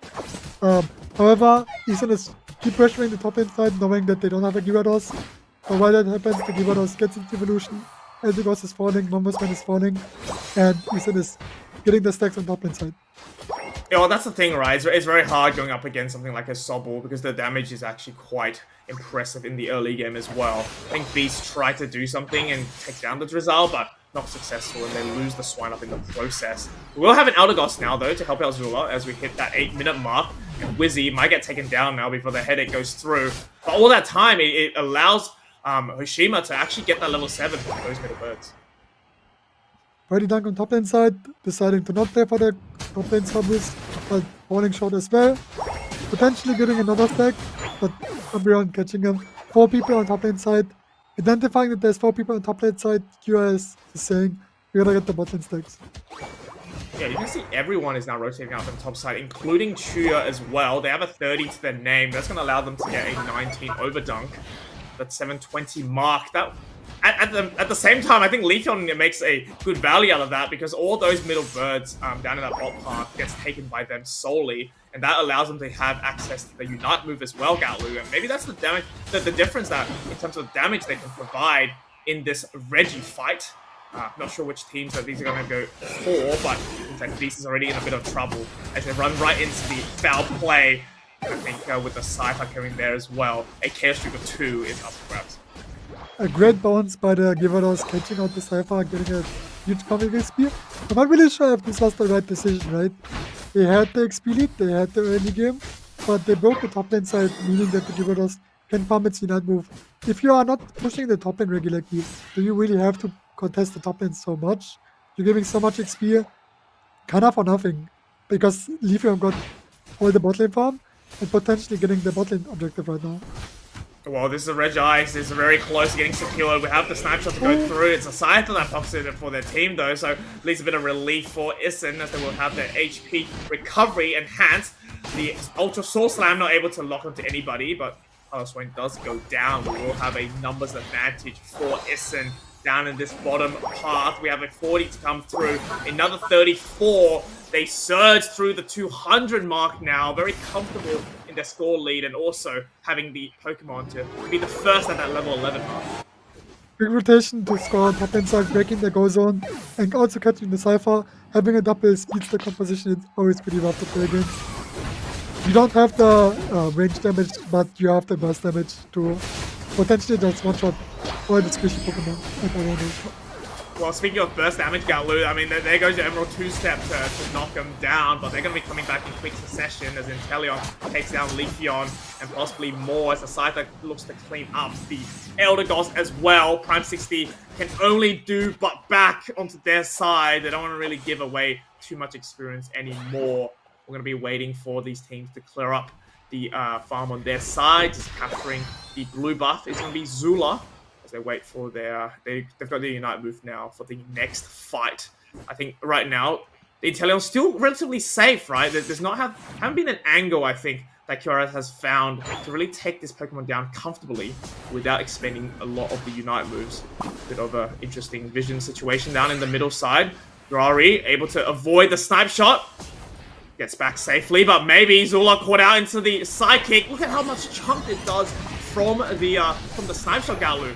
Having Mammoth Math running at the Inteleon doesn't find it, doesn't connect enough. It's also Soul Slam takes down your Absol, but they do get traded the Leafeon though. So no objectives, but a bit of a brawl, and suddenly we have 3 members down on Ison. Yeah, great vision control or vision focus by Ison. Being early in vision, meaning to catch enemies, but you're playing against Triple Speedstar. If you wanna play for the middle Blues, go for it. Because the Speedstars, I think, wanna fight out of vision, out of objectives. They just wanna fight.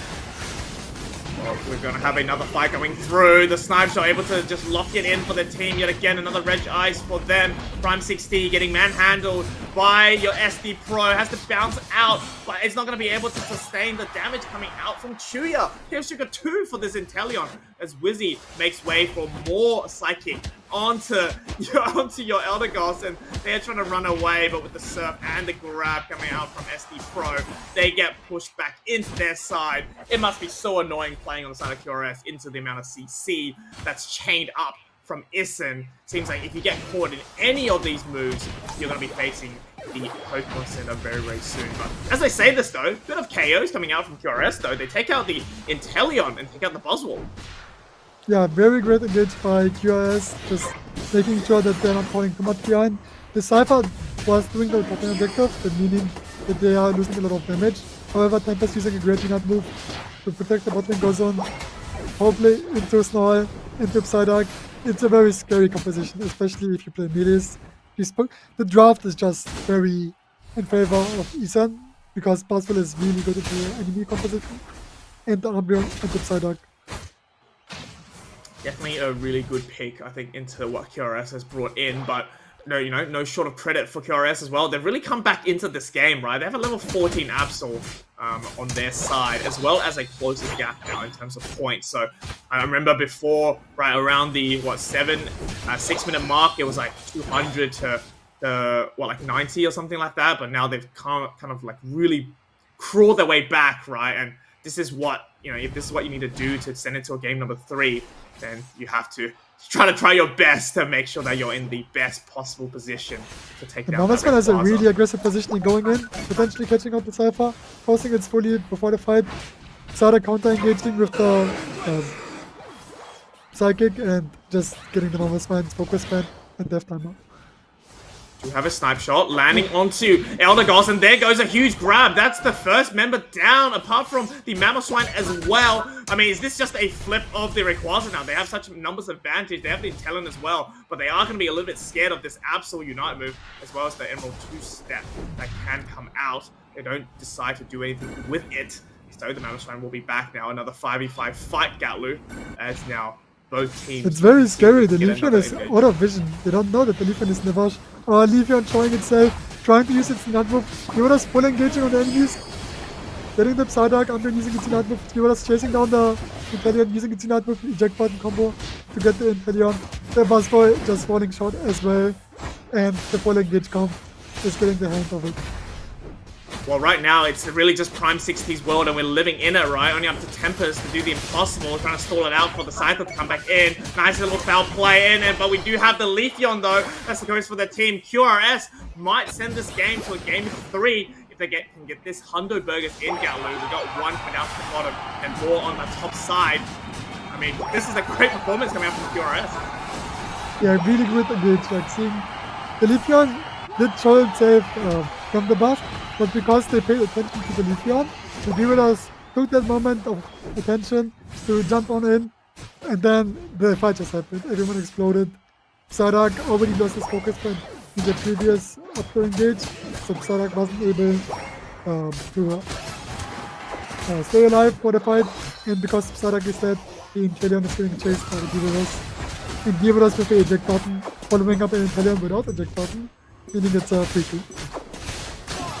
Really nice played by QRS in that Rayquaza fight. Now, we do have a KO streak of 4 coming out from Hoshina, but it's not going to be enough to overturn a massive performance in terms of the scores that will give another game now to QRS, 1 apiece, as we look at the battle report there, 633 to 211. Now, I mean, maybe this is the power of the orange side, isn't it? We saw the fact that QRS opted to flip onto that side in order to pick out 2 members for their team, and it has definitely paid off in terms of draft. Even though you said that ST Pro was a great pick of the Buzzwole into the rest of the team, I think they were able to dance around it, right, and making sure that they are going to be able to secure that Rayquaza. I think the problem with the Buzzwole was he was very defensive. He wasn't really like taking over the game. He was always playing safe, trying to protect the Inteleon. But sometimes you just gotta say to yourself, let me carry the game. And this time around, the Buzzwole was just too defensive, because every time they made an engage, the Buzzwole wasn't there. And I think something that Eason is missing, and maybe this happened in the first day, they don't know how to end the game. They keep getting the kills, but they don't know how to finish the game. I mean, this might be just down to experience, like you said, right? I mean, sometimes you might be in the lead, but if you don't play the Rayquaza well, whereas it's probably looking for the most amount of like tightness in terms of your team's synergy, you might be giving games away, and that might be what happened in this game. I mean, we can see a lot of the engages constantly fighting, but it was Eason that kind of surged through at the start, right? Gaining all those levels. They seemed to be in position. They had everything to their name. They were able to lock in that Rajas as well, but some of these fights then started going on the side of QRS. They started knocking down the Inteleon. The Buzzle went down a couple times as well. That allowed them to really come back in. And level 14 Absol, definitely not a Pokemon you want to have at the Rayquaza fight to fight against. Yeah, but QRS managing to get the game into a game 3 scenario, very well played. I don't know if the composition is going to work for the last game, but I think they're feeling really confident about their win. I mean, what do you play when it's the third game? Are you going to be looking more at comfort picks, Ghatlue, when you're this team? I mean, the second draft maybe already seemed like it was a comfort pick, right? You said not all the matchups were great, but if these people know how to play this Pokemon to the best of their ability, sometimes it's good enough, right, to go kind of counter some of the 1v1s that might not be in their favor. Just looking at the Rayquaza fight again, a huge bounce coming from Prime 6T, but I think the major performance here is the Eject Unite move to take down Inteleon out, and then from then on, there's no more pokes coming out from Eason, right? And then the rest of the team can really fight it out and clean up. Yeah, the Gyarados kill on the Inteleon was very important, because you can see Psyduck and Inteleon still had Unite move up. They didn't press it, they just died instantly. Yeah, I mean, with that, the Scyther was close as well. I remember thinking whether the Scyther can come through with a secure, but at the end of the day, well done to QRS for sending us to a decisive game number 3 as we get set up for you guys on that game. Do have to say, though, I'm not surprised that the loser finals does go to a game 3 scenario, right? At the end of the day, it's a high-stakes tournament. We are looking for the winner to win themselves a ticket into the Summer Showdown. But before then, the last final draft screen for our loser finals. India QRS against Philippines Isen Exosia. We're going to have another switch now. Everyone loves this orange side. Yeah, the orange side is just a very good side for players who like to force the compositions instantly, because they do manage to get 2 strong picks. They have to ban the Sig, don't want to play against it, but you guys can decide to see like what bans do I not want, like what Pokemon do I not want to give them, or what Pokemon can I let open. And this is something I wanted to tell you. I feel like the Pokemon that gets Gyarados in this matchups is the winner. So let's see if this is true or not. But first picking up the Gyarados. Yeah, Gyarados' first pick means something like a Blissey Umbreon can be given to Isen. I'm not sure whether that's the best trade deal I've ever seen beforehand, but if they feel like that is definitely a Pokemon that they don't want to face, but at the same time don't want to ban out, you have to just do what you can, right? The whole point of draft is managing your expectations for your team and also the priorities that you want to bring them in. And another priority is going to be Zula on the Absol, as well as Jari returning on the Eldegoss as well. But I'm curious to get your thoughts on whether this trio is something that we expect coming out from QRS. I feel like you mentioned earlier, they're just going comfort right now. Like they have strategies how to get the Gyarados online. The Absol doesn't need attack rate to get strong, right? You just need to get kills or assists. This is like a benefit from the new item. And I think they're just trying to do their best on what they can, instead of thinking about what Isen does. But it's interesting to see if they're going to pick the Inteleon, because I haven't seen Beast play Inteleon yet, and he is a great Phalanx player. Having a player flex around like a Phalanx playstyle with Inteleon playstyle is very, very fun to see. Yeah, I mean, they played a bunch of attackers in those other matches as well, right? We saw Pikachu and Mew beforehand, as well as Phalanx, as you correctly mentioned, but they're going to be going up against a lot of people running at you. We've got SD Pro, the Zacian, Chuya using the Leafeon, as well as Hoshina on the Meowscarada. It's going to be a tough call, I think, for Inteleon to run away from. Do have a Trevenant and a Gyarados in front of it, but definitely not the same amount of frontline that we saw in the last game from Isen, right? I mean, there's no Buzzwole to help out, there's no Umbreon, and, worst comes to worst, there's no Bliss Assistant. It's going to be a Cotton Cloud Crash that might have a bit more delay. Keen to see how they play this game, though, but I do remember Beast and Inteleon from quite a while back. I think it is quite excellent. Okay, I was wondering what Chuya is going to choose, because he only had 2 items for like 40 seconds, but he opted to choose the Amplifier and Eject button instead of the new item to deal a lot of damage. I feel like the composition that they built is a very heavy flip composition, so if they get an Rayquaza and they want to send it, it's gonna die in 4 seconds.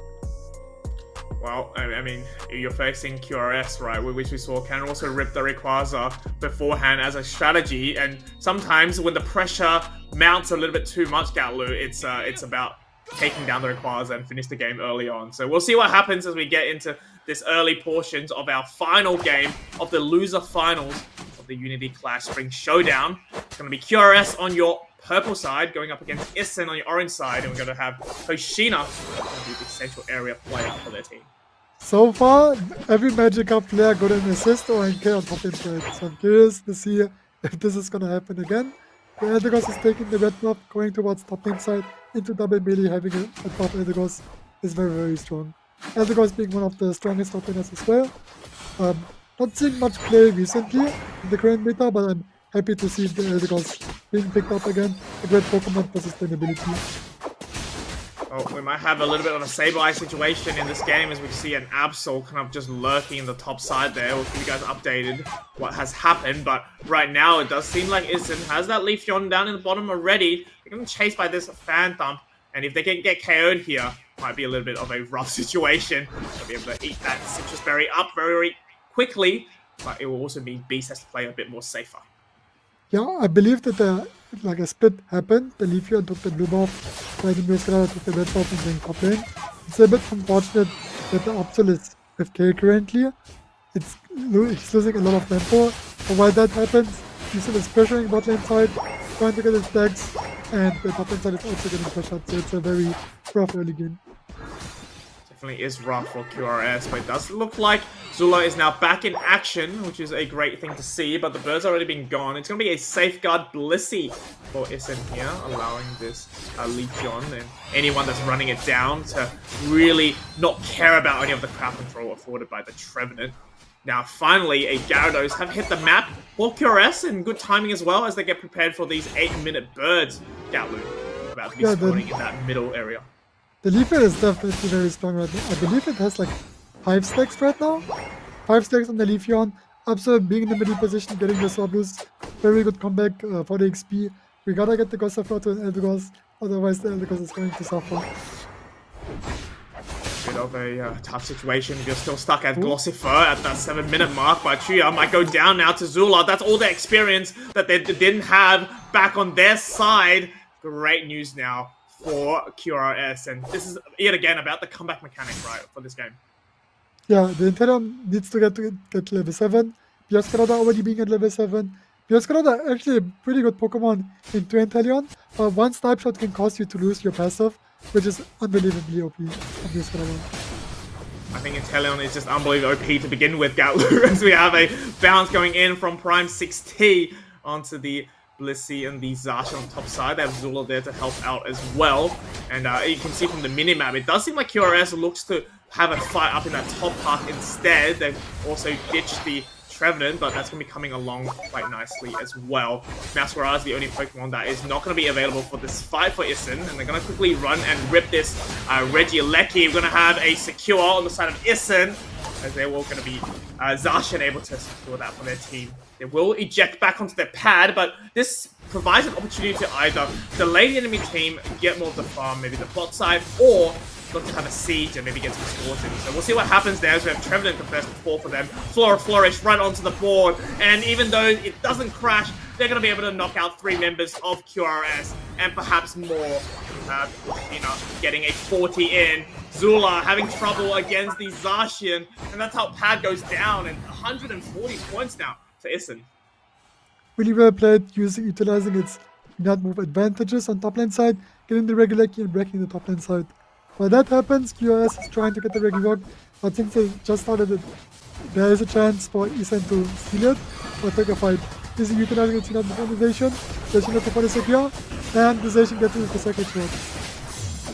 Zacian's so fast, right, to really rip down these objectives. The Sun Sword pop, but not really used, so they're going to have it back in a little bit of time. Poor Beast has to really just run away from this fight. I mean, snipe shots can land here, but not a great defense tool. There's multiple people on the pad, as we have now a kind of a rotation back onto their side. Not before a Horn Leech will successfully hit 3 members of Isen.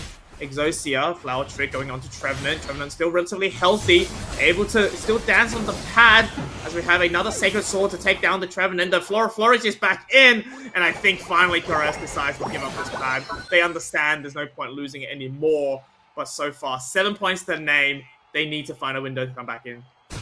Isen trying to make sure to have a point lead for the Rayquaza fight, so even if they lose to Rayquaza, there's a chance of winning. QRS gotta get the comeback XP. I don't really see as much pressure on the Inteleon. The Inteleon is kind of suffering the Bioscarada being on the bottom side against them, and only being level 5. It's very difficult, especially because they had so many stacks, right? Like, you're playing a composition that depends on like kind of winning the early game, but QRS gonna be sneaky, doing a full bottom rotation to try to score on the bottom side. Well, we have vision now provided by Tempest, as well as Masquerade there to help out as well. Leafeon ejects in, and the Emerald 2-step, I mean, just deletes Inteleon. There's a reason why we're running Amp on that character, maybe. It just has one job and one job only. Take down the Inteleon and just run away. But not before Zula takes them down, but with that happening, top side the Regieleki crashes in. The top hat actually breaks from the Blissey as well, and now we're getting to that region where if they keep letting scores in, Ghatlue, Rayquaza might not matter. Yeah, I believe that there's gonna be a basement Regi, so it's gonna be a win condition for Isen. Great plays by them for the early game to prepare for a late game win condition. The bottle objective is going to spawn.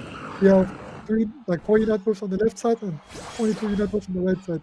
This can be a very favorable fight for QRS.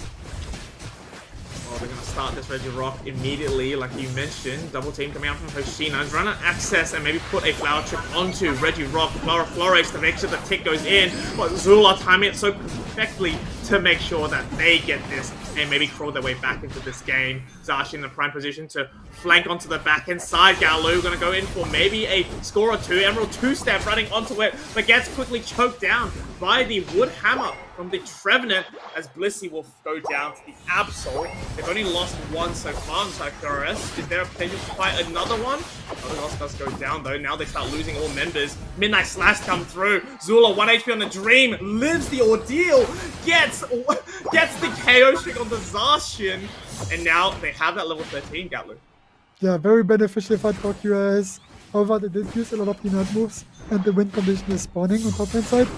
Now they gotta prepare for the top lane side, having the levels and potentially the early position as well.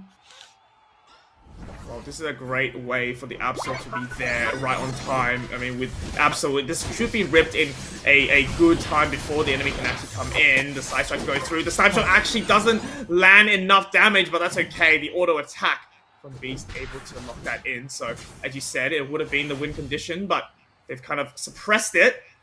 Now the danger is this Rayquaza, right? Without any Unite moves, it might be a little bit of a tough fight. Although Ethan has a point lead, QRS managed to get the XP lead. They managed to get the regular key. They might let the regular key go in because they are protecting the top lane position. They have an Inteleon, they have a Snapshot, but they have a Blissey and a Umbreon. I think it's very hard for Ethan to take the fight, but if they manage to one-shot the Inteleon and take the fight from there on, it will be a very good fight. Because currently, I think Ethan has a hard time to know how to end the game. Well, this is it, right? I mean, Inteleon's probably one of the main targets for this Leafeon to go up against. They've delayed it long enough that both teams have their Unite moves already, Ghatlue, so that problem isn't going to be an issue anymore. Great pokes coming out from Beast, though. Tempest has to think about how they want to play this. They're not a lot of HP already. And with that snipe shot, Blissey almost goes down as well. You can see Iston really pushed out on the top side there. Has to take a chance to go back. Is going to be the Blissey. And now with still a points lead, they don't have that much stress, but Beast has really done well to make sure they go in. Oh, here comes the flip Ghatlue, and they're going to start ripping the Rayquaza. The Sovereign Sword goes in early. The Bliss Assistance actually goes through, but it's going to be the Masquerada that takes it out, though.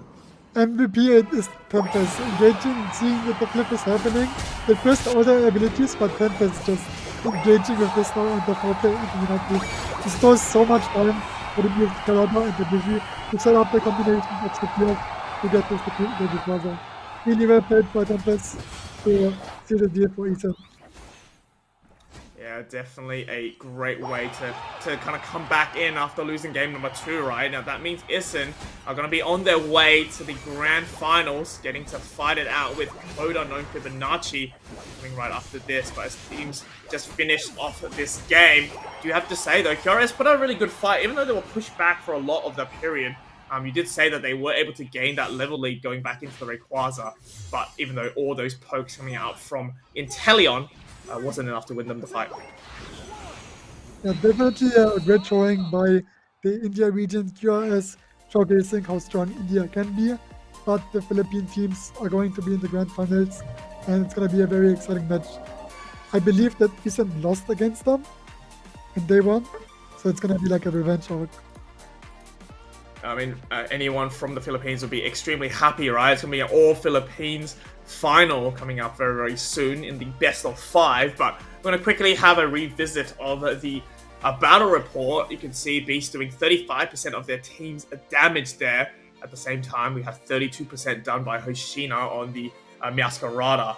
You have to say, though, just on paper, it was Ison, I think, with a bit of a stronger draft, and that was clear from the get-go. But yet again, QRS did a fantastic job putting on a good show. Yeah, it's a little bit unfortunate that the Upsell did this year. That's why LAN events are so nice to have 0 ping and no issues. But Ethan was playing out the early game pretty well. yesterday rotations, jungle split. So very great shoutouts to them. I'm very excited to see how the grand final is going to play out and if there's going to be more Zeraoras.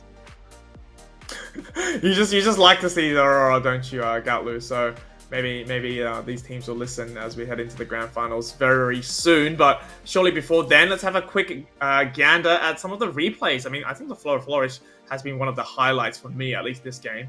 Kushina really making sure that the area of damage is placed very, very meticulously on top of the enemy team, maybe on the pad if needed, to zone out the enemy as well. And with some of the secures coming out there, it was very, very exciting to see. But a Zacian Sacred Sword into the Flora Flourish, that's a ton of damage, isn't it? Yeah, the Blizzy as well, just being able to get the top lane objective, work it to bot lane Murat and Hoopa, and also getting the bot lane objective in time is very great for Ethan. QRS was like, they are a good team as well, right? They did manage, they said, okay, we need something, we need to do something, and they know they have more Unite moves, so they decided to go to bot lane side, just fight it out, and also securing a massive amount of XP. He was level 10 at that time, right? And then he's level 14 in the late game fight. Yeah, I mean, definitely you can see some of the engagement there. It's a ton of damage coming up from both these teams. But Tempest, at the end of the day, doing very well to soak up a lot of it. You need its Moonlight Prance to take away any shields possible, but the Snarl, I think, is the unsung hero, able to stun out the enemy team and delay the fights for the carries to get a better position or a better shot at who they can take down.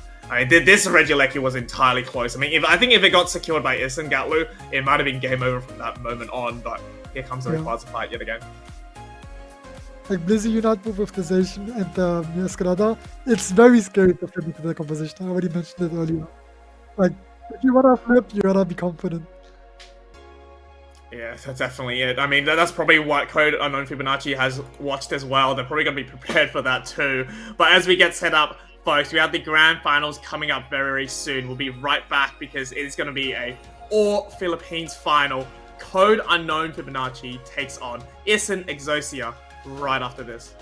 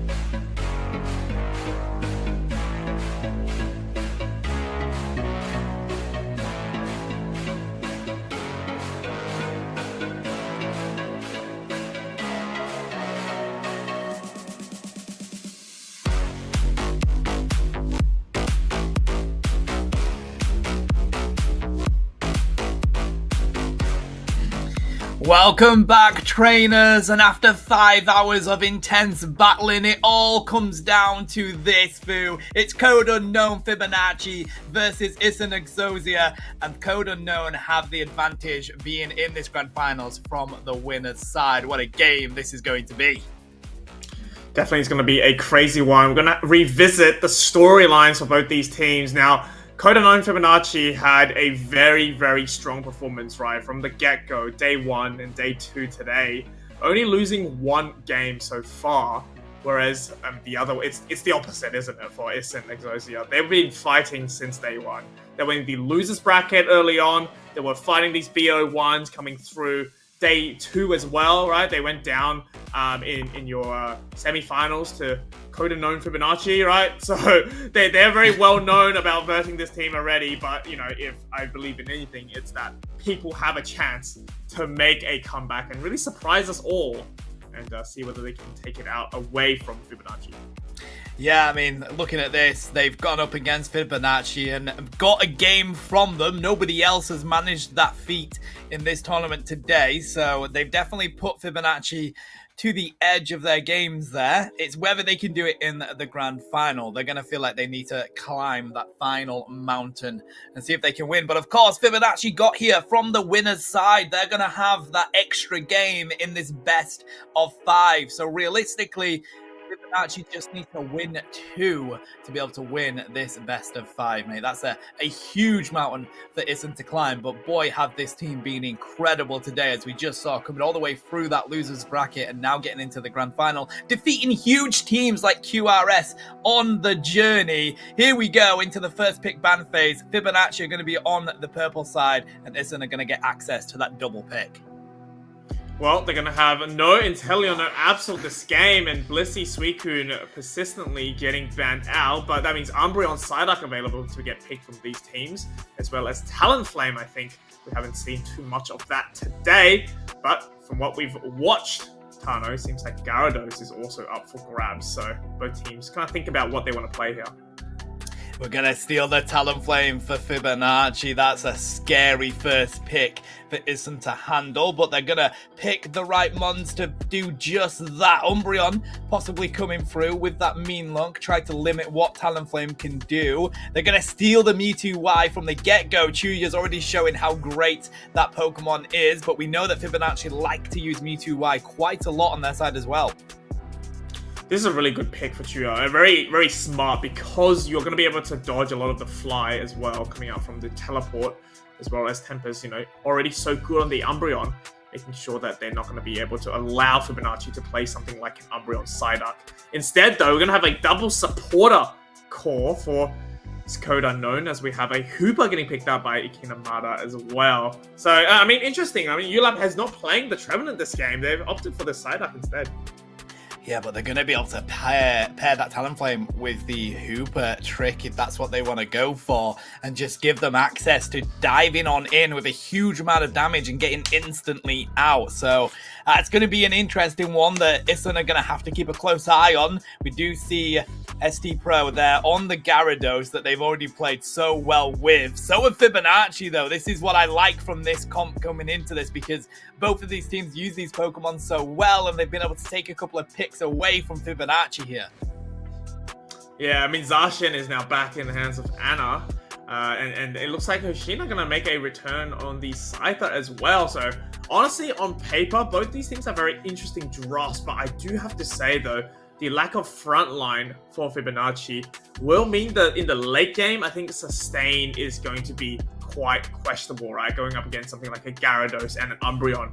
If you're not going to be able to use portals because it is a trick Hooper, that will mean you need to actually shut down the enemy before they extend the fight, right? And take you down in the long run. So very exciting stuff for our game number 1, but it's an Exosia. They need to win 3 in this set in order to take it out. Yeah, that is a very difficult position to be in. I am actually intrigued by the fact that they've taken ULAB on the Psyduck there, rather than just giving them access to the Trevenant that they've been incredible on. But of course, when you do have access to Psyduck, you try and take it. The disruption that Pokemon causes, and to be honest, it does take quite a bit of damage to take it down. It's not an easy Pokemon to catch either, with, the passive that comes out. You pair that with the Surf, so I don't know. I think I'm with you, though. I think the front line isn't quite there for Fibonacci, but they've been dominant in this tournament so far, so it might not matter. Here we go, buddy. It's your first game of the grand finals. It is Fibonacci on your purple side, and it's an Exosia on your orange side.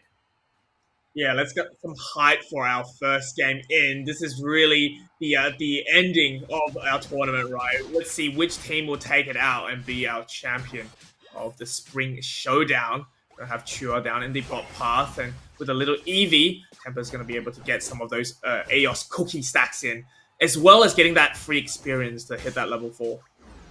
Nice bit of damage onto them, but they're not going to be able to pick up the KO as they get back onto the pad. Up here, though, we're pairing the Hooper with the Zacian. That is dangerous for this Magikarp and Glossifer to handle. Looks like Cypher is going to show up in this basement lane. So is the Talonflame. So this is going to be the first big team fight that we see, as Cypher dives on in with the dual Windbeat, trying to see if they can pick up a KO. Not able to, but Talonflame does in return, and that's going to be them nearly at level 6 already on that Fletchinder, buddy. Yeah, disaster strikes first for Ison, right? They're gonna miss out on the entire bird spawn from those 850 marks. That's gonna be a bit late to that. Do anticipate maybe a quick soak up by the Talent Flame there, but they're gonna wait actually for the damage to come through before they dive in. Acrobatics to run in, but Psylocke gets knocked down, so I guess it's kind of a trade, isn't it, for Hoshina? Not all is not lost, as then now they head back into the central area, maybe looking for a cheeky little ambush on top if it looks good, but Hooper's already there to get vision. Fantastic work from Fibonacci. Not too far from having Gyarados on the field as well, so it is definitely looking decent. It's not as bad as you might think. Manages to get themselves out of there on the side of the Hooper, stealing that berry away. And there's the pressure. There's the Gyarados on the field at the 850 mark. And Zacian makes the right decision to try and get out of that situation. Waterfall comes in, trying to break the ankles on the side of the Zacian. But they do run into the healing. And that's going to bring them back with a state of grace on their health bar. As the 8 minutes dive on in, there goes the Sacred Swords. That's going to soak up all of that experience. As Fibonacci find these KOs, Fu, they've definitely got the advantage in this early game. Oh, really good fight. And I also note that it's not going to be a Trick Hooper. It's going to be a Portal Hooper. So even though the team is quite squishy, this gives them the ability to stay sustained, right? There's a weakness that we talked about beforehand if they're going to be going with the Trick. So a bit more team fight-esque now. And obviously Anna with the fly able to get themselves out of bad situations, such as the mean look, if it comes down to this. I think Tempest might be running foul play. We'll get a confirmation on that. But first, 720 birds up for grabs. ST Pro on top against two members can only fight from a distance, but really clawed into the Sacred Sword. Luckily, the shield from Waterfall, Tano, able to keep themselves sustained. I mean, the stun from Hooper just to cut off their retreat route there was incredible. Nearly managing to grab it, but yeah, as you say, Waterfall giving them that huge shield as these first objectives spawn on the field. We're going to see them get a rip onto the Lecky in the top side. Down here, though, it's all breaking out as Cypher tries to dive on in. They've got the dual wing beat, not able to get any execute with the portals being rained down. It is going to be a Reggie steal. Side up with the side strike onto them, but they're not going to be KO'd either. I tell you what, though, Ison have managed to buy themselves a bit of space here as the rip comes through. Oh, trying to dive in with the Sovereign Sword, not able to connect with it though, and they do get that Reggie steal on the side of Ison back on up as well, waiting to be able to pick up these patient KOs. They did see the green illusion dive come on out, but they weren't able to pick up anything with it. The Hooper portals keeping Fibonacci in a healthy state, not been able to get any KOs yet on the side of Ison, and in fact it's Fibonacci who takes down two, and now they want to rein in a couple of points to break that pad here through. 175 to 47 on the board. So much action jam-packed in that little bit of time. I mean, coming back to the portal is a huge sign of confidence coming from Fibonacci. It did not look good at all for that Mew, but not only did they manage to get a nice little KO on the Umbreon, they were also able to get that score in as well to break that bottom pad. And when you have a Hooper that enables you to go up and down, right, and the enemy teams don't have that Pokemon, plus the pads are broken, this really allows you to get that first-hand rotation priority and allows you to set the tempo for a lot of these plays as well. So Fibonacci, not surprising, in the lead now. Level 12 for Talonflame to the name and 175 Tano to in terms of points to their score as well. Yeah, I mean, Fibonacci's carries having the level lead is going to be the difference for this mid-game here, buddy. I mean, Zacian's got level 10, but... not Zacian, sorry, Cypher has level 10, but outside of that, you've got extra levels on the side of Fibonacci. That Talonflame being 12 is dangerous. We're just waiting for something to pop up for the side of Fibonacci. Are defending their pads. Looks like they're going to show their face for this Lecky. And the basement Reggie is also about to spawn. I think this is where the next team fight is going to break out. They've got vision on where Zacian is. They're going to go straight for the rip. Gyarados looks like they're going to make an approach, but I don't think they're going to get anywhere close to it with how quick that rip was. Fibonacci take that one for free. Yeah, without the Umbreon, it's very hard to get vision without going in a little bit too far, but doesn't seem like Fibonacci is going to actually play for this top side. They're going to instead use it as a distraction for this Regice that looks to be quite uncontested. And Tano, without that bottom pad, it's very hard for Ison to actually take a look at this basement objective until the opposite pad is broken as well. Psyduck trying to go in for a cheeky macro play with the score, but you know, Tempest there to just make sure that that doesn't happen. They're already so behind in scores, they cannot afford any of these dunks coming out from Code Unknown Fibonacci anymore. Alright, we're going to have a bit more of a dead period as these teams just look to soak up the Indeedis. I mean, we have 5 Unite moves each side. There has to be a fight coming in soon. It's so interesting, though, isn't it, how cautious these teams are being. They know each other so well, and both of them really want to win this one. Ison know that if they give any advantage to Fibonacci, they've already got that 1 win on the board, getting there from the winner's side. They don't want to be in a dangerous position. It's so interesting because these teams, both of them, have been so aggressive in every match that we've seen so far. But right now, just waiting, grabbing that experience, and just waiting for the big team fight to take place. And well, they have to think about whether they still want to have a fight anymore, as the time is getting a little bit scary in terms of your Unite moves. Not a lot of Pokemon, apart from maybe the Scyther, will be able to gain it back. Side Strike getting completely negated by the Fly from Anna, as we are now waiting for the top Reggie to spawn. You see Zacian is already there, waiting in position. Meanwhile, SD Pro, Wizzy going up against Ulap, getting some vision for their team as well. The Beam is going to be able to successfully secure that Altaria, but yet again, the Mew, not level 13 or close to it at all at the Rayquaza fight, will mean the damage from these beams are not going to be as optimal as what you'd expect, right, from an attacker. Yeah, definitely. It's so interesting as well. I mean, this Lecky's going to go to Fibonacci, but there has literally been, like, when you have games like this, you find that players kind of feel like they're not doing anything in the game and go looking for fights that they shouldn't do. But both of these teams have been so patient with it, have been so wary of it, that they haven't really given over experience in giving KOs in places where they shouldn't be. They literally have just been waiting for this 2-minute mark to break on out with all 10 Unite moves ready to burst through. This is going to be a intense Rayquaza battle coming up, Fu. Oh, it has to be, right? This is our game number 1 of our grand finals there, and with a 1-up already to Coda known Fibonacci, Ison and Exosia, they need to find a way, but before then, Tano, they need to find a way into the Rayquaza pit, because right now, the position afforded by Fibonacci is very, very aggressive. They're going to get a huge poke from the Beam as well. However, now, successfully, they've pushed down to the bottom L, Side Strike locking onto the side arc, and pops that Swift Swim as well. Sovereign Sword able to chop in, huge eject for that, but the Common Crowd Crash comes in to keep themselves sustained. We have another beam to come through from the Mew. Sayai goes full power, but Zacian is first to fall for code unknown Fibonacci. Musco Mirage comes through as well from the Mew, and actually members of Ison are chunked down. Tempers, the Pokesman has propped in. They allow this Mew to get away from that. Flame Streak push in. Suddenly, the 5 members of Ison getting knocked out. What a huge Flame Streak coming out from your Talonflame. And they're going to waste no time, Tano, to rip this Rayquaza down, because that puts them in a good position to take this game number 1.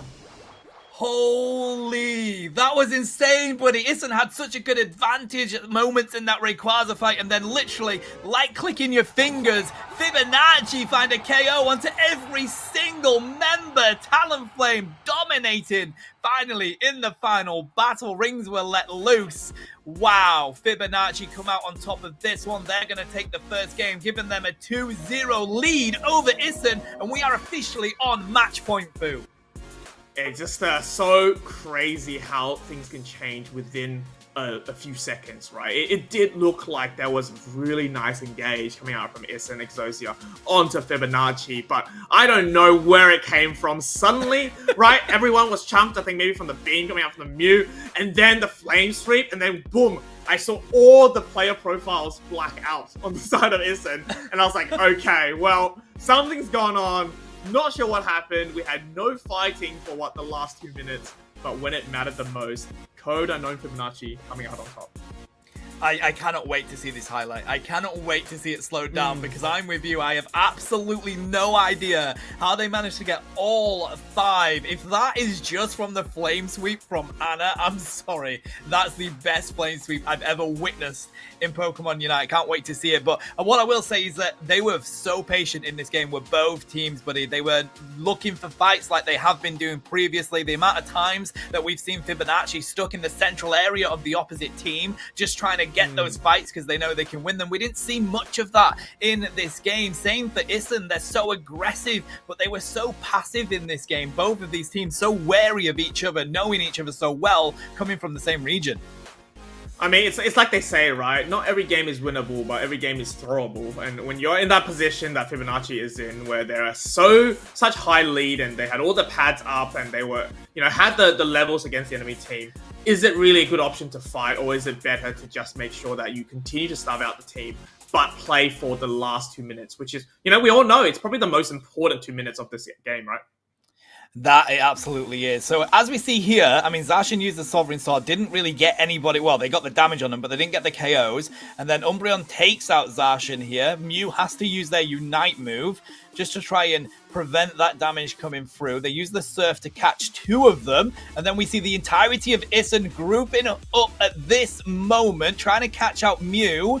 And then it looks like, as I'm just seeing on the camera, there was the fly in. They pair it with the flame sweep. Umbreon getting so weak, but Talon has found the 2 KOs. And within seconds, they've annihilated the entirety of Ison. That was paired up from the Talonflame and the Hooper, realistically, at that moment, mate. It was actually quite incredible. I mean, it's hard to predict stuff like that, right? But I think it was just right place, right time for Anna there with the fly to come down. And I think the benefit of fly in opposed to Brave Bird is that you get to choose where you go in and when you go in. And when you see everyone's already chunked down by the Sovereign Sword, which is a great eject coming out from Icy, by the way, it's a perfect opportunity, right, to get your KOs, Flame Sweep to make sure that you don't get CC'd. But just as we saw there, they were able to knock out everybody anyway.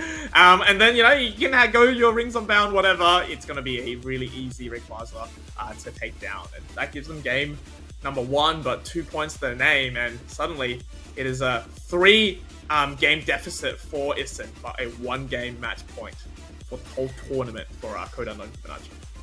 This is going to be crazy, buddy. What I want to see here, though, is Ison go big.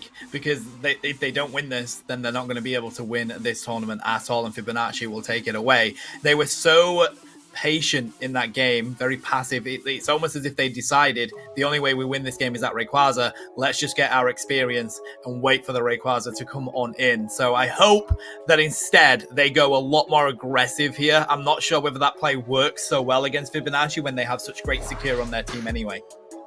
Well, it's interesting as well. Ison has decided to switch the sides, and when you want to play aggressive, is it the first pick priority in this current meta scene? We'll see if it pays off, but at least they get the first pick Talonflame for sure.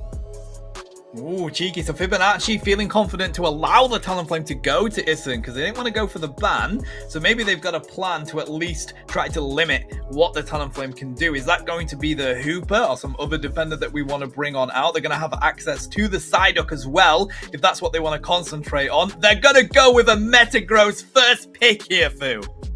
Yeah, this is so interesting. I did not know Metagross was that contested, but like we said before, these are 2 teams that probably have screamed between themselves many times, right? Both from the Philippine region as well. I like that they've taken the Umbreon as a get-go, but Umbreon Blissey looked to be insane to start off with, right? Or Umbreon Psyduck, as you mentioned as well. So, I mean, and now it's up to Ison to actually decide what they want to play. I mean, Duck Blissey is a great response. Yeah, I think when they're pickable, go for it. I'm so surprised at the Metagross. I mean, it is a great Pokemon in this meta, but it's not one that you expect to pick so early. You could definitely pick that later on, and it kind of gives us a good idea of what you want to be doing in this game. Mewtwo Y is going to be taken again by Fibonacci. Is ULAP going to go to their tried and tested Trevenant, or will they move more onto the Mamoswine? Such a fantastic defender player, but no, they're going to go for the Crustle instead here, trying to see what they can do to limit off with the walls against Talonflame. I think Crustle's a great pick as well, and maybe the strategy coming out from Fibonacci is knowing that STP is playing the Talonflame. You want to pick Pokemons that don't just get one shot, right? You got to give yourself the best chance possible to respond to whatever engagement that Talonflame has, and well, Umbreon probably won't get one KO'd by a Fly or a Blackbird, right? Metagross is hugely tanky. Crustle is, the Pokemon you think about when you think about just being very sustainable. And with the Mewtwo Y, which is proven success against Talonflames, this has been a really good start for Fibonacci's draft. On the other end, though, very squishy mons coming out from Ison. So maybe, the best way to win games when it really matters the most is just to play Pokemons that you're good at, can deal a ton of damage. And there goes your Glaceon, there goes your Talonflame, and there goes your Gengar.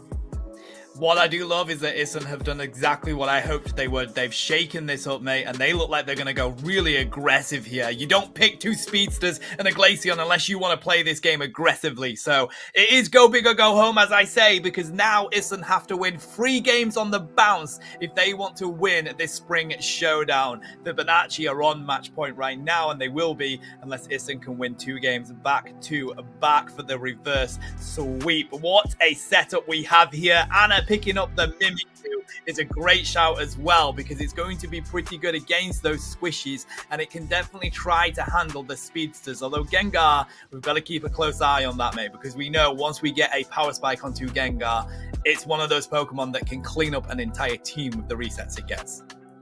Yeah, not to yuck any yums out there, but I think Glaceon is just a terrible pick into that team, isn't it? I mean, it doesn't go well into Umbreon. It gets locked down if you're playing Spears by a Crustle. Mimikyu will one-shot it, and if you get locked on by something like a Metagross, makes your life infinitely harder. But we'll see whether they're just going to be one of the comfort picks, Tano, to see whether it actually deals the damage that they're looking for. But a bit of an interesting switch-up now. Mimikyu in the central area for Code Unknown.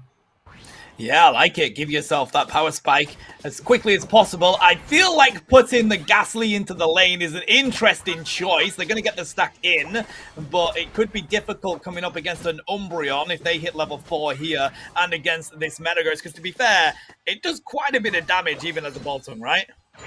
Yeah, I'm not too sure what that gameplay was, though. The Ghatlue really running to its grave, even though it is a Pokemon that probably has already passed away. But that's going to be a first KO for free onto Fibonacci. And on that note as well, Anna's going to come to the bottom, seeing that top side looks to be decent for Icy already. Really like this play. But we're going to have the other central area player from Ison as well. On the bottom side, it's going to be a 3v3. No more top lane favoritism. It's all about this bot side and what farm you can get from here. Which power spike is better? I feel like Mimikyu for now, but at least we have the way to get out. On the side of the Talonflame, there's the Acrobatic. It's going to be Flame Charge, so it is going to be Fly coming from the Talonflame as we expected, but a lot of that experience went over to Ison, and they're able to come on out and not leave any KOs to boot. I really like that they chose Rock Tomb. It's so good into Glaceon, playing the Spears, and it really allows the EU to capture something like a Talonflame as well if they're not careful where they land. We're going to have a really aggressive now push coming out from Fibonacci. They're in the central area of Ison, and that means that SD Pro has to come down from their path, allowing Icy to get some stacks in and keep hitting that level 6. Once it hits that level 7, Tano, it will be a raid boss, I think, to take down. Yeah, and it's going to be Hex Gengar, and I actually like that. I think that's going to be a better moveset to come into this with, especially if you want to keep yourself around self-sustained wise. Looks like Fibonacci are going to grab all of this central area farm. Tempest is going to try to escape, but Crustle says no, get back here because my Metagross wants you. A KO for Matang. Psyduck back to the Pokemon Center. This is what I mean. This is going to be Zen Headbutt. Metagross as well. So once it locks onto you, it's very hard for some Pokemon without dashes to get out. That's probably why Hex is a better move here to keep yourselves in the fight for longer. Mean Look coming on to the Talonflame there, but no engagement coming out from Fibonacci as the 720 birds will now be online. It's going to be a side strike into the Icicle Spears for these two attackers fighting out in the bottom side. A huge eject though from Hoshina. We'll be able to knock out 2 members. And this is a great response, though. But what a dodge coming out from your Shadow Claw, Shadow Sneak, Mimikyu. Oh my gosh, what a response with the 2 KO as well. That really shut down any possible push, Tano, coming out from Ison. Oh my god, the ankles were well and truly broken there, mate. I would throw that clip straight onto social media, but the pressure is on in the top side from Fibonacci. They've managed to find important KOs. Registeel going over to them as well. They want to see if they can push in to this T1 here. The fly lands, doesn't do enough damage to find KOs though. Haunter being taken down means that Fibonacci have the advantage yet again here. And you were absolutely right, Pooh. This Crustle is so difficult for Talonflame to KO. They're not even concerned about the fly coming their way, and now Fibonacci are going to get the second objective for this Lecky for themselves. Oh, you can feel the momentum yet again building on the side of Fibonacci. They seem to be doing everything right in terms of their engagement selections, and the top pad being broken means that this Gengar is now stuck in Regieleki jail, where the rest of the members are going to be heading down the bottom path now, knowing that there's an opportunity to get maybe a break. They will have 3 Unite moves to their name. Make it 4 though. The fly will come through, hit a member, but Infinite Cyburn able to locate and deal damage to everyone. What a computing crash, locking down 4 members of Ison in their own Flux Zone. And now ULAP going in for a 30. More scores dropping in from Fibonacci as well, and a 40 to seal the deal. K-Sugar 3 for Anna as well. What a way to break both these pads and really set control of this game and make sure that you're in the best position, right, in this mid-game. Yeah, I mean, they didn't even have to do quick maths there, mate. They managed to take out Ison to the point where they could just sit there and wait a moment. But Ison at least managing to push back and break that pad in return, tried to make sure that this score gap isn't too much. And whilst Crustle may be very tanky, not a lot you can do against 5 Pokemon coming at you. 35 in return here from Icy. So 220 to 110 on the board for Fibonacci at the moment. But Ison getting a good approach onto this T1. They want to break this as well. The pincer movement is on here from Fibonacci. Is it going to work? The pressure is there. There's the Moonlight Prance that comes in. The Bliss Assistance tries to roll on through. We end up hitting the wall. And there's the Talonflame Flame Sweep as well. They take down the Psyduck. Gotta find this Glaceon if they want to stop these Icicle Spears raining through. Gyro Ball is going to do enough to keep Metagross around for now. And they find the double KO. Looks like it's going to be Fibonacci that come out on top of this one. Oh, Icy just somehow able to keep sustained with the Gyro Ball, but just the lock-on stun with the Zen Headbutt, enabling to just heal themselves enough so that the Icicle Spears don't take them down, meant that they're going to be able to have an uncontested Regieleki. Yet again, this is what we talked about, right? Some of these fights, even though Ison had some good engagements, it is going to be Fibonacci that gains that levels at the end. Psyduck now caught between a rock, and 4 members of Code Unknown will finally go down there. And it's going to be Blissey there to try to help out. Computer Crash yet again set up the Labor Arena for them to spin to win. Glaceon caught within all these walls. I mean, are we playing Fortnite at the moment? No, this is Pokemon Unite. But it does mean that they break that top pad, Tano. Yeah, and also they grabbed that Lecky before the 4-minute mark, which means we will have another one on the field before Rayquaza, and that could be the win condition that Fibonacci needs. They don't have an incredible amount of rip to be able to get it within, I think it was 8 seconds that they might have for it, but they do have the Mimikyu and Metagross that can hop straight to it. Now, Ison and Ixosia are on the back foot, buddy. They need more experience and they need to get some good KOs. I think grabbing the farm that is on your side is the call, but Anna's not going to give you access to this top lane farm. Yeah, they are doing a very good job to make sure that as much as they can, they're starving it out. But one of the issues is if you push them a bit too much, such as going into the Icicle Spears, it might mean that you're going to go down. There's a full heal procced on Mimikyu though, so at least we get that baited out on the side of Ison. They will have that advantage, but Fly going to ULAP gets chunked down by both the Side Strike and also the X-Scissor. And we might have an early engagement, Tano, as we have the teams fighting in. Silence is the first to fall, but so does Gengar. Flame Street to go right into the mean look, but they go down as well. 4 members down now for Ison. I mean, we've got 30 seconds remaining. They're going to come back in time, but are they going to be able to come back in time for this top side win con? Anna popping off once again. Okay, streak of 3. I'm sorry, this is absolutely ridiculous. Code Unknown Fibonacci are dominating every team fight they come up against here. They're not even going for the Lecky right now. It looks like they just want to go for the really aggressive stance for this Rayquaza, knowing that they are winning these team fights. Ison, though, they've at least managed to close the gap on the points to the point where this final stretch is going to be good enough for them to be able to win it. But you've got to take this team fight. Rayquaza on the field, Fibonacci being patient because that's all they need to do. Oh, that's all they need to do for sure. 290 points to name. We have the Phantom ambush coming early on. They might just start ripping the Rayquaza here. Yes, they will. The Hex are going through. Compute and Crash locks down 3 members. We have the Fly to come through to land on. It goes a bit early, though. Code Unknown Fibonacci with the Umbreon to secure the deal. And that means it's not a joke anymore. It's going to be Code Unknown Fibonacci winning your Spring Showdown Season 9. And guess what, Tano? They get the chance to play the Summer Showdown in the future.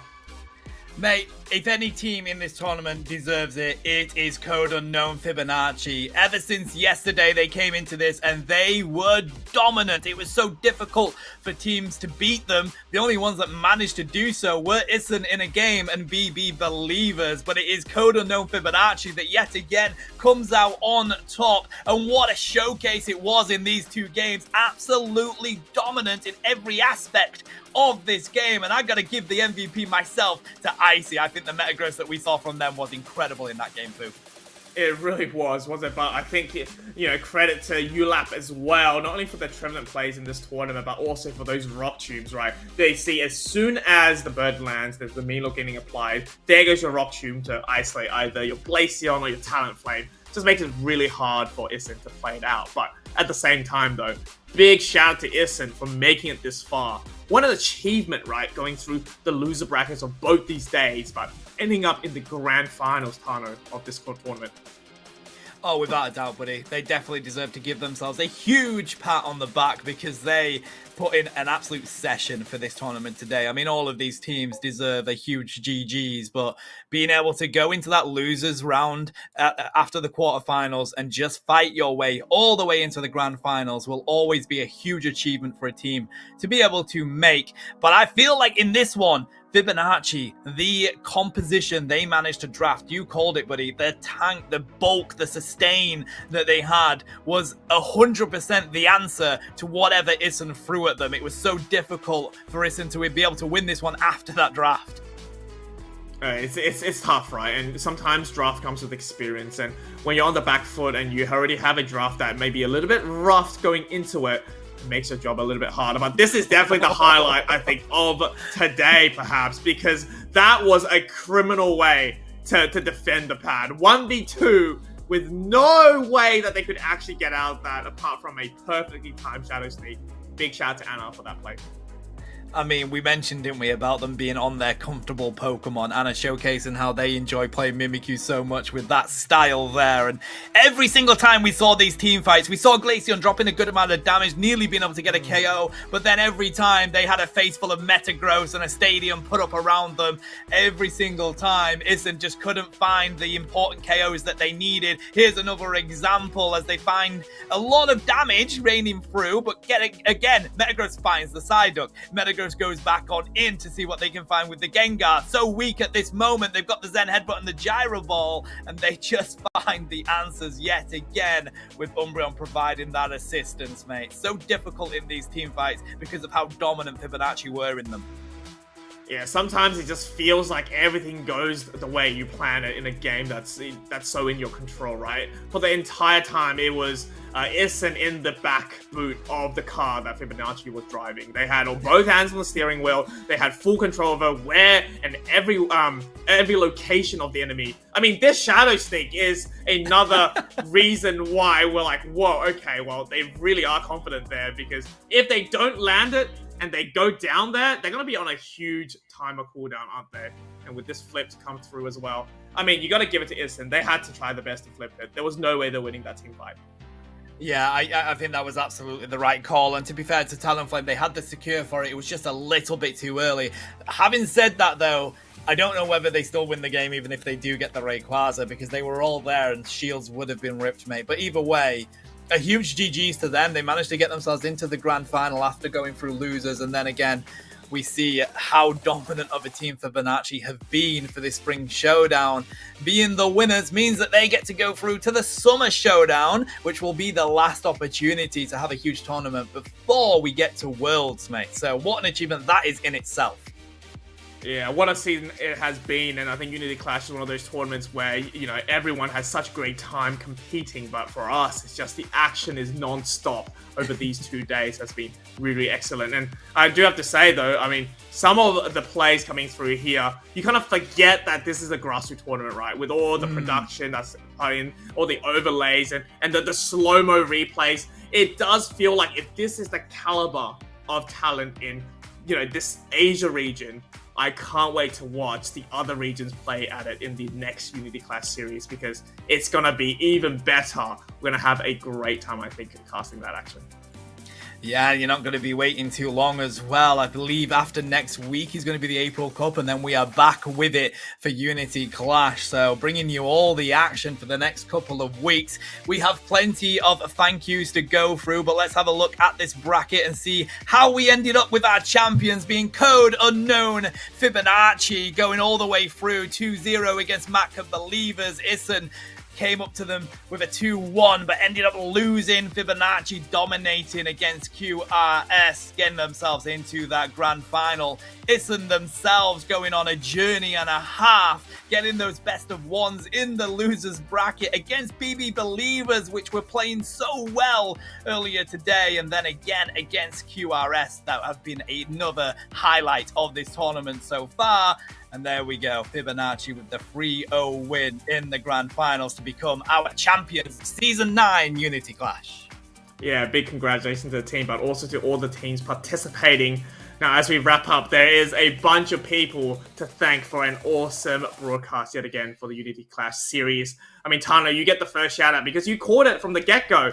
You said that Code Unknown Fibonacci was going to take it out, so you definitely have been correct in that sense. But thank you so much for coming through and casting both of these days as well as the other casters that have graced your screens to bring you guys this action for the series. Kelosaurus, Malice, Speedy, and also Ghatlue in today to actually give us a little bit of an in-depth analysis from a player perspective. I mean, that's pretty rare, Tano. Not every time that we get the grace from that end. Also, our observers, Yamin, BemKO, and Mermage. Thank you so much for actually panning towards the action. You're allowing us to see everything. And obviously the slow-mo coming in from Shivam and the production side of things. I mean, that is an elevation and a half, isn't it, for these broadcasts. Our admins, Tan and Coldwind, thank you so much for keeping everything running smoothly. I know Tan was doing a lot of the bracket stuff as well, so big shout out to them for that. But I think that's it, Tano, for this excellent weekend of Unite. I mean, this has been such a long broadcast, but what a great way to end it off. And just one more thing as well, heading from production. I mentioned about the overlays before. I mean, there's only one person that can do such a job. It's going to be Kurigen for all the overlays that you see today. So big shout out to them as well. Go check out their work. That's it for me, Tano. Anything else you would like to highlight for it? I mean, I've had a wonderful time. Thank you so much for Unity Clash for having me. And I think what a successful production has been. Oh, without doubt, mate. I mean, yeah, we were both mentioning how it's been a long day, but it has been absolutely electric to be able to commentate this yet again. Huge shout out to everybody, and just thank you for having us. We love casting these games, and we love how involved the community gets. So don't be going too far. We'll be back in a couple of weeks for some more Unity Clash action. Have a good morning, afternoon, evening, wherever you are, chat. We will be back with you in a couple of weeks. See you guys.